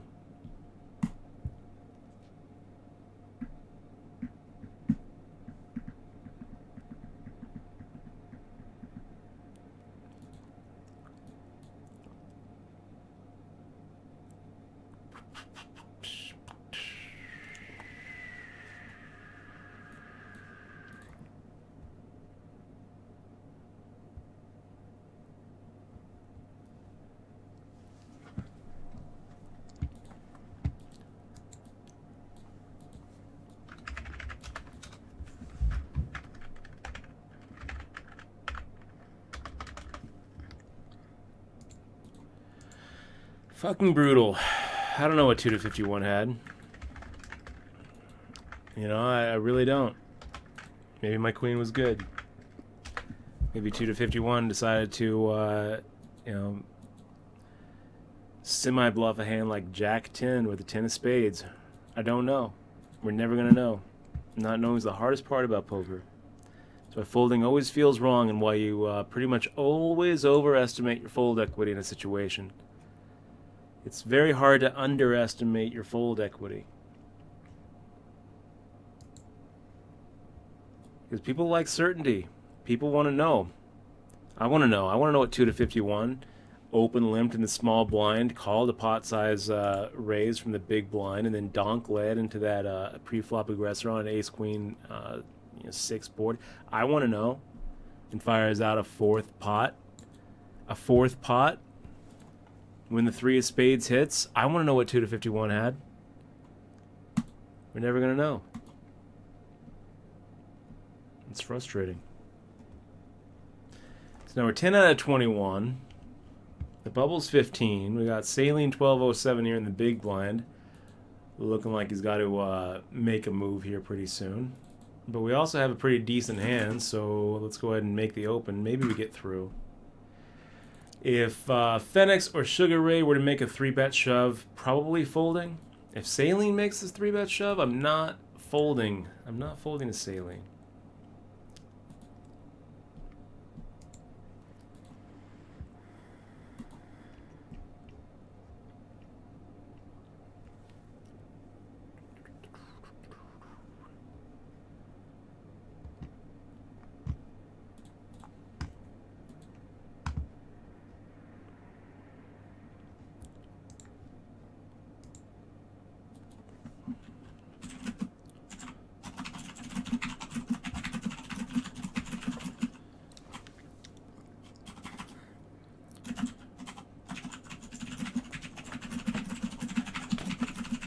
Taking notes? You're writing to me?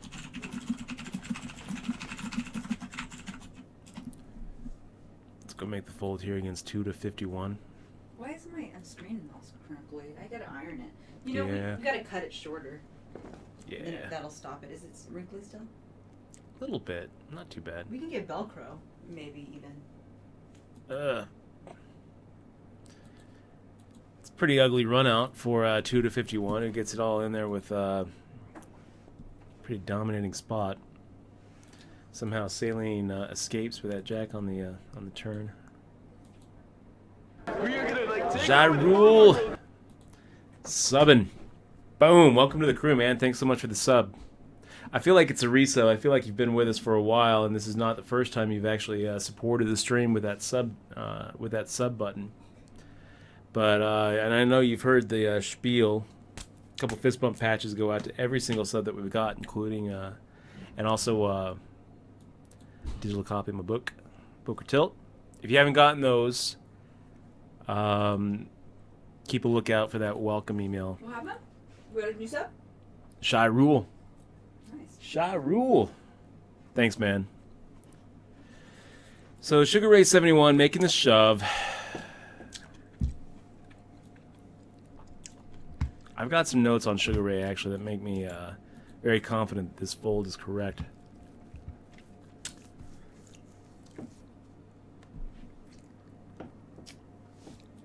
You trying to see my pickle?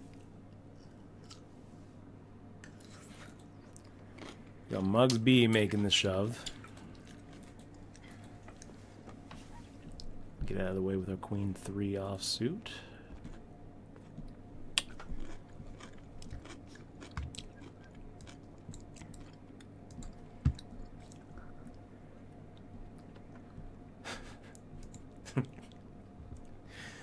That's pretty funny. Carnophage MP.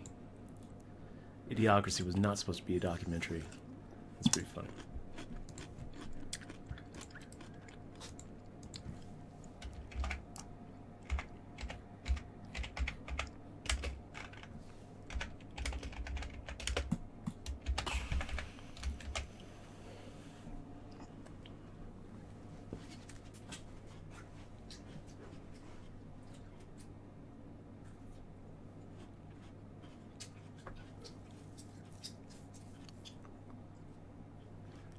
Pretty tense time of this tournament, Michelle. Man, pickle.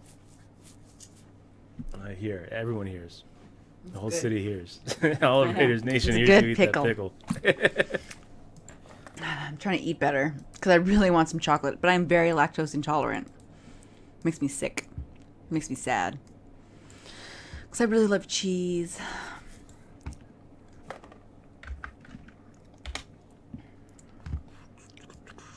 Makes me sad to do it. Makes me sad.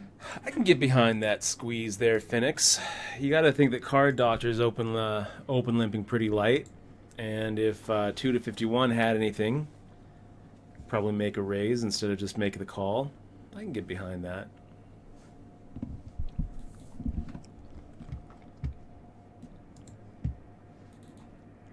Wow, you're almost at the bubble here. 21 people left. I know, it's a pretty tense part of this tournament. So is that what you're saying? It's tense? Because this is... Yeah, because we're getting down to it. Oh my gosh. You know, 6 people who are still in the field are going to be walking away with nothing. I don't want to be one of them. I'm definitely calling E against Muggs B here with our ace-10 off. And it's kind of a weird spot, too, because if Muggs B just calls and then ships the flop, we're probably calling. Even if we don't improve. This is how we roll. Is this any different than the last hand? I mean, it's a little different. We've got 2 to 51, the chip leader, opening from under the gun. So, yeah, ace-10 offsuit starts really shrinking up. And then, like, what are we going to do with it? We're going to 3-bet? I guess. Open it up... you know, we're pretty vulnerable to a shove from these shorter stacks. Let's try to outplay the chip leader in a situation where we're really close to the bubble. So yeah, I don't really like it. You know, under the gun +1, ace-10 offsuit, just make the fold.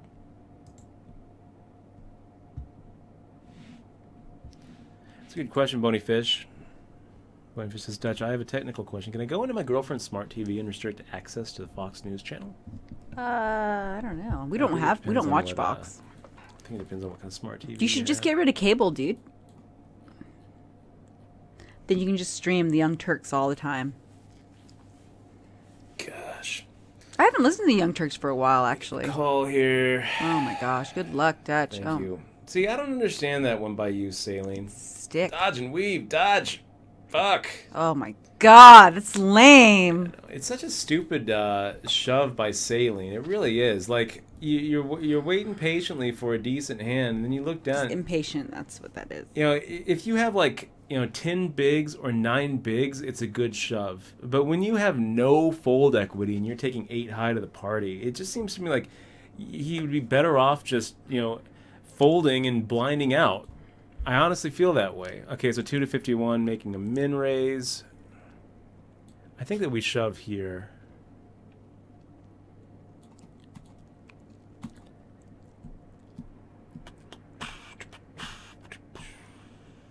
You usually pick up 25% of our stack without having to fade. Sometimes 2 to 51 gets stubborn with worse. Sometimes he calls with better, but... You want a pickle? Most of the time, I think ace-7 of clubs is going to be pretty much just crushing his range there. And I don't think that we're going to... I don't think we're getting called when we shove, and I don't really feel like making the call and trying to play post-flop with our chip leader. What do you think he's... It's really the way to go. What do you think Saline's playing the bubble? I mean... I think Saline's an idiot. I don't know. I think, the shove with the 8 high was not a good shove.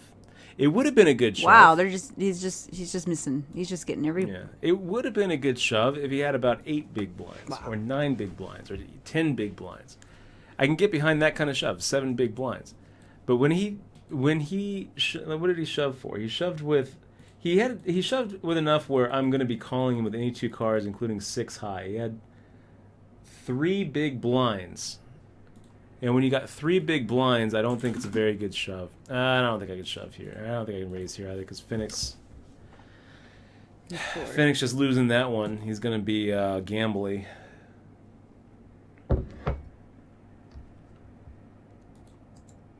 You're just so rarely ahead pre-flop of anything, and then you get the call. Actually, a lot of times you're going to be just wow. He has kings. That was a good fold. Yeah, I guess. I mean, you're getting in a situation. Kind of being results oriented there, Michelle. Yeah, but I mean, You're gonna get yourself in a situation. Yeah, I didn't make the fold because I was, read him for a strong hand. I made the fold because I read him for a drowning stack. It was going to feel gambly. And that's why Saline made the call. Guys, we're going to be right back.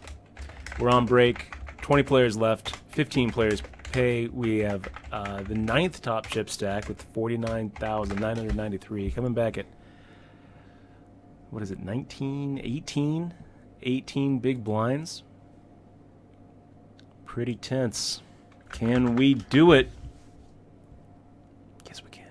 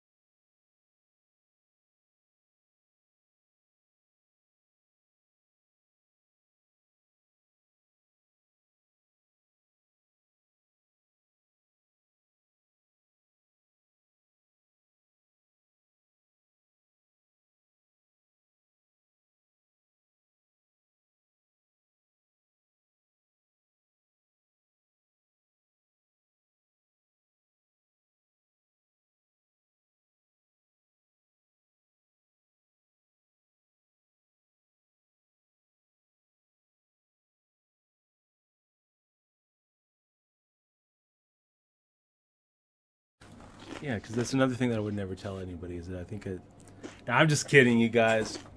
We're back. How you doing? Oh, you're talking. So I tried some non-dairy almond cheese. It's supposed to be good. That's not non-dairy almond cheese. I can tell that's a Frito. No, I was eating That's one. a Frito. But I think it was bad, dude. Almond cheese? Non-dairy almond cheese. Does sound bad. Oh gosh, you guys, we're so close to the bubble right now. There's some really low stacks in this field too, and Mugs B is not even the lowest stack. Winco right now is the lowest stack at another table.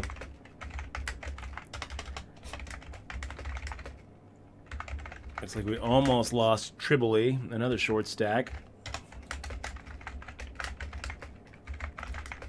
But he faded. Gosh, Winco somehow is sitting here. He wasn't in the last hand. He's sitting here with 2 big blinds. He's in with 2 bigs. How do you have 2 bigs, Winco? Jesus Christ. Just got the double up, which is irritating. The short stacks are doubling, and we have ace-king. Monster hand is actually a pretty good spot. There's only 2 stacks of the table who can actually really put the hurt on us. Card Doctor and 2 to 51. Card Doctor making the raise to 3x. And, you know...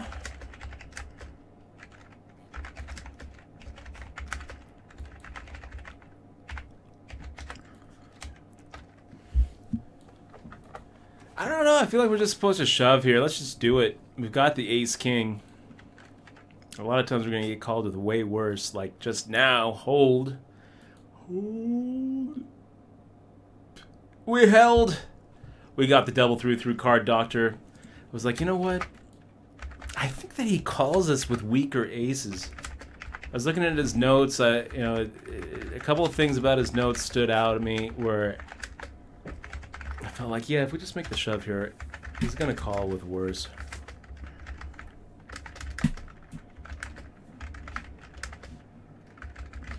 So that was a good bump up. That was a good double through. It would have really sucked to lose that, though. 3.5 to 1. 5 off the bubble. That would have really sucked. That really sucked. But somehow I'm like imagining pain that didn't happen. We doubled up, you guys. Boom, we doubled up. I keep on seeing stupid runouts like this where we have ace-king versus ace-king. Come on, let's see some pain. Let's see somebody lose. Let's see somebody get knocked out here. Actually, now that we have 100,000... Actually, now bubble pressure's not so bad for us. You know, I'm looking at this. It was bad for us when we had like 45,000. It's not so bad now. I wouldn't mind...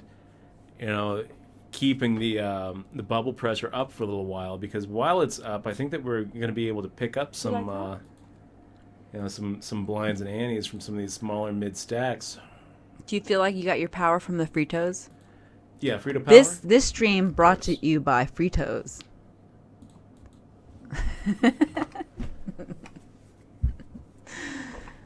Oh, is that right? Kiefer is very Russian. Did you know that? I did not know that. I thought it was all natural. It's like a fermented. So ace queen, holding up against Winco's ace jack, and gosh, I mean Winco, you're doing the right thing there, making the call, buddy. I mean, you didn't do anything wrong.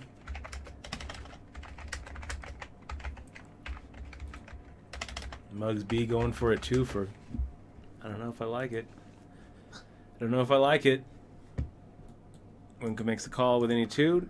And that's going to do it for Winco. We're down to 17 players now.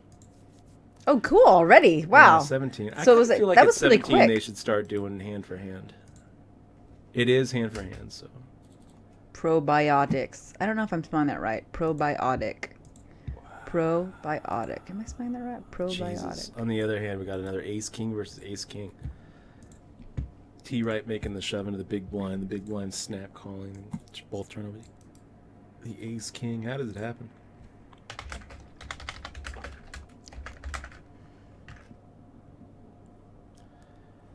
All right.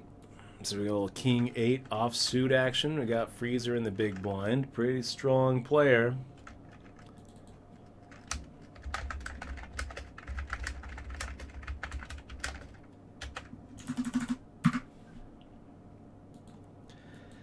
So against the stronger players, we're making it a little bit bigger of a multiple.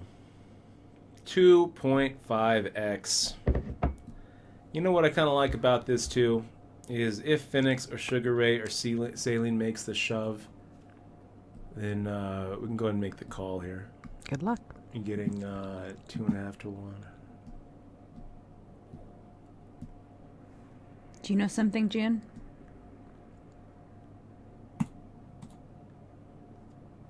Hit it. Oh, so It's not close. hitting it.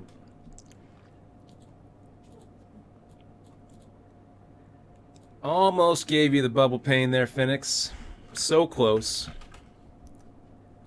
Almost gave you some of that sweet, sweet bubble pain. We got 2 to 51 making the min raise. Against the monster stack here on the right, I'm going to go ahead and actually just make the call and see a flop.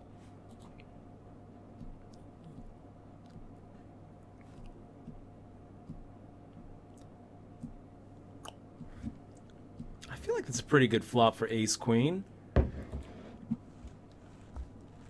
2 to 51 making the check. We'll go ahead and check back. Jack doesn't help us. Now we kind of have to worry about hands like ace 10 and pocket jacks. But yeah, I'm going to go ahead and make the call. And, well, That helps you, right? Kinda. There's a yeah, it helps. nice. Oh, good. Wow, that helped a lot. It helped a lot. Wow. We might have, Could have got more value out of that, no? yeah, maybe we're supposed to raise that. I don't know that 2 to 51 is really calling much. And, I mean, he is. I feel and like he I had don't a think, good hand, though. You know what else I don't think? I don't think that we can really get, he's never folding an ace, you know? Like, the reason that we'd be making that shove is because we have the ace of spades blocker, so it's kind of hard for him to have, it's kind of hard for him to have a spade flush there. And since we have the ace of spades, it makes it hard for him to call, even if he has like an ace. Yeah. I was really thinking about just making the shove and hoping to actually win when we would have otherwise split. But I just don't think that's going to happen on this. It's really hard to get players to fold that kind of stuff. We're gonna take over the poker world. We got Delos 512 subbing 19 months in a row. Thank you very much, man. Just get it. Boom. Thank you so much for the sub. Really appreciate the support for almost 2 years now. You've been with us and been helping us keep this stream going. So thank you so much, man. And big shout out to you. Really appreciate you supporting the stream. Subsidizing it for everybody else who doesn't subscribe. We enjoy tips. We enjoy tips. Just want to let you know that thanks to your lessons in self-control and discipline, I only smoke heroin on the weekends now. Did we share that little story with everybody on stream Probably. at any point? Probably. It was really funny. 3 to 1 with Phoenix, any 2 cards. Fuck yeah. King 9-9. Check folding, I guess. I only smoke heroin on the weekends. 16. One more in the bubble pops, dude.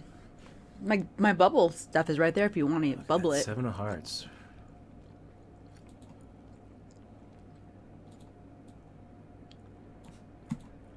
Fire at 8,500 and see if we can just take it.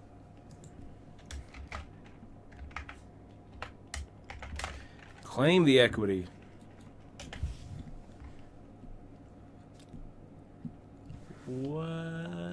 What is going on? What do you have? The 7. Oh, that's good. 7's helpful.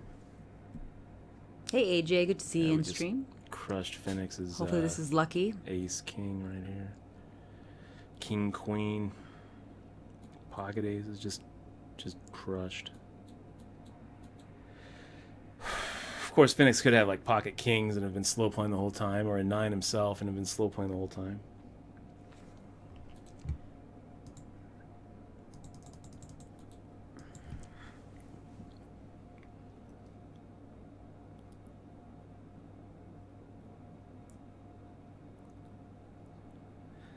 Nice fold.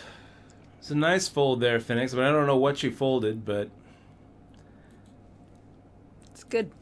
Good fold. as long as you didn't fold a 9 or a pocket kings there, you made the right fold.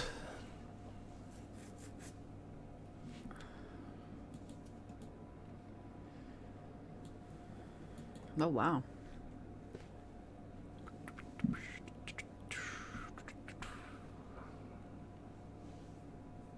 Oh, you know what he's doing? What is he doing? He's checking out the other table, Oh. seeing if he can make this call.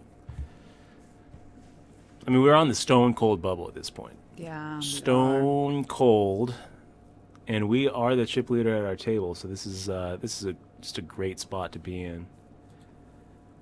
This is when we really have to start opening up the game. And since we're looking around and everybody has less than 10 bigs, we don't really have to get cute here with min raises. We can just make the shoves. Since we would be calling, if we made like a 6,500 or 7,000 raise, since we'd be calling the shoves anyway, then let's not give the illusion of fold equity in these guys. We'll just go ahead and make the shove. Of course, that also means we have to also make shoves with big hands too.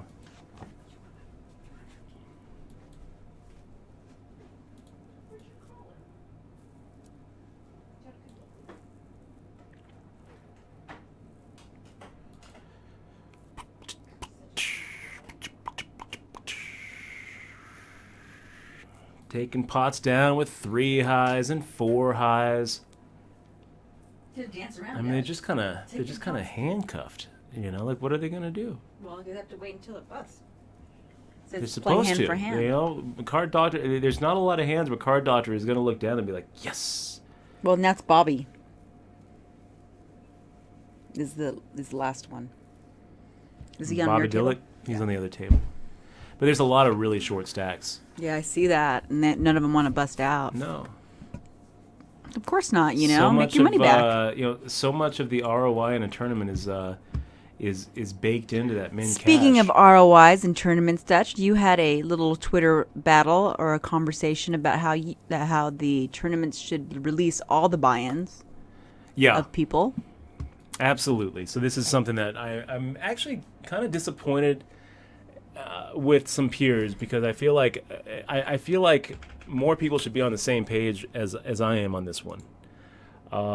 It's kind of weird how but it's like we look at initiatives like what the Epic Poker League is doing, and what or was doing, not anymore. They're done? Gone. Epic Poker League. Oh, Epic. Oh, I thought for some reason I got it confused We with look at GPL. initiatives like the Epic Poker League, right? And the Global Poker League, what Alex Dreyfus is doing with the Global Poker League, trying to actually come up with alternative revenue sources for poker players and the poker athletes. You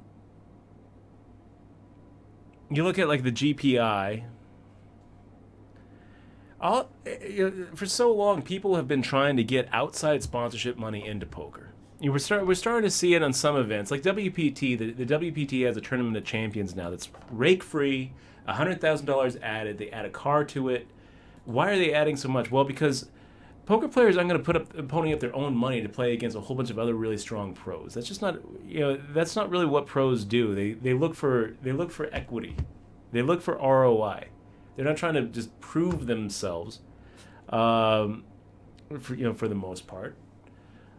I guess sometimes they do, but there's not really a lot of money out there for a poker player who is considered the best in the world. Who's considered the best poker player in the world right now? If we go to Global Poker Index, we go to the rankings. They say it's David Peters. Second is Nick Petrangelo. Am I saying that right? Petrangelo? I'm supposed to know Nick's last I think name, the but best poker played player with him a is lot. you, guy. You, right there. You're the best. You are. So you look at David Peters. It's not like David Peters is getting, getting a Nike deal. His reward for being the number one ranked poker player is all the money he's making at the poker table. That's it. Maybe you might be able to get a sponsorship deal from Poker Stars or 888 Poker. That's pretty much it. Otherwise, I can tell you the other sponsorships in poker are laughably bad. I'm a sponsored pro on Blue Shark Optics, and they pay me in sunglasses. This is how it works.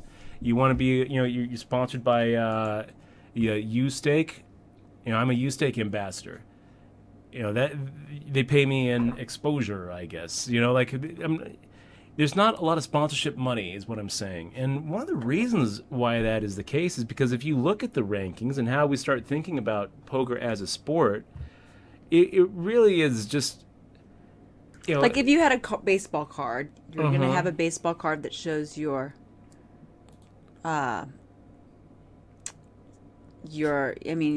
what is a baseball card? I don't know what a baseball card shows. What does a baseball card show on it? a baseball card is going to show at-bats. At-bats? It's going to show hits. It's not going to just be about...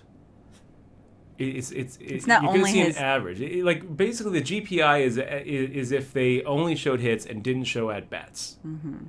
So pretty much the person whoever had the most at-bats was going to be the best poker player, the best baseball, player in the world. And that's not really how it works. So the way that we track and record, results in terms of poker rankings is, it just shows cashes. And it doesn't make sense for somebody to be, considered one of the top 50 poker players in the world who is a loser at poker, who has lost a lot of money in the last 2 or 3 years in tournament poker. To say, when you look at like the top 10 or top 20, there's going to be names in those rankings that really shouldn't be there. That if there was like a peer review of who are the best players, they would be laughed off the rankings. And there's other reasons too why it's important to do complete tracking, not just wins. Besides just the fact that it, otherwise this is actually kind of a funny situation.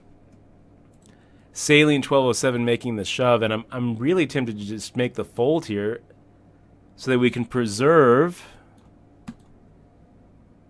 this bubble pressure, actually. So I'm making the fold. And they did too.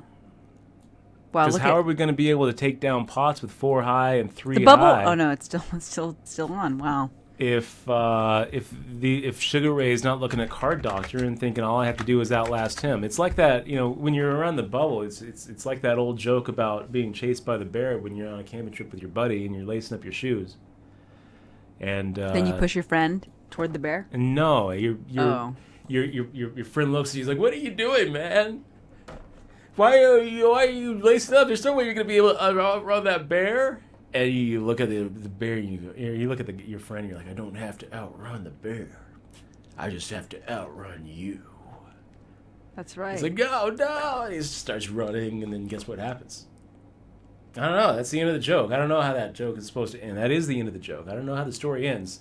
Does the bear eat both of them? Does And they one of them all get live away? happily ever after. Why do you have to outrun your friend? Why don't you just both run in opposite directions? The bear was running towards them to give him some honey.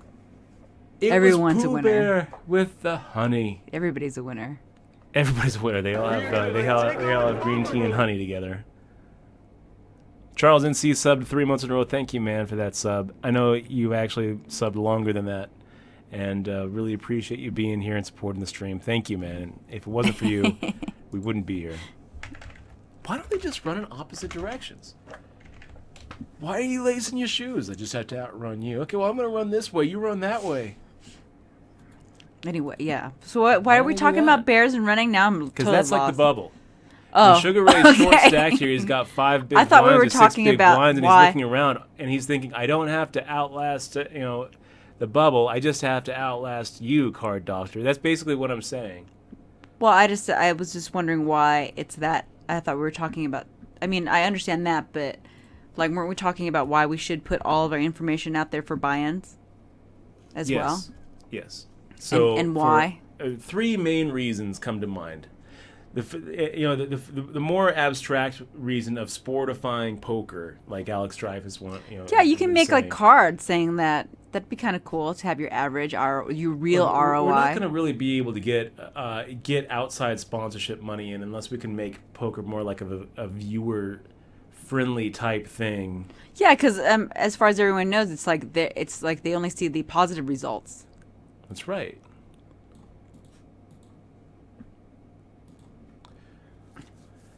So many of my peers were like, "No, you have to preserve the illusion.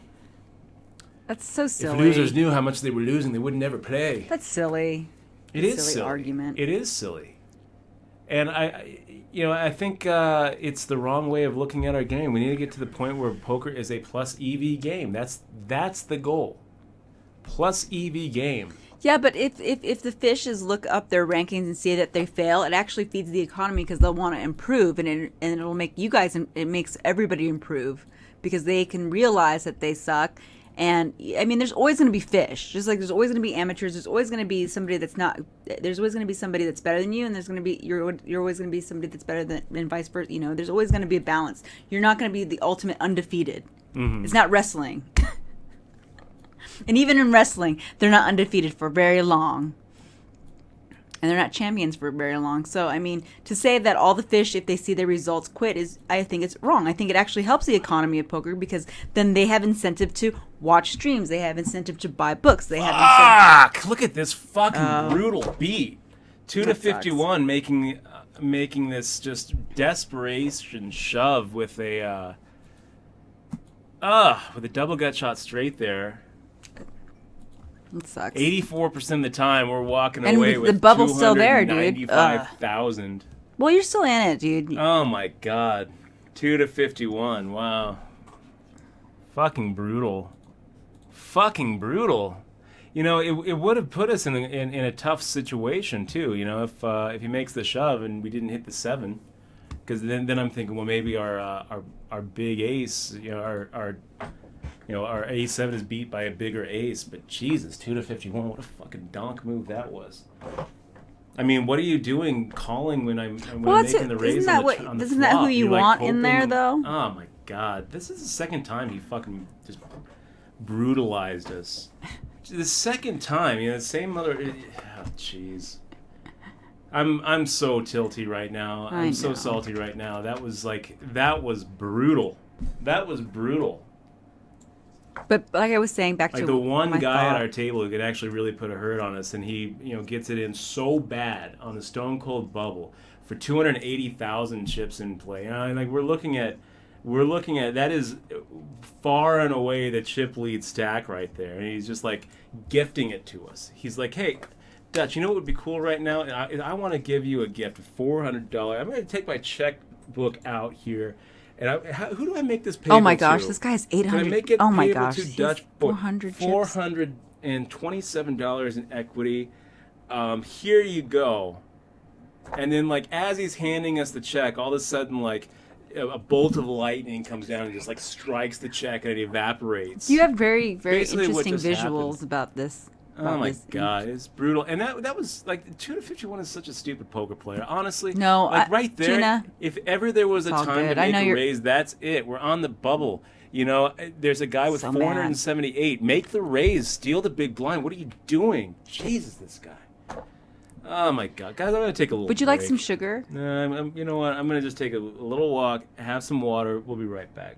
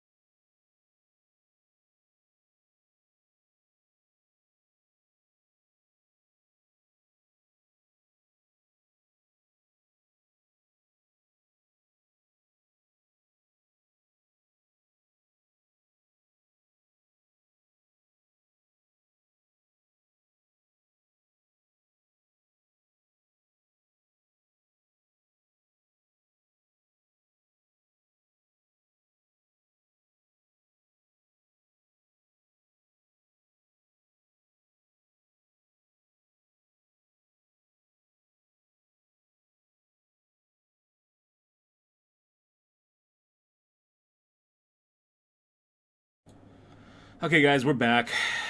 We are back. It looks like 2-51 decided to push everybody out of the pot so that Card Doctor had the best chance possible of quintupling up. Gosh, these guys.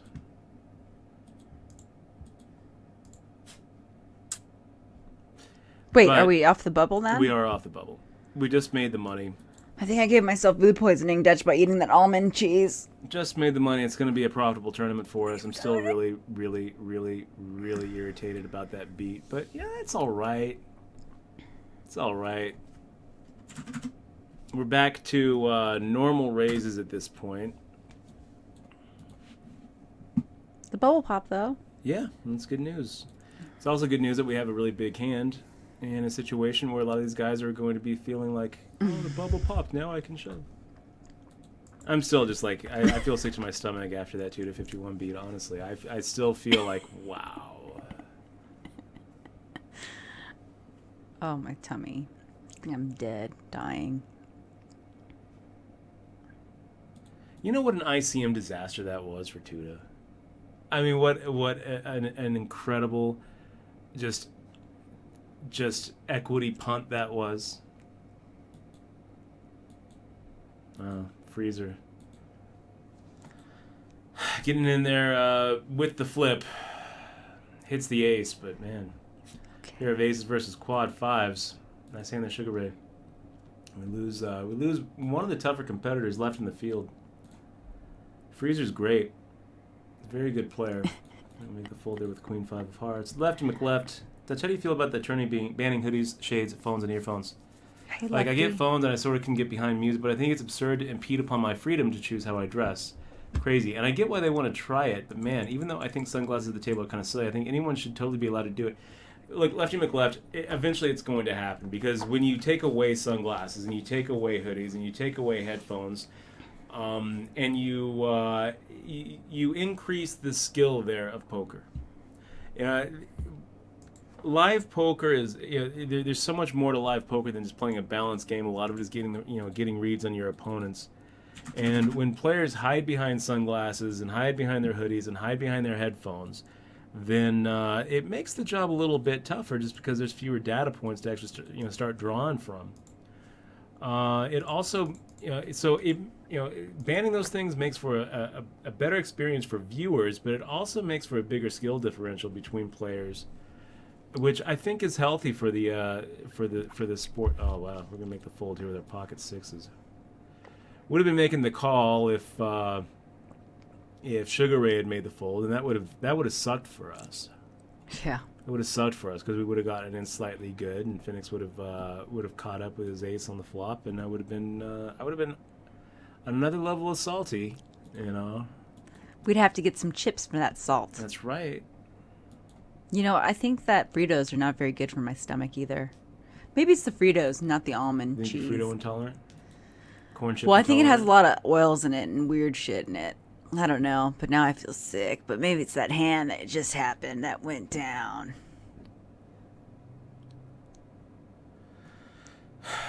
Seattle Pro says, I'm asking this before the A7 hand is over. I wonder why re-raising Tuda when he opens from under the gun after being pretty snug. Doesn't he have a lot of aces that dominate us there? What I would say, Seattle Pro, is when you look around the table and you got 25K, 30K, 14K, 25K, 30K, 90K, and 180K. Well, since the 90K stack is to your right and he's kind of handcuffed and you're getting all of his spots, eventually he's going to feel like, well, I need to take a turn too. He doesn't have to have a very strong hand there. That's kind of where I'm coming from. Is when I made the 3-bet, not only am I making the 3-bet thinking that there's a pretty decent chance that my A7 is actually the best hand pre-flop.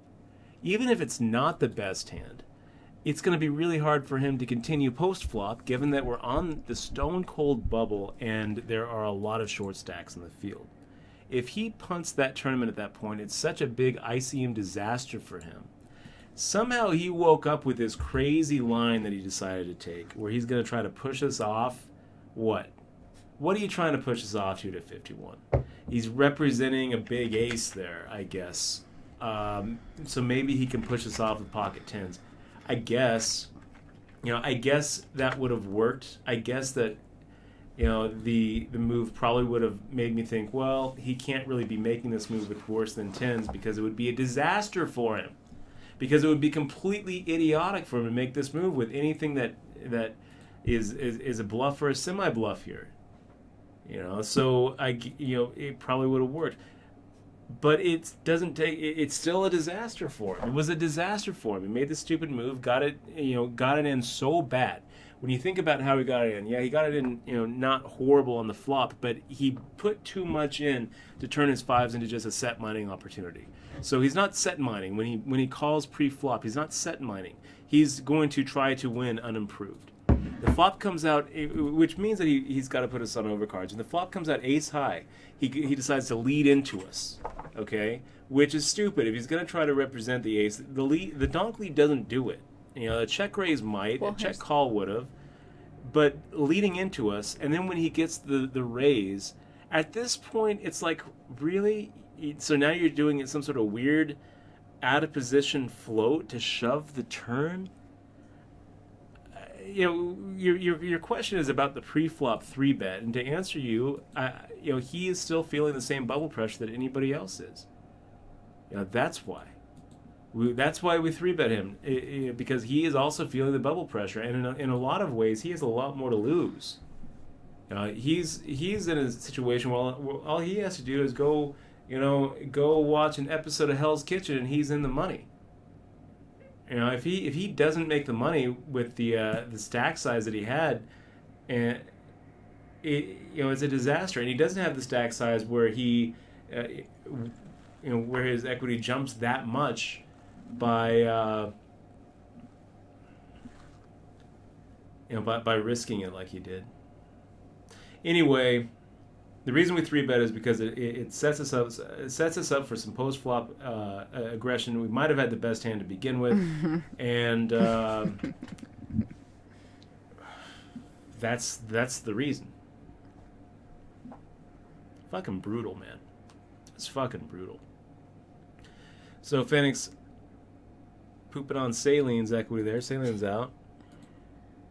We are down to 11 players now. Yay! Almost the final table. Almost at the final table. And we are 8 out of 11. Pending, huh? Have to take some deep breaths here, looking around the Tuda table. should stream. Is it Tuda or Tuna? Tuda? I don't even know how to say your name. Tuda 51. Tuda! It's all right, Tuda. I like Tuda. Tuda's all right in my book. Tuda's 51 years old.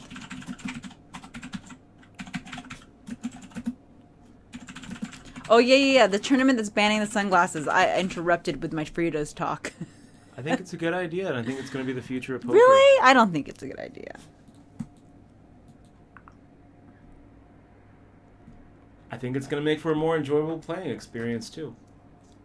That's what I think.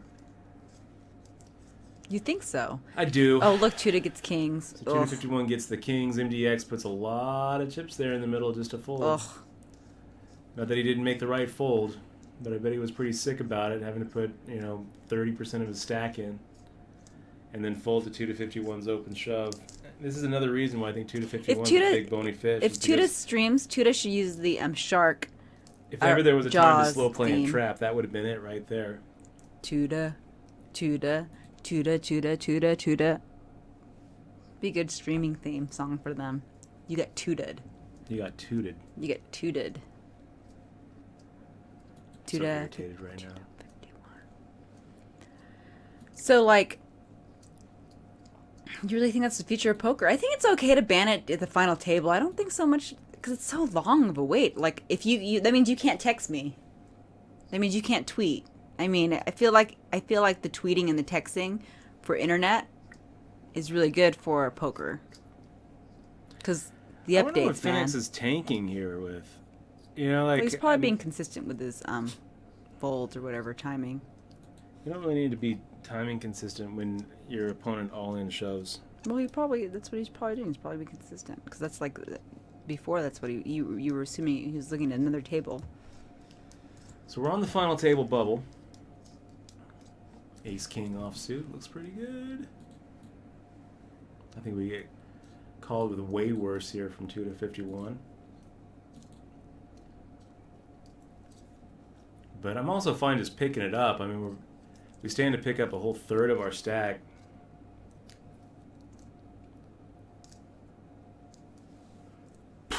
Tuda's, you haven't played Tuda before, right?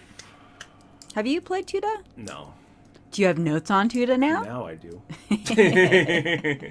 I've got names for you, Tuda. Tuda, you know what? I believe that hate you, Tuda. you didn't do it on purpose. I hate Tuda. you, Tuda 51.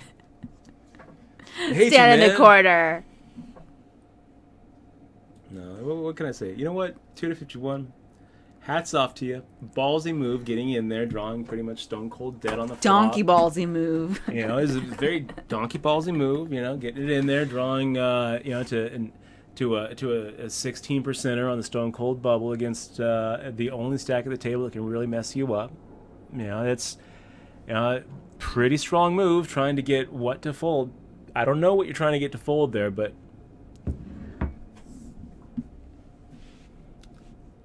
strong move. Poker's all about strong moves.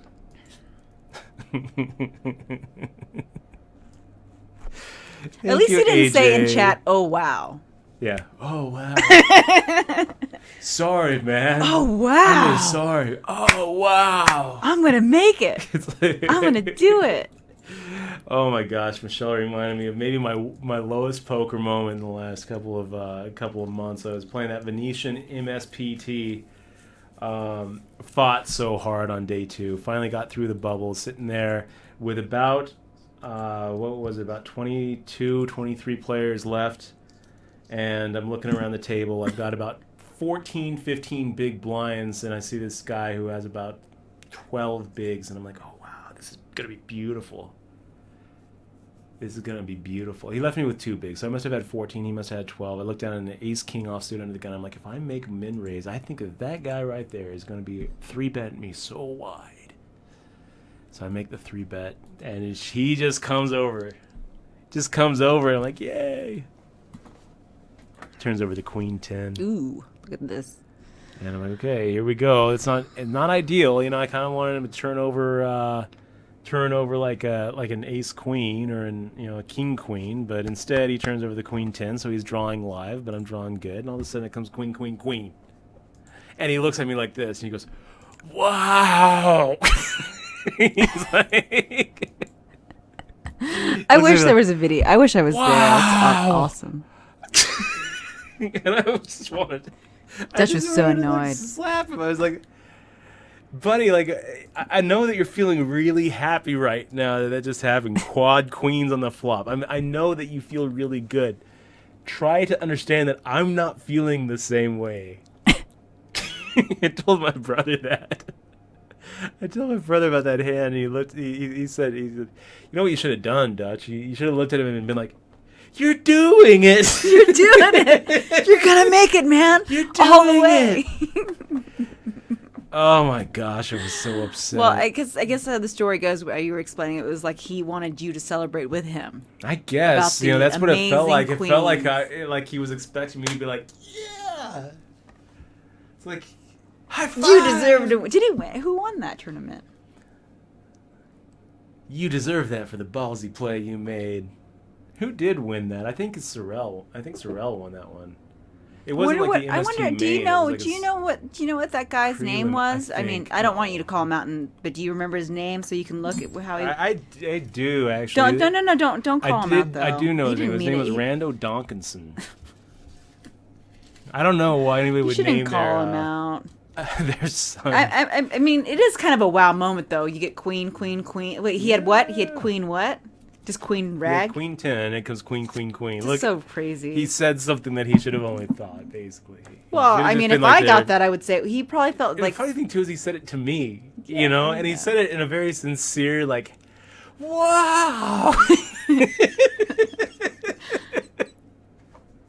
Well, he's just trying to fuck you really You're good. doing it, Rando. You're doing it. Oh man. Oh, dude, that was. I think you're gonna win this tournament.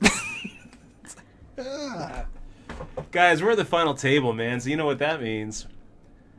means we're turning off the chat for anybody but subs. We And should. AJ, thanks for making me feel better about the movies. It was badly played hand on every street, but the real disaster was the ICM of the literal bubble. And yeah, I agree with that. And it's also just so discouraging. I mean, look at that. Look what a 270,000, chip stack does right now at this final table. And instead, I'm just sitting here handcuffed, 7th out of 9th, and just like sitting here waiting around for a couple of money jumps and a couple of better spots. I'm sitting here having to fold 5s when SA Cakewalk makes a min raise. It's frustrating. Lefty McLeft says, if they ban anything else, they cannot ban people wearing hoodies. This is America, man. That sounds dumb, but seriously, in America, I can't have the liberty to choose to wear a hoodie? Look, other sports have dress codes. I like. You can't, you can't put on a hoodie and sunglasses and go play a PGA event. I like what Savage is doing with this thing. So Matt Savage tried this out. And we're going to see what happens. We're going to see if people enjoy it. I feel like it could make for a better environment. And I think that it could make for a better event for everybody, especially viewers. It'll help pros more, I believe. I know it will help pros more. Like, if you're an amateur, I think it actually scares amateurs. But the thing is, too, but people, it helps the amateurs, too, because they get to at least walk away with a better playing experience. Yeah, but the thing is not that when it's like a security blanket, though. You're taking away their security blanket. People like to go into places and have their armor on. Now you've taken their armor. That's right. And I feel like it's bad. I would also point out that when you start looking at where outside sponsorship could come from, a lot of it would be in apparel companies. Blue Shark Optics and, Bose headphones, Monster headphones. Those kind of things could be putting money into poker. I mean, we've seen Oakley put money into poker. We've seen Monster headphones put money into poker. Beats by Dre put money into poker. But you can't wear them. I know that's the only. So that's now the you're only not going way to be able you're to gonna wear those at the table. But I think it's going to be good for the game, and I also think that as far as banning hoodies goes, I think having a dress code is fine. I think everybody should wear onesies, dinosaur onesies. But one thing I would tell you, Lefty, is that I like dinosaurs. The actual event that's going to happen, the social experiment, is what they're calling it out there in LA. Do you think I should wear my onesies? No, the actual tournament that is going to happen doesn't ban hoodies. It just bans hoodies having the hood up. So you can still wear your hoodie. You just can't have the hoodie over your head. That's the idea. And you know what's kind of weird is they're not banning scarves, which I feel like they should also ban scarves. And they're not banning books. You can bring a book, right? I'd bring a book. And Seattle Pro says, and on the ban, I think it discourages those amateurs who are used to hiding behind hoodie shades, etc., to help them level the playing field versus the pros. In Seattle, I understand that that's what it does, and I'm okay with that.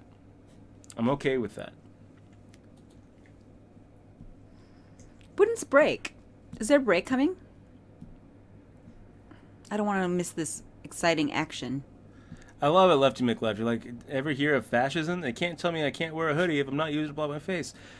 What they're trying to do is they're trying to change poker into something better and something more, a plus EV economy. They're trying to get sponsorship money and make it viewership friendly. Can you imagine if you went to a Yankees game and all the players were just sitting there in their hoodies and their sweats? And their phone. It's okay to require players to have a dress code. It's okay. And, recently there was a WPT Royal Flush Girl who went on Twitter complaining about how everybody looks at slobs when they're playing for millions of the WPT. How can we ever increase the prestige of our sport if everybody looks like they just ruled out a bet? Well, she got a lot of backlash and hate for that because everybody was saying, look, you don't pay for us. The WPT is not paying its players. They don't have uniforms. When they do like a rake-free event and they add money to the prize pool, then I think it's a good idea to have.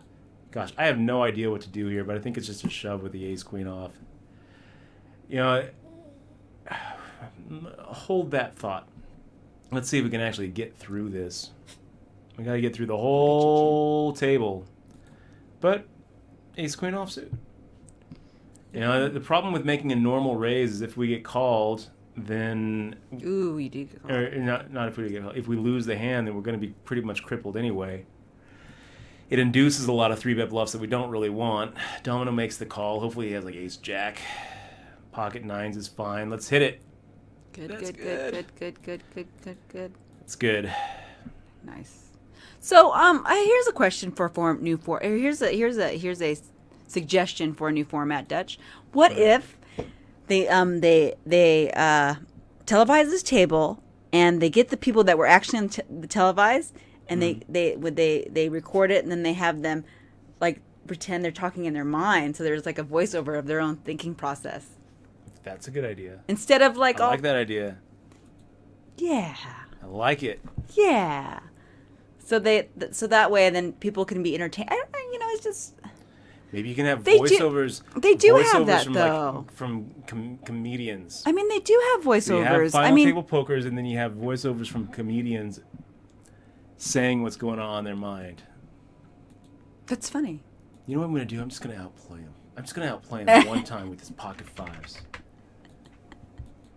There's no way he can call this. All in. Dutch Call. won't let me wear my Fuck. onesies.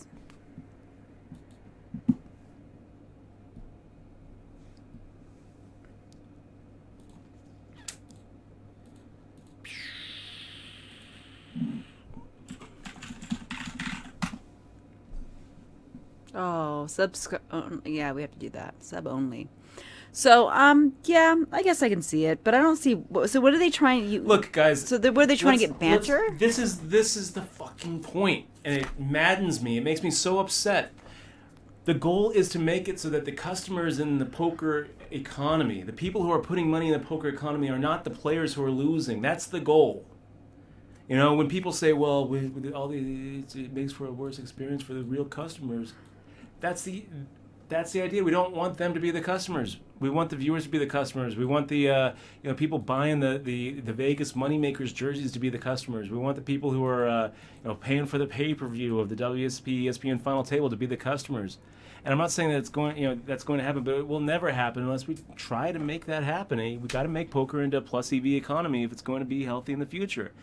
So these initiatives that we see for Matt Savage with his social experiment and Alex Dreyfus with his global poker league, I know that they're flawed in a lot of different ways, but they're a step in the right direction. When I look back at Epic Poker League, I got completely fucking hosed in that whole equation. $40,000 in equity, pretty much going into Annie Duke and Jeffrey Pollock's pockets. Then she does. And it upsets me, but I can't hate on him too much because for all of the shenanigans and the failure in that whole tour, at least they were trying to turn poker into something else where it's not just a lot of pros trading money, waiting for a big fish to lose their money. But That's not a healthy environment. But instead of trying to reinvent poker, Dutch, and trying to sportify trying it, to reinvent poker. Well, Poker started as an even-sum game. It got turned look, into a negative-sum game along the way. I'm trying to make a point.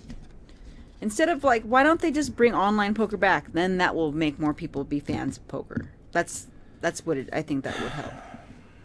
I do. I think it's because of the lack of online poker. Online poker just increases the reach. It doesn't change the actual EV equation at all. Sure, Dutch. The EV equation. Okay. And all it's going to do. You want a fair economy. You want a socialist poker economy, which is never going to happen. I want a plus EV poker economy. Yeah. This has nothing to do with socialism versus capitalism. It has to do with how are we making money and where's the money coming from. And right now, how we're making money as poker players and where the money is coming from is from the losers at poker. So many people think that it's a good idea to keep this illusion that they are actually winning. This self-deception. This is good for us somehow. It's not good for us somehow. Ready? I was so surprised. Yeah.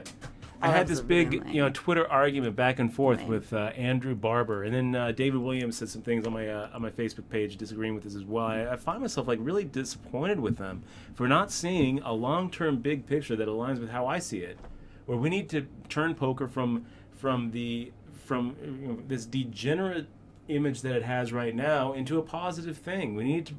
And how are people supposed to look up to poker players if they don't know who the poker players are and how they're doing? Right now, we have a big chunk of the American public thinking that Dan Bilzerian is the most successful poker player, and this is the fault of a lack of transparency in these ranking systems. The other day, ESPN had Annie Duke on talking about whether Trump folded too quickly in his Trump care thing. And at the bottom, it's like professional poker player Annie Duke, one of the top professional poker players for the last 20 years. I haven't seen Annie Duke at a table since 2000. Dutch, it's not only poker. This is the society we live in. We live in a society of really quick fake news everywhere, and it's about how you put yourself out there as a brand and how people perceive you and how you have connections to make that brand manifest.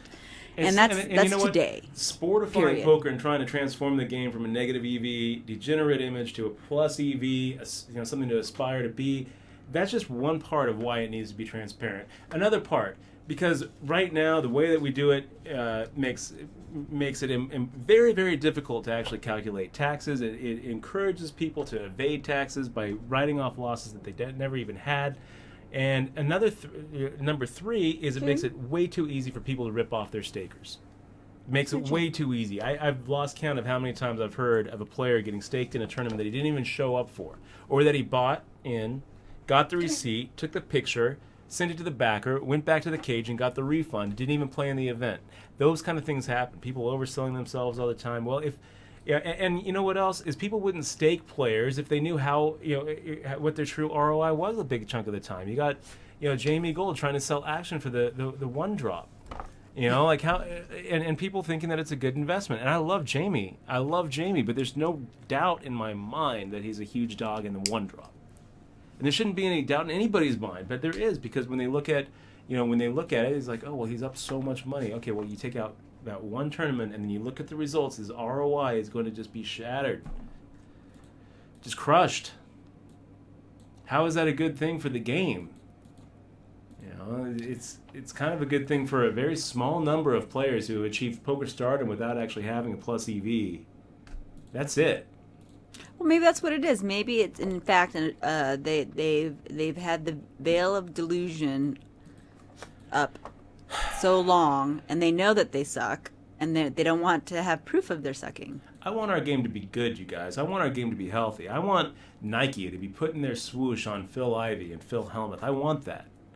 I want Oakley to give me a call and say, listen, we have a $50,000 a year sponsorship deal. I want Activision. But like I said, how much they gave but Fishman time and out. all those But guys those, to but be in that you're Activision taking, game like I back said, in you're taking a very important 2004? aspect out of it. Like I said, the online poker.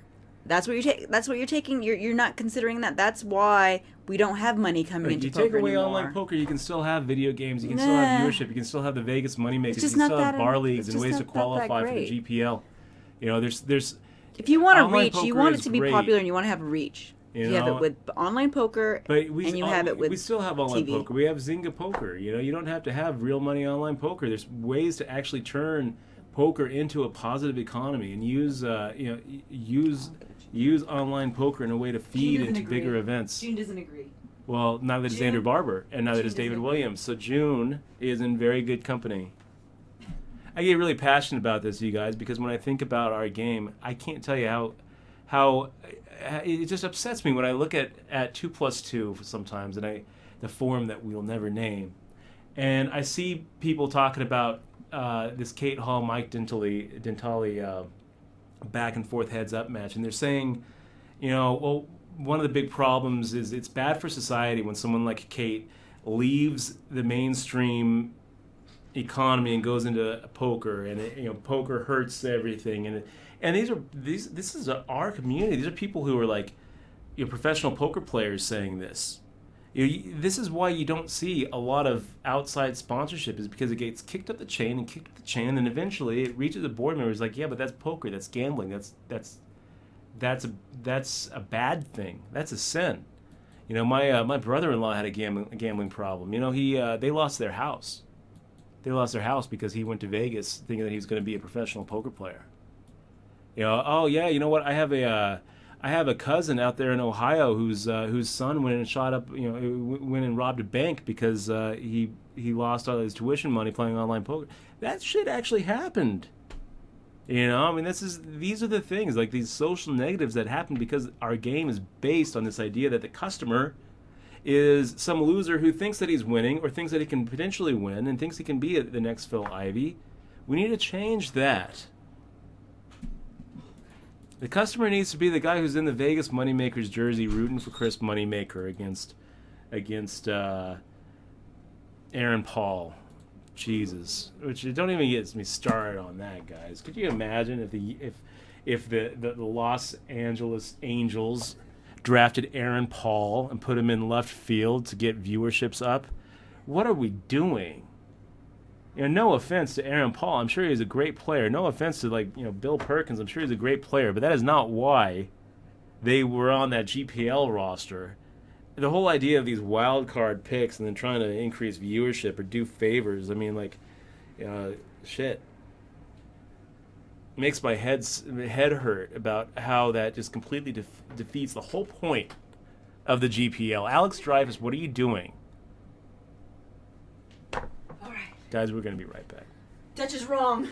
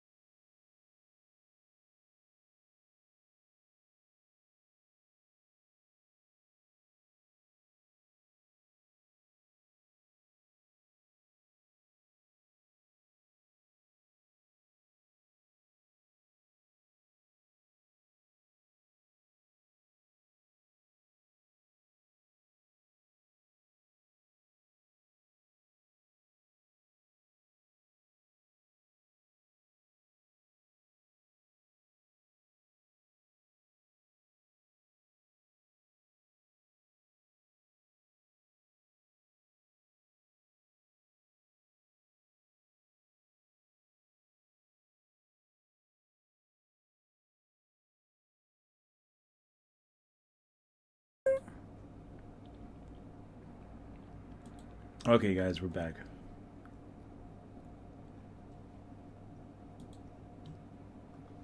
Dutch is, hey, what's up, guys? So Dutch is at the final table. What? How many people are left? 8. Nice. I'm gonna sneeze. Oh no.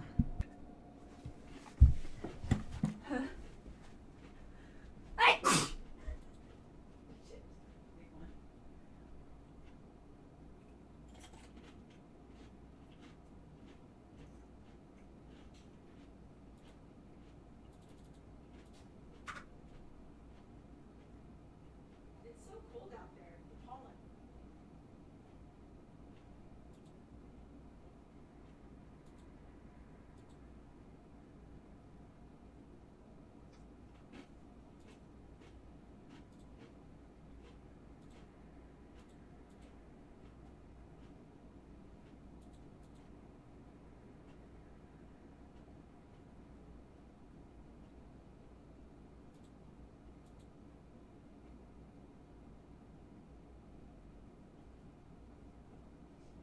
What do you need? I think you need a chew.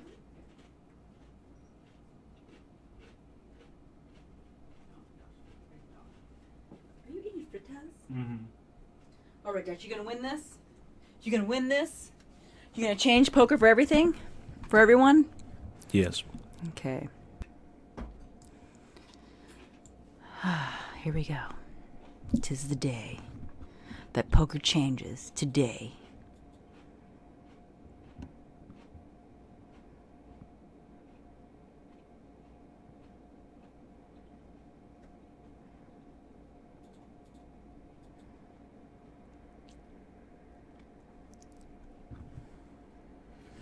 I'm surprised I'm surprised not more casinos have wanting to open a card room. Honestly. I guess it's because it's only in Nevada and the player pool is just not that great. Have you heard any news about poker in California, Dutch?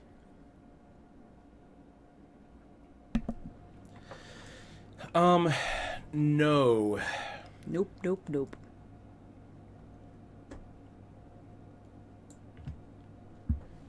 Okay. I'm going to stop ranting, Why? and I'm going to just focus on trying to win this tournament.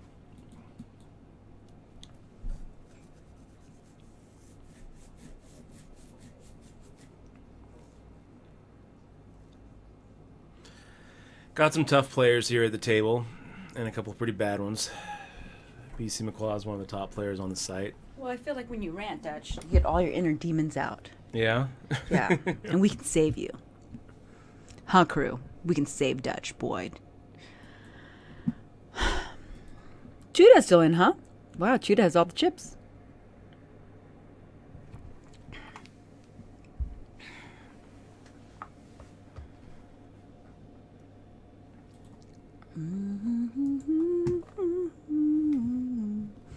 So what's your strategy in this table, Dutch? My strategy is to... Well, my strategy is to take some real deep breaths and not do anything stupid. It's very easy. I find myself in this spot a lot, looking at this, feeling like, okay, now I have to put the pressure on everybody. Me against the world. 1 versus 7. And you can't win the tournament until it gets heads up. As long as you can get it into that heads up spot, you are going to be able to overcome a lot of chip deficits. So my strategy right now is to look for some spots where I can open and maybe get through without having to fade a flop.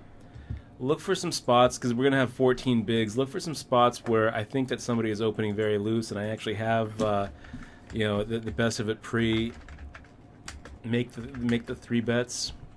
We're kind of past the point where this can really, where we can really play a long game, where we can play a post flop game. This is, with these stack sizes and these blinds, 14 bigs right here, and we're not the short stack. We're 3rd out of 8. It's really, as 3rd out of 8 with 14 bigs, it's kind of a disaster for us to go out next. You look at the difference between 3rd and 8th place here. 3rd is 657, 8th is 223. That's a pretty big difference for the amount of money that we put into this thing. So the plan is to not do anything too crazy here. Take deep breaths, keep making folds, and let some of these smaller stacks kind of collide with each other. Have some of these bigger stacks take unnecessary risks and get clobbered by the rest of it. We don't want to be the 1 versus the 1 versus 7. We want to be in the 7 versus the 1 or 2 who are trying to who are trying to just win it right here, rather than understand that you can't win this thing until it gets heads up.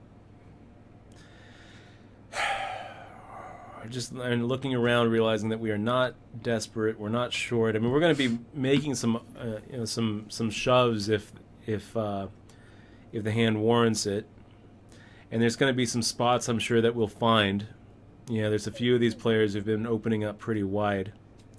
S.A. Cakewalk, for example, T. Wright, B.C. McClaw. For the most part, though, we just want this kind of stuff to happen. B.C. McClaw making the open. Now he's getting shoved over the top, getting 1.5 to 1, and makes the fold because that's how wide he is. He's making that open with a lot of hands because he's looking down at 340,000 in chips, thinking, okay, now it's time to go ahead and win this thing. Apply the ICM pressure on everybody. It's me against you, boys. Who wants second? It's now is not the time to try to be that guy.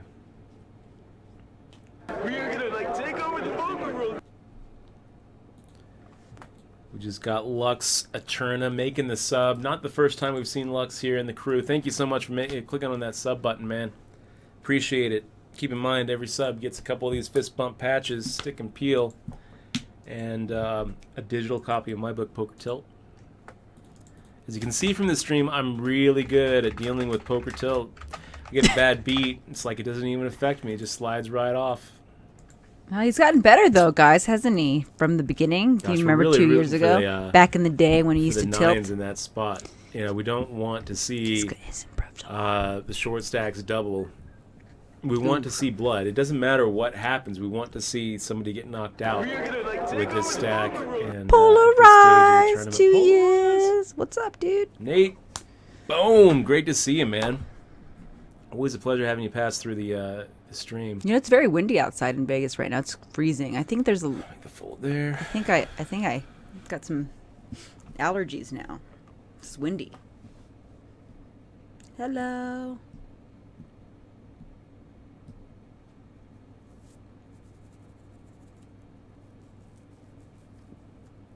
Oof. Oh, I don't get sick. I haven't been sick in a long time. I don't even remember the last time I was sick.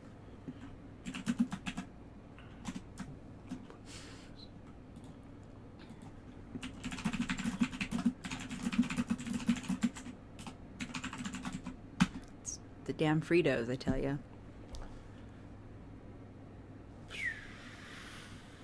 Yeah, great to see you here, Nate. Definitely tell Darwin hello for us. Lux agrees with your poker economy thoughts, Dutch. Pretty interested to know. A lot of you guys are going to be looking at that fold thinking, wow, that's too tight. Nitty? What did you fold? Ace? Too nitty. Sevens? Queen 10? Not really. How about King Jack? Well, I don't think anything's really that nitty is if you don't have a pair. I don't either. If Honestly, you, at it's this the stage, final we're looking table. at 11 bigs. We're looking at, and it depends on your position. I mean, you're like in the middle too. 12 bigs here, 10 bigs here, 10 bigs here, 13 bigs here, damn. 6 bigs here. Our chip leader with 29 bigs. And, ICM, man, really starts rearing its head. And I feel like with 11 bigs, if we make a normal open, then we're really inducing a lot of 3-bet shoves here that are going to put us in a really uncomfortable position. If we make an open shove, I feel like it's a little too heavy, where we're shoving into 1, 2, 3, 4, 5 unknowns. the other thing about making a normal open is like, let's say that no one 3-bet shoves and we get called by Tuda. Are we happy about this? Or are we like, yes? We have a 25-month. I don't know. You know, I feel like I feel like we are not at a point where we can play a post-flop game, which means that we should be looking at spots to just open ship it. And I don't really like open shipping for, 12 bigs with 8 people left, and we have, 4, 3 or 4 stacks who have fewer chips than we do, with queen high and king high. Make sure you give a shout out to Sean. Yeah, so Sean. Man, thank you. We got 25 months in a row. That's pretty much since the beginning. And so Sean is awesome. Really appreciate you being here, supporting the stream, being part of the crew, and I hope to run into you again this summer.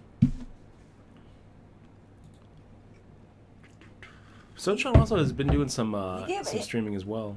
Yeah? Yeah. He gave us the cool shirts, dude. I know. My favorite shirt, my favorite them. poker shirt. One of them. Besides yours, Dutch. Yeah, fist bump shirt. That's the best poker shirt. Not really. I wish that it was tri-blend. I wish that it was Vivek. Dutch has become a connoisseur of shirts.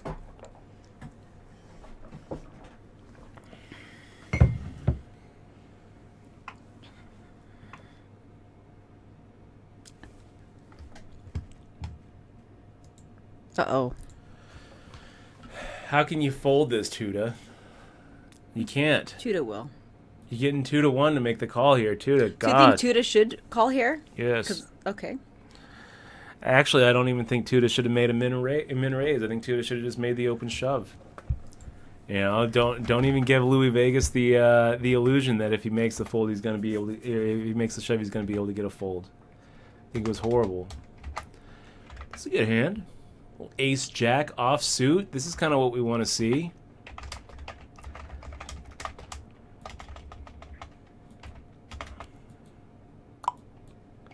Tuda making another min raise.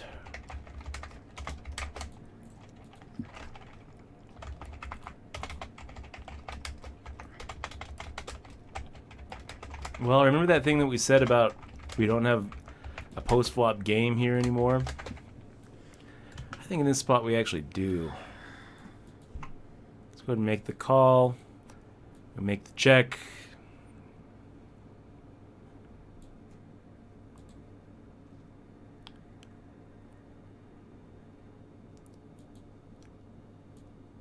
And hope to be up against an ace-8.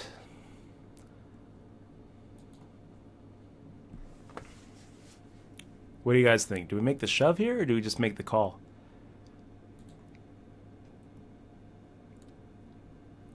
Yeah, let's just make the shove.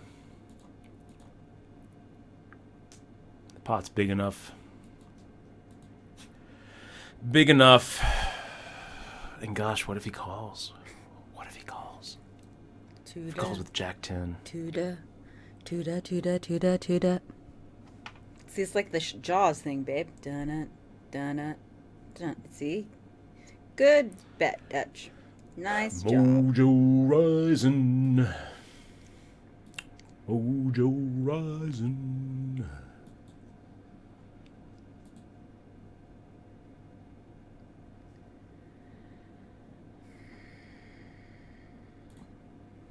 Oh my gosh. Wake up with a big hand, Bobby. Wake up with aces, Bobby. You know, he was in the bottom, and now he's like right up there, isn't he? BC McClaw? No, Bobby. Oh. Yeah, Bobby he was Dillick. like- I wasn't ready was for Bobby second to- Dillick. I was ready for BC McClaw. Oh, he was His like name is second Bobby to the Dillick. last. Oh, that Bobby? He's a Yeah, Bobby nice hand with too? Bobby Dillick. Yeah, Bobby Dillick was low, wasn't he? Yeah, he was like second to the very last. low. Yeah, he was there. Now look at him now. Very low. Look at him now. As long as you have chips, you're still in it. Yep. Okay, down to 7, you guys. 4 of 7. Final table hype. 16 bigs. And so far, pretty easy decisions. SA Cakewalk making the shove. We can just make the fold there. Bobby McClaw. Ooh, look at this shit. Oh, damn. Jesus. Oh, damn. We're supposed to say wow. No, we're supposed to Wow. be... That's horrible for us. Wow. Oh, is it? It is horrible for us. We would much rather see SA Cakewalk exit stage left and be down to No, I know. 6 players. But I meant wow because of the quads, dude. Yeah. That sucks. Yeah. No, that's a sucky hand. Here, June, sit down, babe. What you doing? You okay? You okay? Why are you sitting on my keyboard? Come down. You okay? You cold? You don't have any fur anymore. Oh. All right, June. Yeah, that was pretty brutal there, BC McClaw. BC McCall says, was wondering where the 2-outers were. Yeah, that was horrible. It's kind of interesting how these stack sizes are all starting to converge right here in the middle, and we're starting to get to the point where we can make these min raises and sometimes get through. He gets it again. Nice.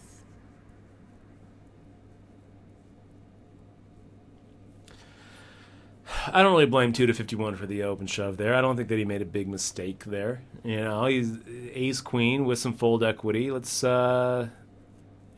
make the shove. I don't think he made a pretty big mistake there at all. Just so happens that BC McClaw wakes up with the pocket queens again. He can't find the ace, and 2 to 51.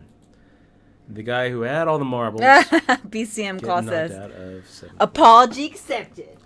Which honestly is kind of fucked up for BC McClaw to say, because it wasn't Tuda who put the bad beat on. It's the queens though, but I understand. He's in his own world, man. I know he's in his own world, but just keep your mouth shut. No, I think it's pro funny. about it. Understand that 2 to 51 is hating life right now, and that's comes off as salty. I know, Dutch, but it comes off as sometimes like, things are like funny. That wound. Sometimes there's funny things, and you can have lighthearted fun. I understand, but it's at the expense of who? It's a funny joke, but it's at the expense of 2 to 51. Well, you were being mean to Tuda, so I don't really understand where this is coming from. Aww. I thought we were supposed to be mean to Tuda no, we're now. not trying to be mean to Tuda. Oh. Just because he made an idiotic move against me. An idiot. Doesn't mean that he deserves our score. Hey, you know what? It's all good, dude. I think that's funny. BCM Claw. I think that's good. BC, whatever. Michelle thinks it's funny. I think it's hilarious. That's because Michelle doesn't understand the pain. I do understand. No, getting knocked out of a final table. I think you should reserve the pains for the bigger ones.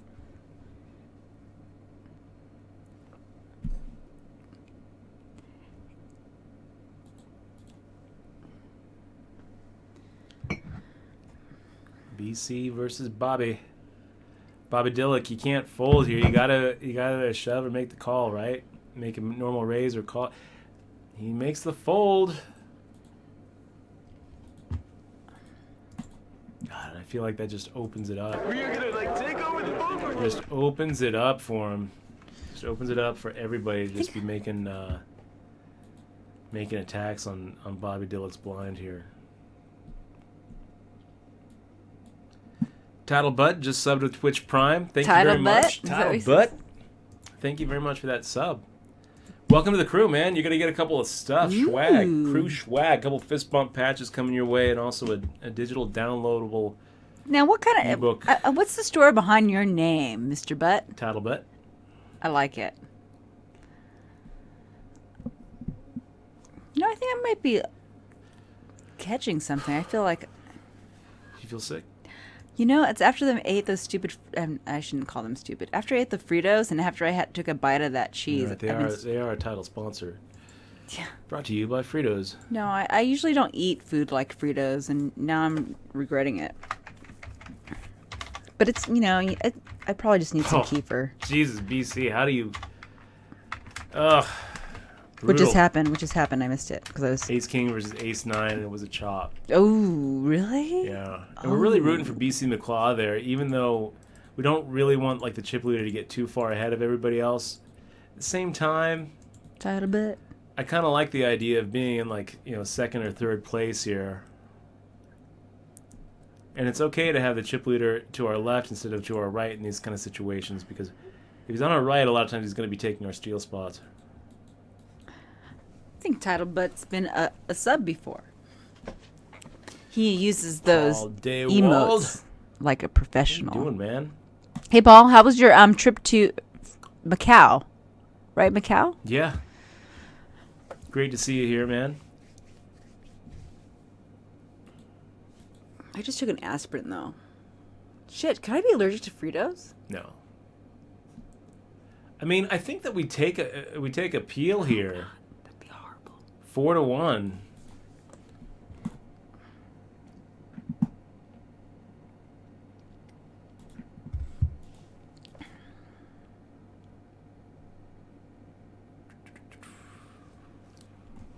Uh-oh. What does Dutch have? Dutch has 7 high. Oh, man. Dutch is done with it. BC McClaw, you've got it. 20,225. I'm gonna pick it 20,225. Oh, does Paul buy Ethereum, too? Yeah, he picked up some. Cool. Picked up some before this big meteoric rise. What is it up now? I think $50. That's good. You should buy some more, probably. I don't know. Another butt. Another butt. Butt are new. Butter new. Butter new. Oh, butter new. Oh, like Or butters.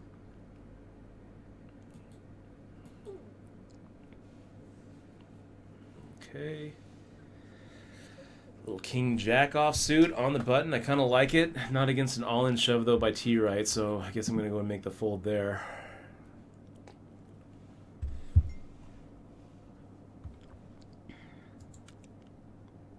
Shit. You know what's kind of interesting about these shows by T-Right is I kind of feel like he's playing to the next level. Take a look at this next jump. So we're going from 6,000, 12,000 with a 1K ante to 8,000, 16,000 with a 2K. This is a huge jump. Huge. You know, we're looking at increasing the blinds by 33%, increasing the ante by double. We're all in. We're all in? Huge I jump. said it like that. We're all in. We're all in. And I kind of feel like T-Ride is looking at his stack thinking, okay, well, yeah, I'm not really like super short, you know, open shove desperation mode at 6K, 12K, but in 4 hands, we're going to be at 816 where I am. So I kind of feel like maybe T-Right is playing to the next level. T-Right in the tank here.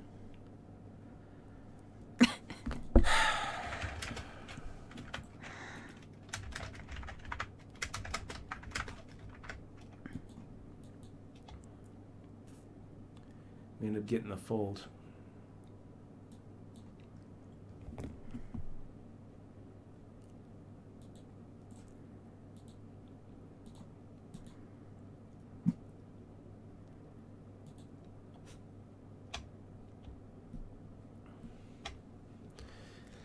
Deep breaths.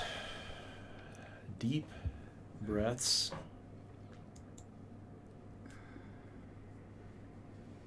I don't know. Maybe T-Ride is just trying to use his time bank to try to get these blind levels up on Louis Vegas's big blind. I don't know. Does he actually have a legitimate decision? I don't know.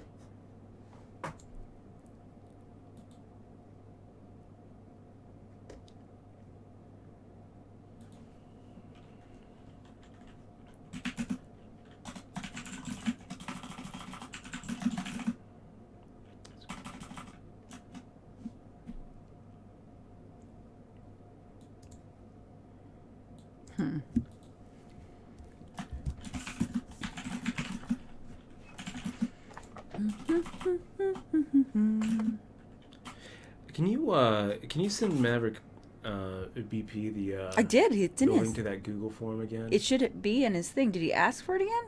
He needs a couple more fist bump patches. So. Yeah, I know. I just sent him the book and everything like last week. He should have it in his email. Still. Okay. Yeah, Maverick, check out your email and just pop your address on that Google form. I don't know. Dutch, did you see Polaroid's question? Cakewalk. Oh, wow. That'll do.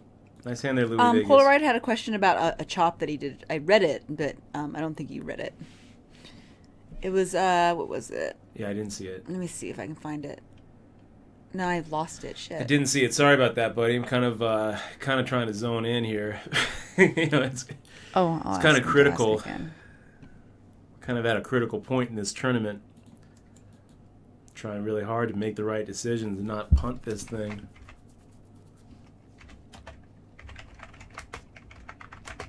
But yeah, did you see the question? No, I'm asking him to send it again. It's not up there anymore.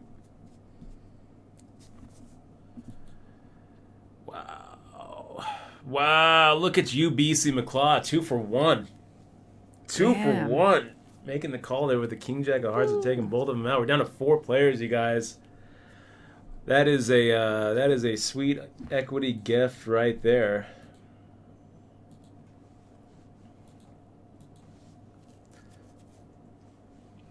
What? Louis Vegas firing out 4x.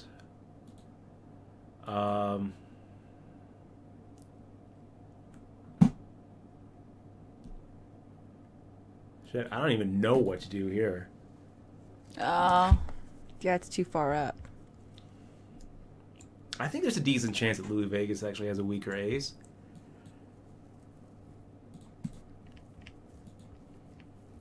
I feel like his 4x there is just like hoping not to get re-raised. Wow. Now he's just tanking. Oh, I got it. I found it. I don't understand how you tank here, Louis Vegas. I mean, like... Wow.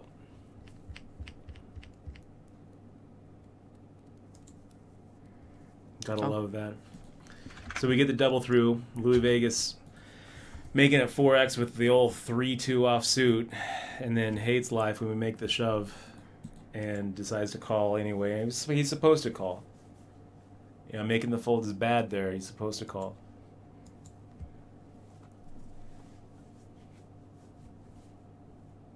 And we are lucky enough to get the double up. Second place, Michelle. Yeah, I see, babe. Can you answer that question? Okay, what's the question? Let's see. I'm just writing the list of my allergies right now. Polarized. So I chopped for the win last Wednesday at a local casino. It was an $85 buy-in. First was like $2,100-ish. Nice job. And second was $1,100-ish. I had about 600,000 chips, and he had about 300,000. All right. All right.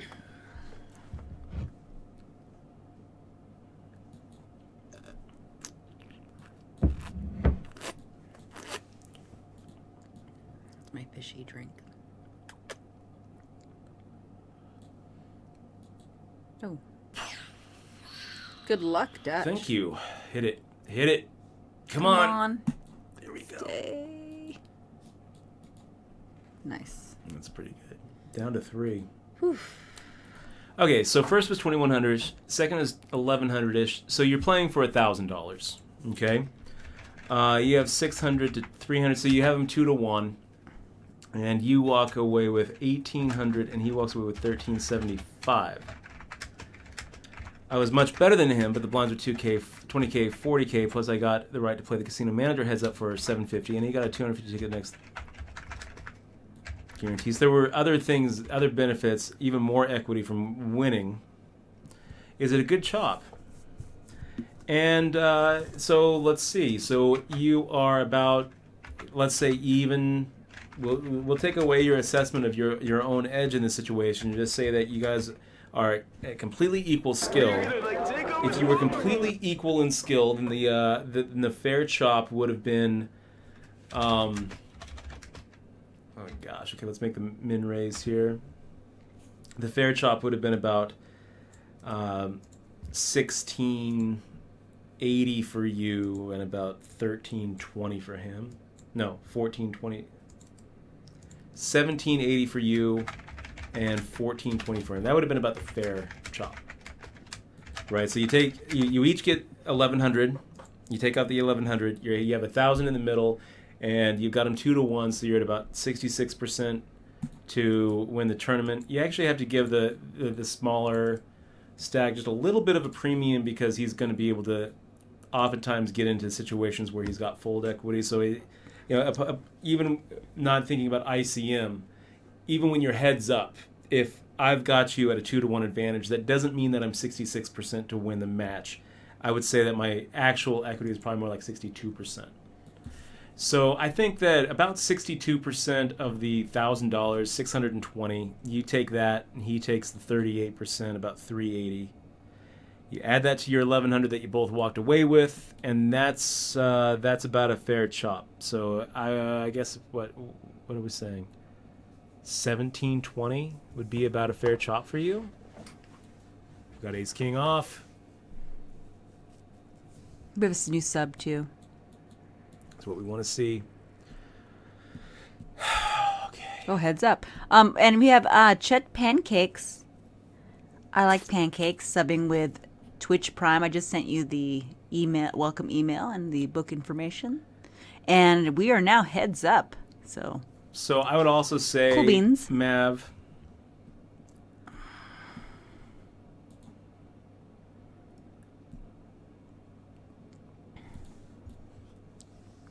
let's do this. I don't like it when you do that with your tongue, Dutch. It makes me feel like you had a shit hand. I did. That's your tell. It wasn't a great You can't hand, do that but it's when you're also playing like, live. You can't go when you play live, Dutch, because that is a bad tell. You tell me your tells from here. Oh my! And it is just dead even here. It's like the second bracelet, Dutch,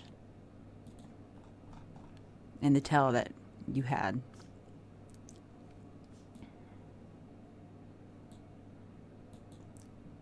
Could this be it? I hope you have 4-2. We have queen 8. No, it's not bad. It's pretty good.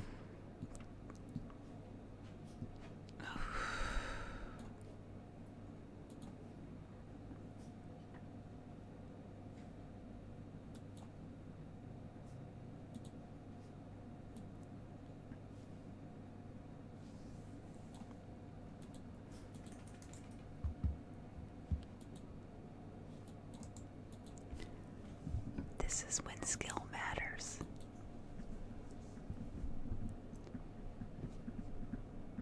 You could feel the tension in the air. So yeah, polarized, to answer your question, yes, good chop. Good chop. Good hand, Dutch boy.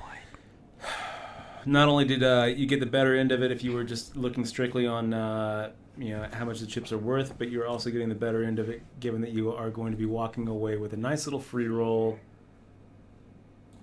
Girl, eat your dinner. Well, I guess the 750 isn't really... You want your treat? It's actually kind of close when I'm looking at it. If you look at, like, the 750 isn't really worth 750, it's worth 375, right?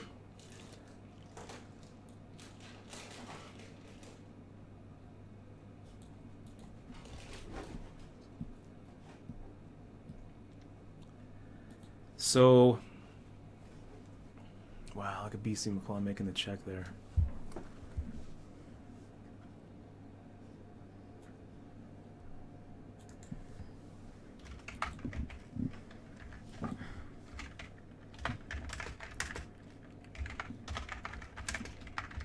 So with the added EV that he gets the $250 and you get $375.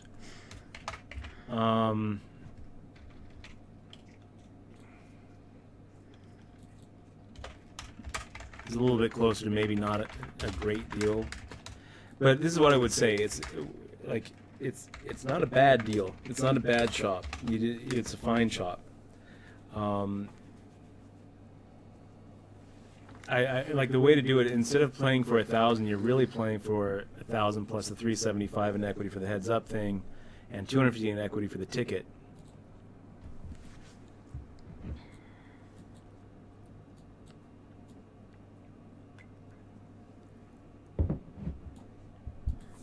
Okay, Dutch, let's focus on the heads up match. So 625. So really, it's 1,625 in the middle that you're playing for, and it doesn't really matter how you divide up the ticket and the heads up match. Let's make the fold here with our ace high, because when you look at just the chips themselves, you did the split pretty well. going to make the fold here with 7-2. You look at just the chips themselves, I feel like you... marked Nice cards. fold. That could have been it. Oh, man.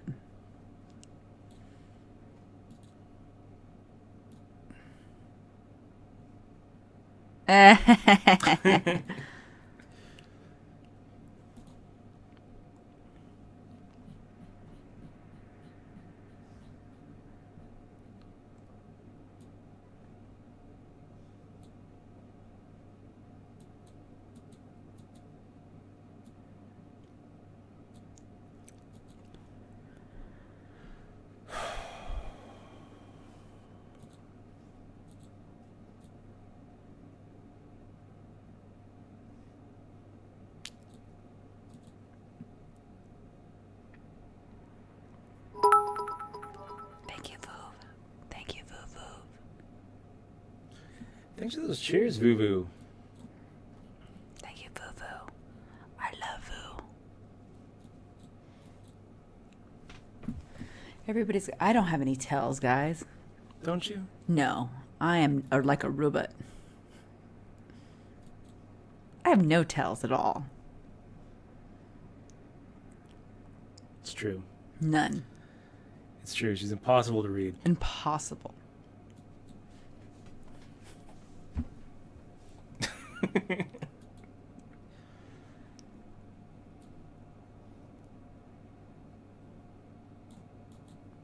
That'd be cool, Paul. You should do a fun stream.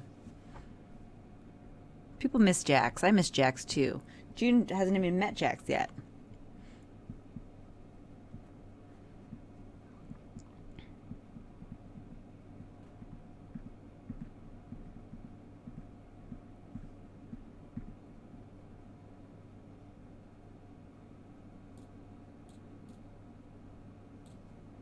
Oh, Jax is cute. Ugh. Ugh. That's good. That's bad. Oh, that's bad. GG. It was a good flop. You know, I feel like when we make the shove there, a lot of times, you know, weaker aces might even fold.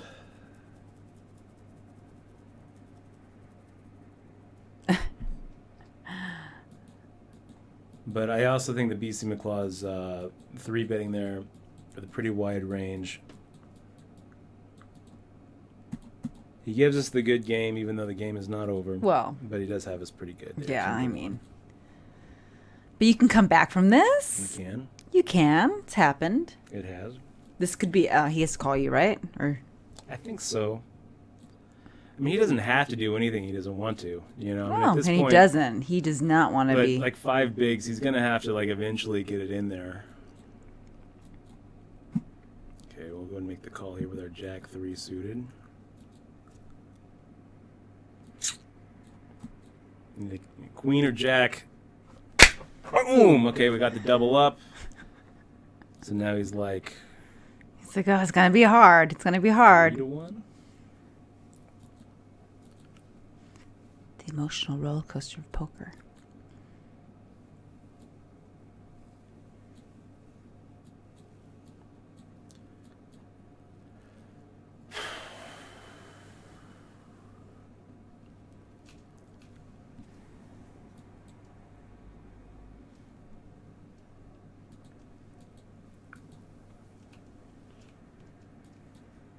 And now we are just a simple double up from the chip lead.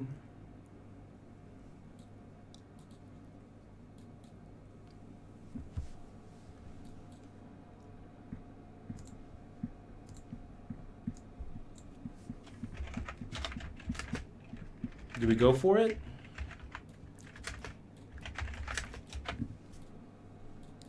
Yeah, I don't think so. I think we go ahead and wait for slightly better.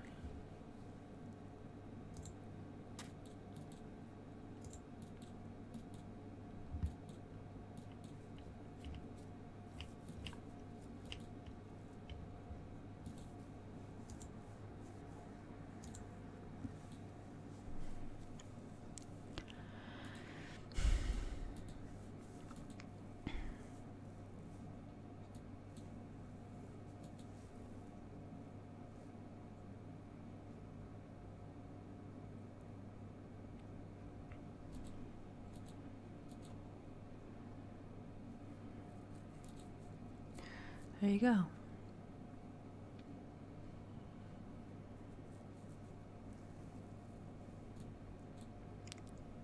It's an intense situation.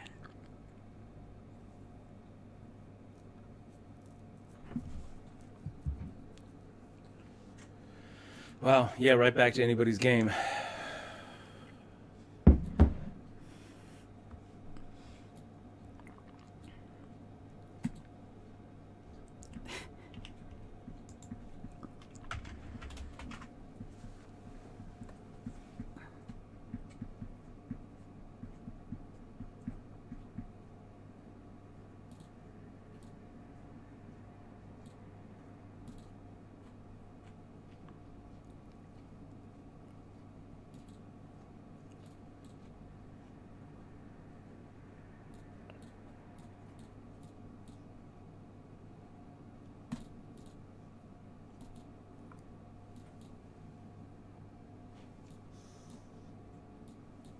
What you doing, June? I don't know why you like it back there.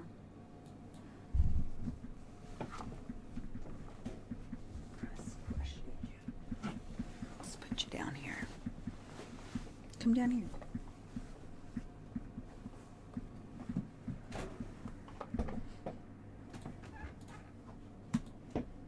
Dang. What'd you have? Brutal River. I had a 7. Ah, shit. Okay. Come here, June. Back here.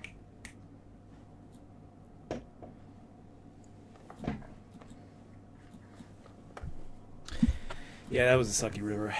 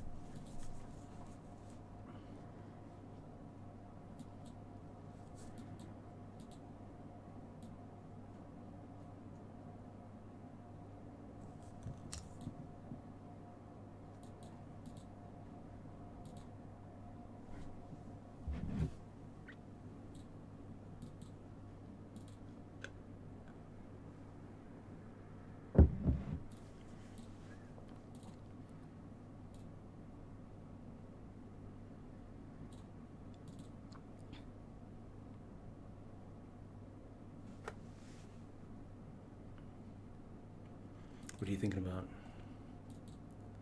Me? Yeah. I'm just thinking about nothing. Poker things. Poker thoughts. I'm just thinking about Vegas and the fucking Mirage. Hmm? Vegas and the fucking Mirage. Why would you go to Vegas in the Mirage? Why would you even go to the Mirage? It's a line from Rounders, baby. It's the first scene in Rounders, baby. Okay, boys. I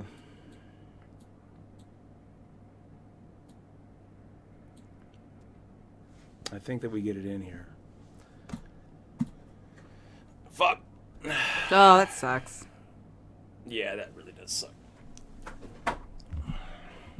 Drawn dead. Okay, top pair versus 2 pair.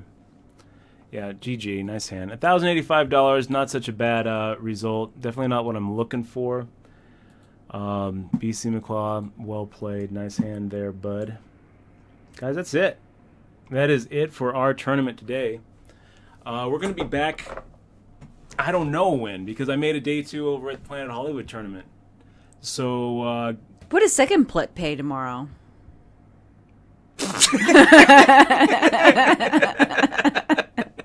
Well, this is like the second in a row. oh, jeez. So. Serious, I'm anticipating.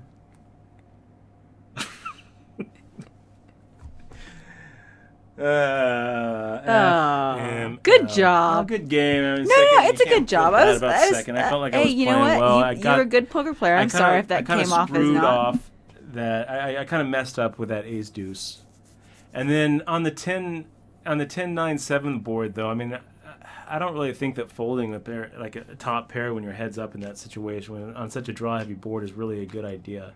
Yeah, I mean, I really don't, and. It's just like, okay, well, here we go. You're playing against a good player. You're a good player. You're playing against another good player. He starts with a chip lead. Let's go ahead and, run the numbers and see how often you're going to be walking away with the win. And it's not, it's...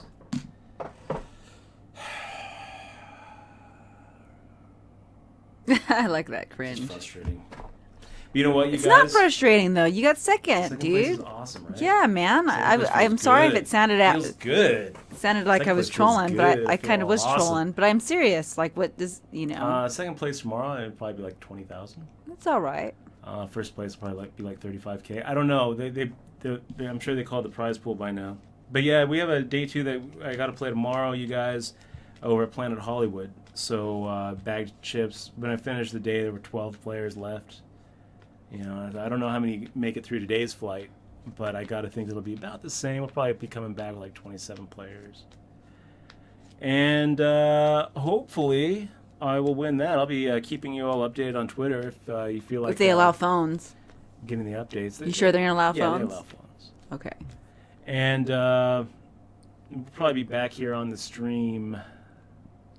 Definitely by Monday, you think? Sure. I got to look. I also have like... some Venetian tournaments coming up. Okay. Well, you know what you should do, Dutch, for everyone. Our regular schedule though is Monday and Tuesday nights, you guys. That's really when I'm trying to be consistent. Trying to be there. But he's going to work hard at that. So, yeah. Dutch, what you should do actually is put your schedule this coming week onto the panel, so people can see what you're playing. That's what I should do. Yeah, you should. You should do that so people can see that you're playing, and then you can give them updates. Tell them to follow you on Twitter to get live updates and enlightening messages and quotes from Dutch Boyd, because he says some interesting things. Yeah, because we're playing that 1650 on starting Thursday. The Planet Hollywood Mini Goliath warm-up main event. A $1,650 buy-in starts on Thursday. It has 3 different starting days. And then next Monday, Tuesday, the Venetian Deep Stack is going to be started. And they have a, let's see, on the 3rd, yeah, Sunday, Monday, Tuesday. So I don't know. We might not be on stream on a regular schedule for a week or two. But yeah, follow on Twitter. We'll give you some updates, and we might stream on Wednesday. It's gonna be a little sporadic. Yeah, it's gonna be sporadic. But we're gonna try to do Mondays and Tuesdays. We're not gonna be here. We should definitely try to get some YouTubes going. Definitely. Yeah. So, guys, thanks so much for being here, by the way. Undo your sub only. Subscribers off. Make sure to follow us on Twitter, @DutchBoard for me, @First for Michelle.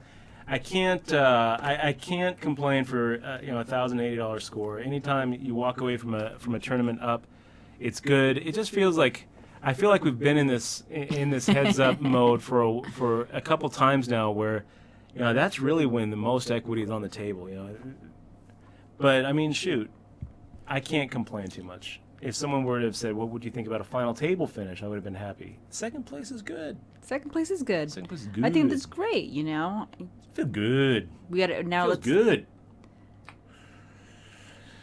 Yeah, it's all right, Dutch. Yeah. Thanks again. But yeah, guys, we love you guys. You guys are awesome. Remember that we accept tips because we live off of the tips. Without the tips, then we couldn't be able to do this. We really appreciate it. It takes a lot of time to put this stream together. We have cameras, we have a dog, we have lights, we have a green screen, we have all that junk in the background of Dutch that he's actually paid for with tip money. So we need it to rain pennies and bits, guys. Make it rain. Without you, we wouldn't be here. We appreciate you. You ready to say goodbye? It's always hard to say goodbye, isn't it, guys? Goodbye, guys. Wish me luck tomorrow. Thanks again for joining Yeah, us. follow him on Twitter. Click the follow button. Bye.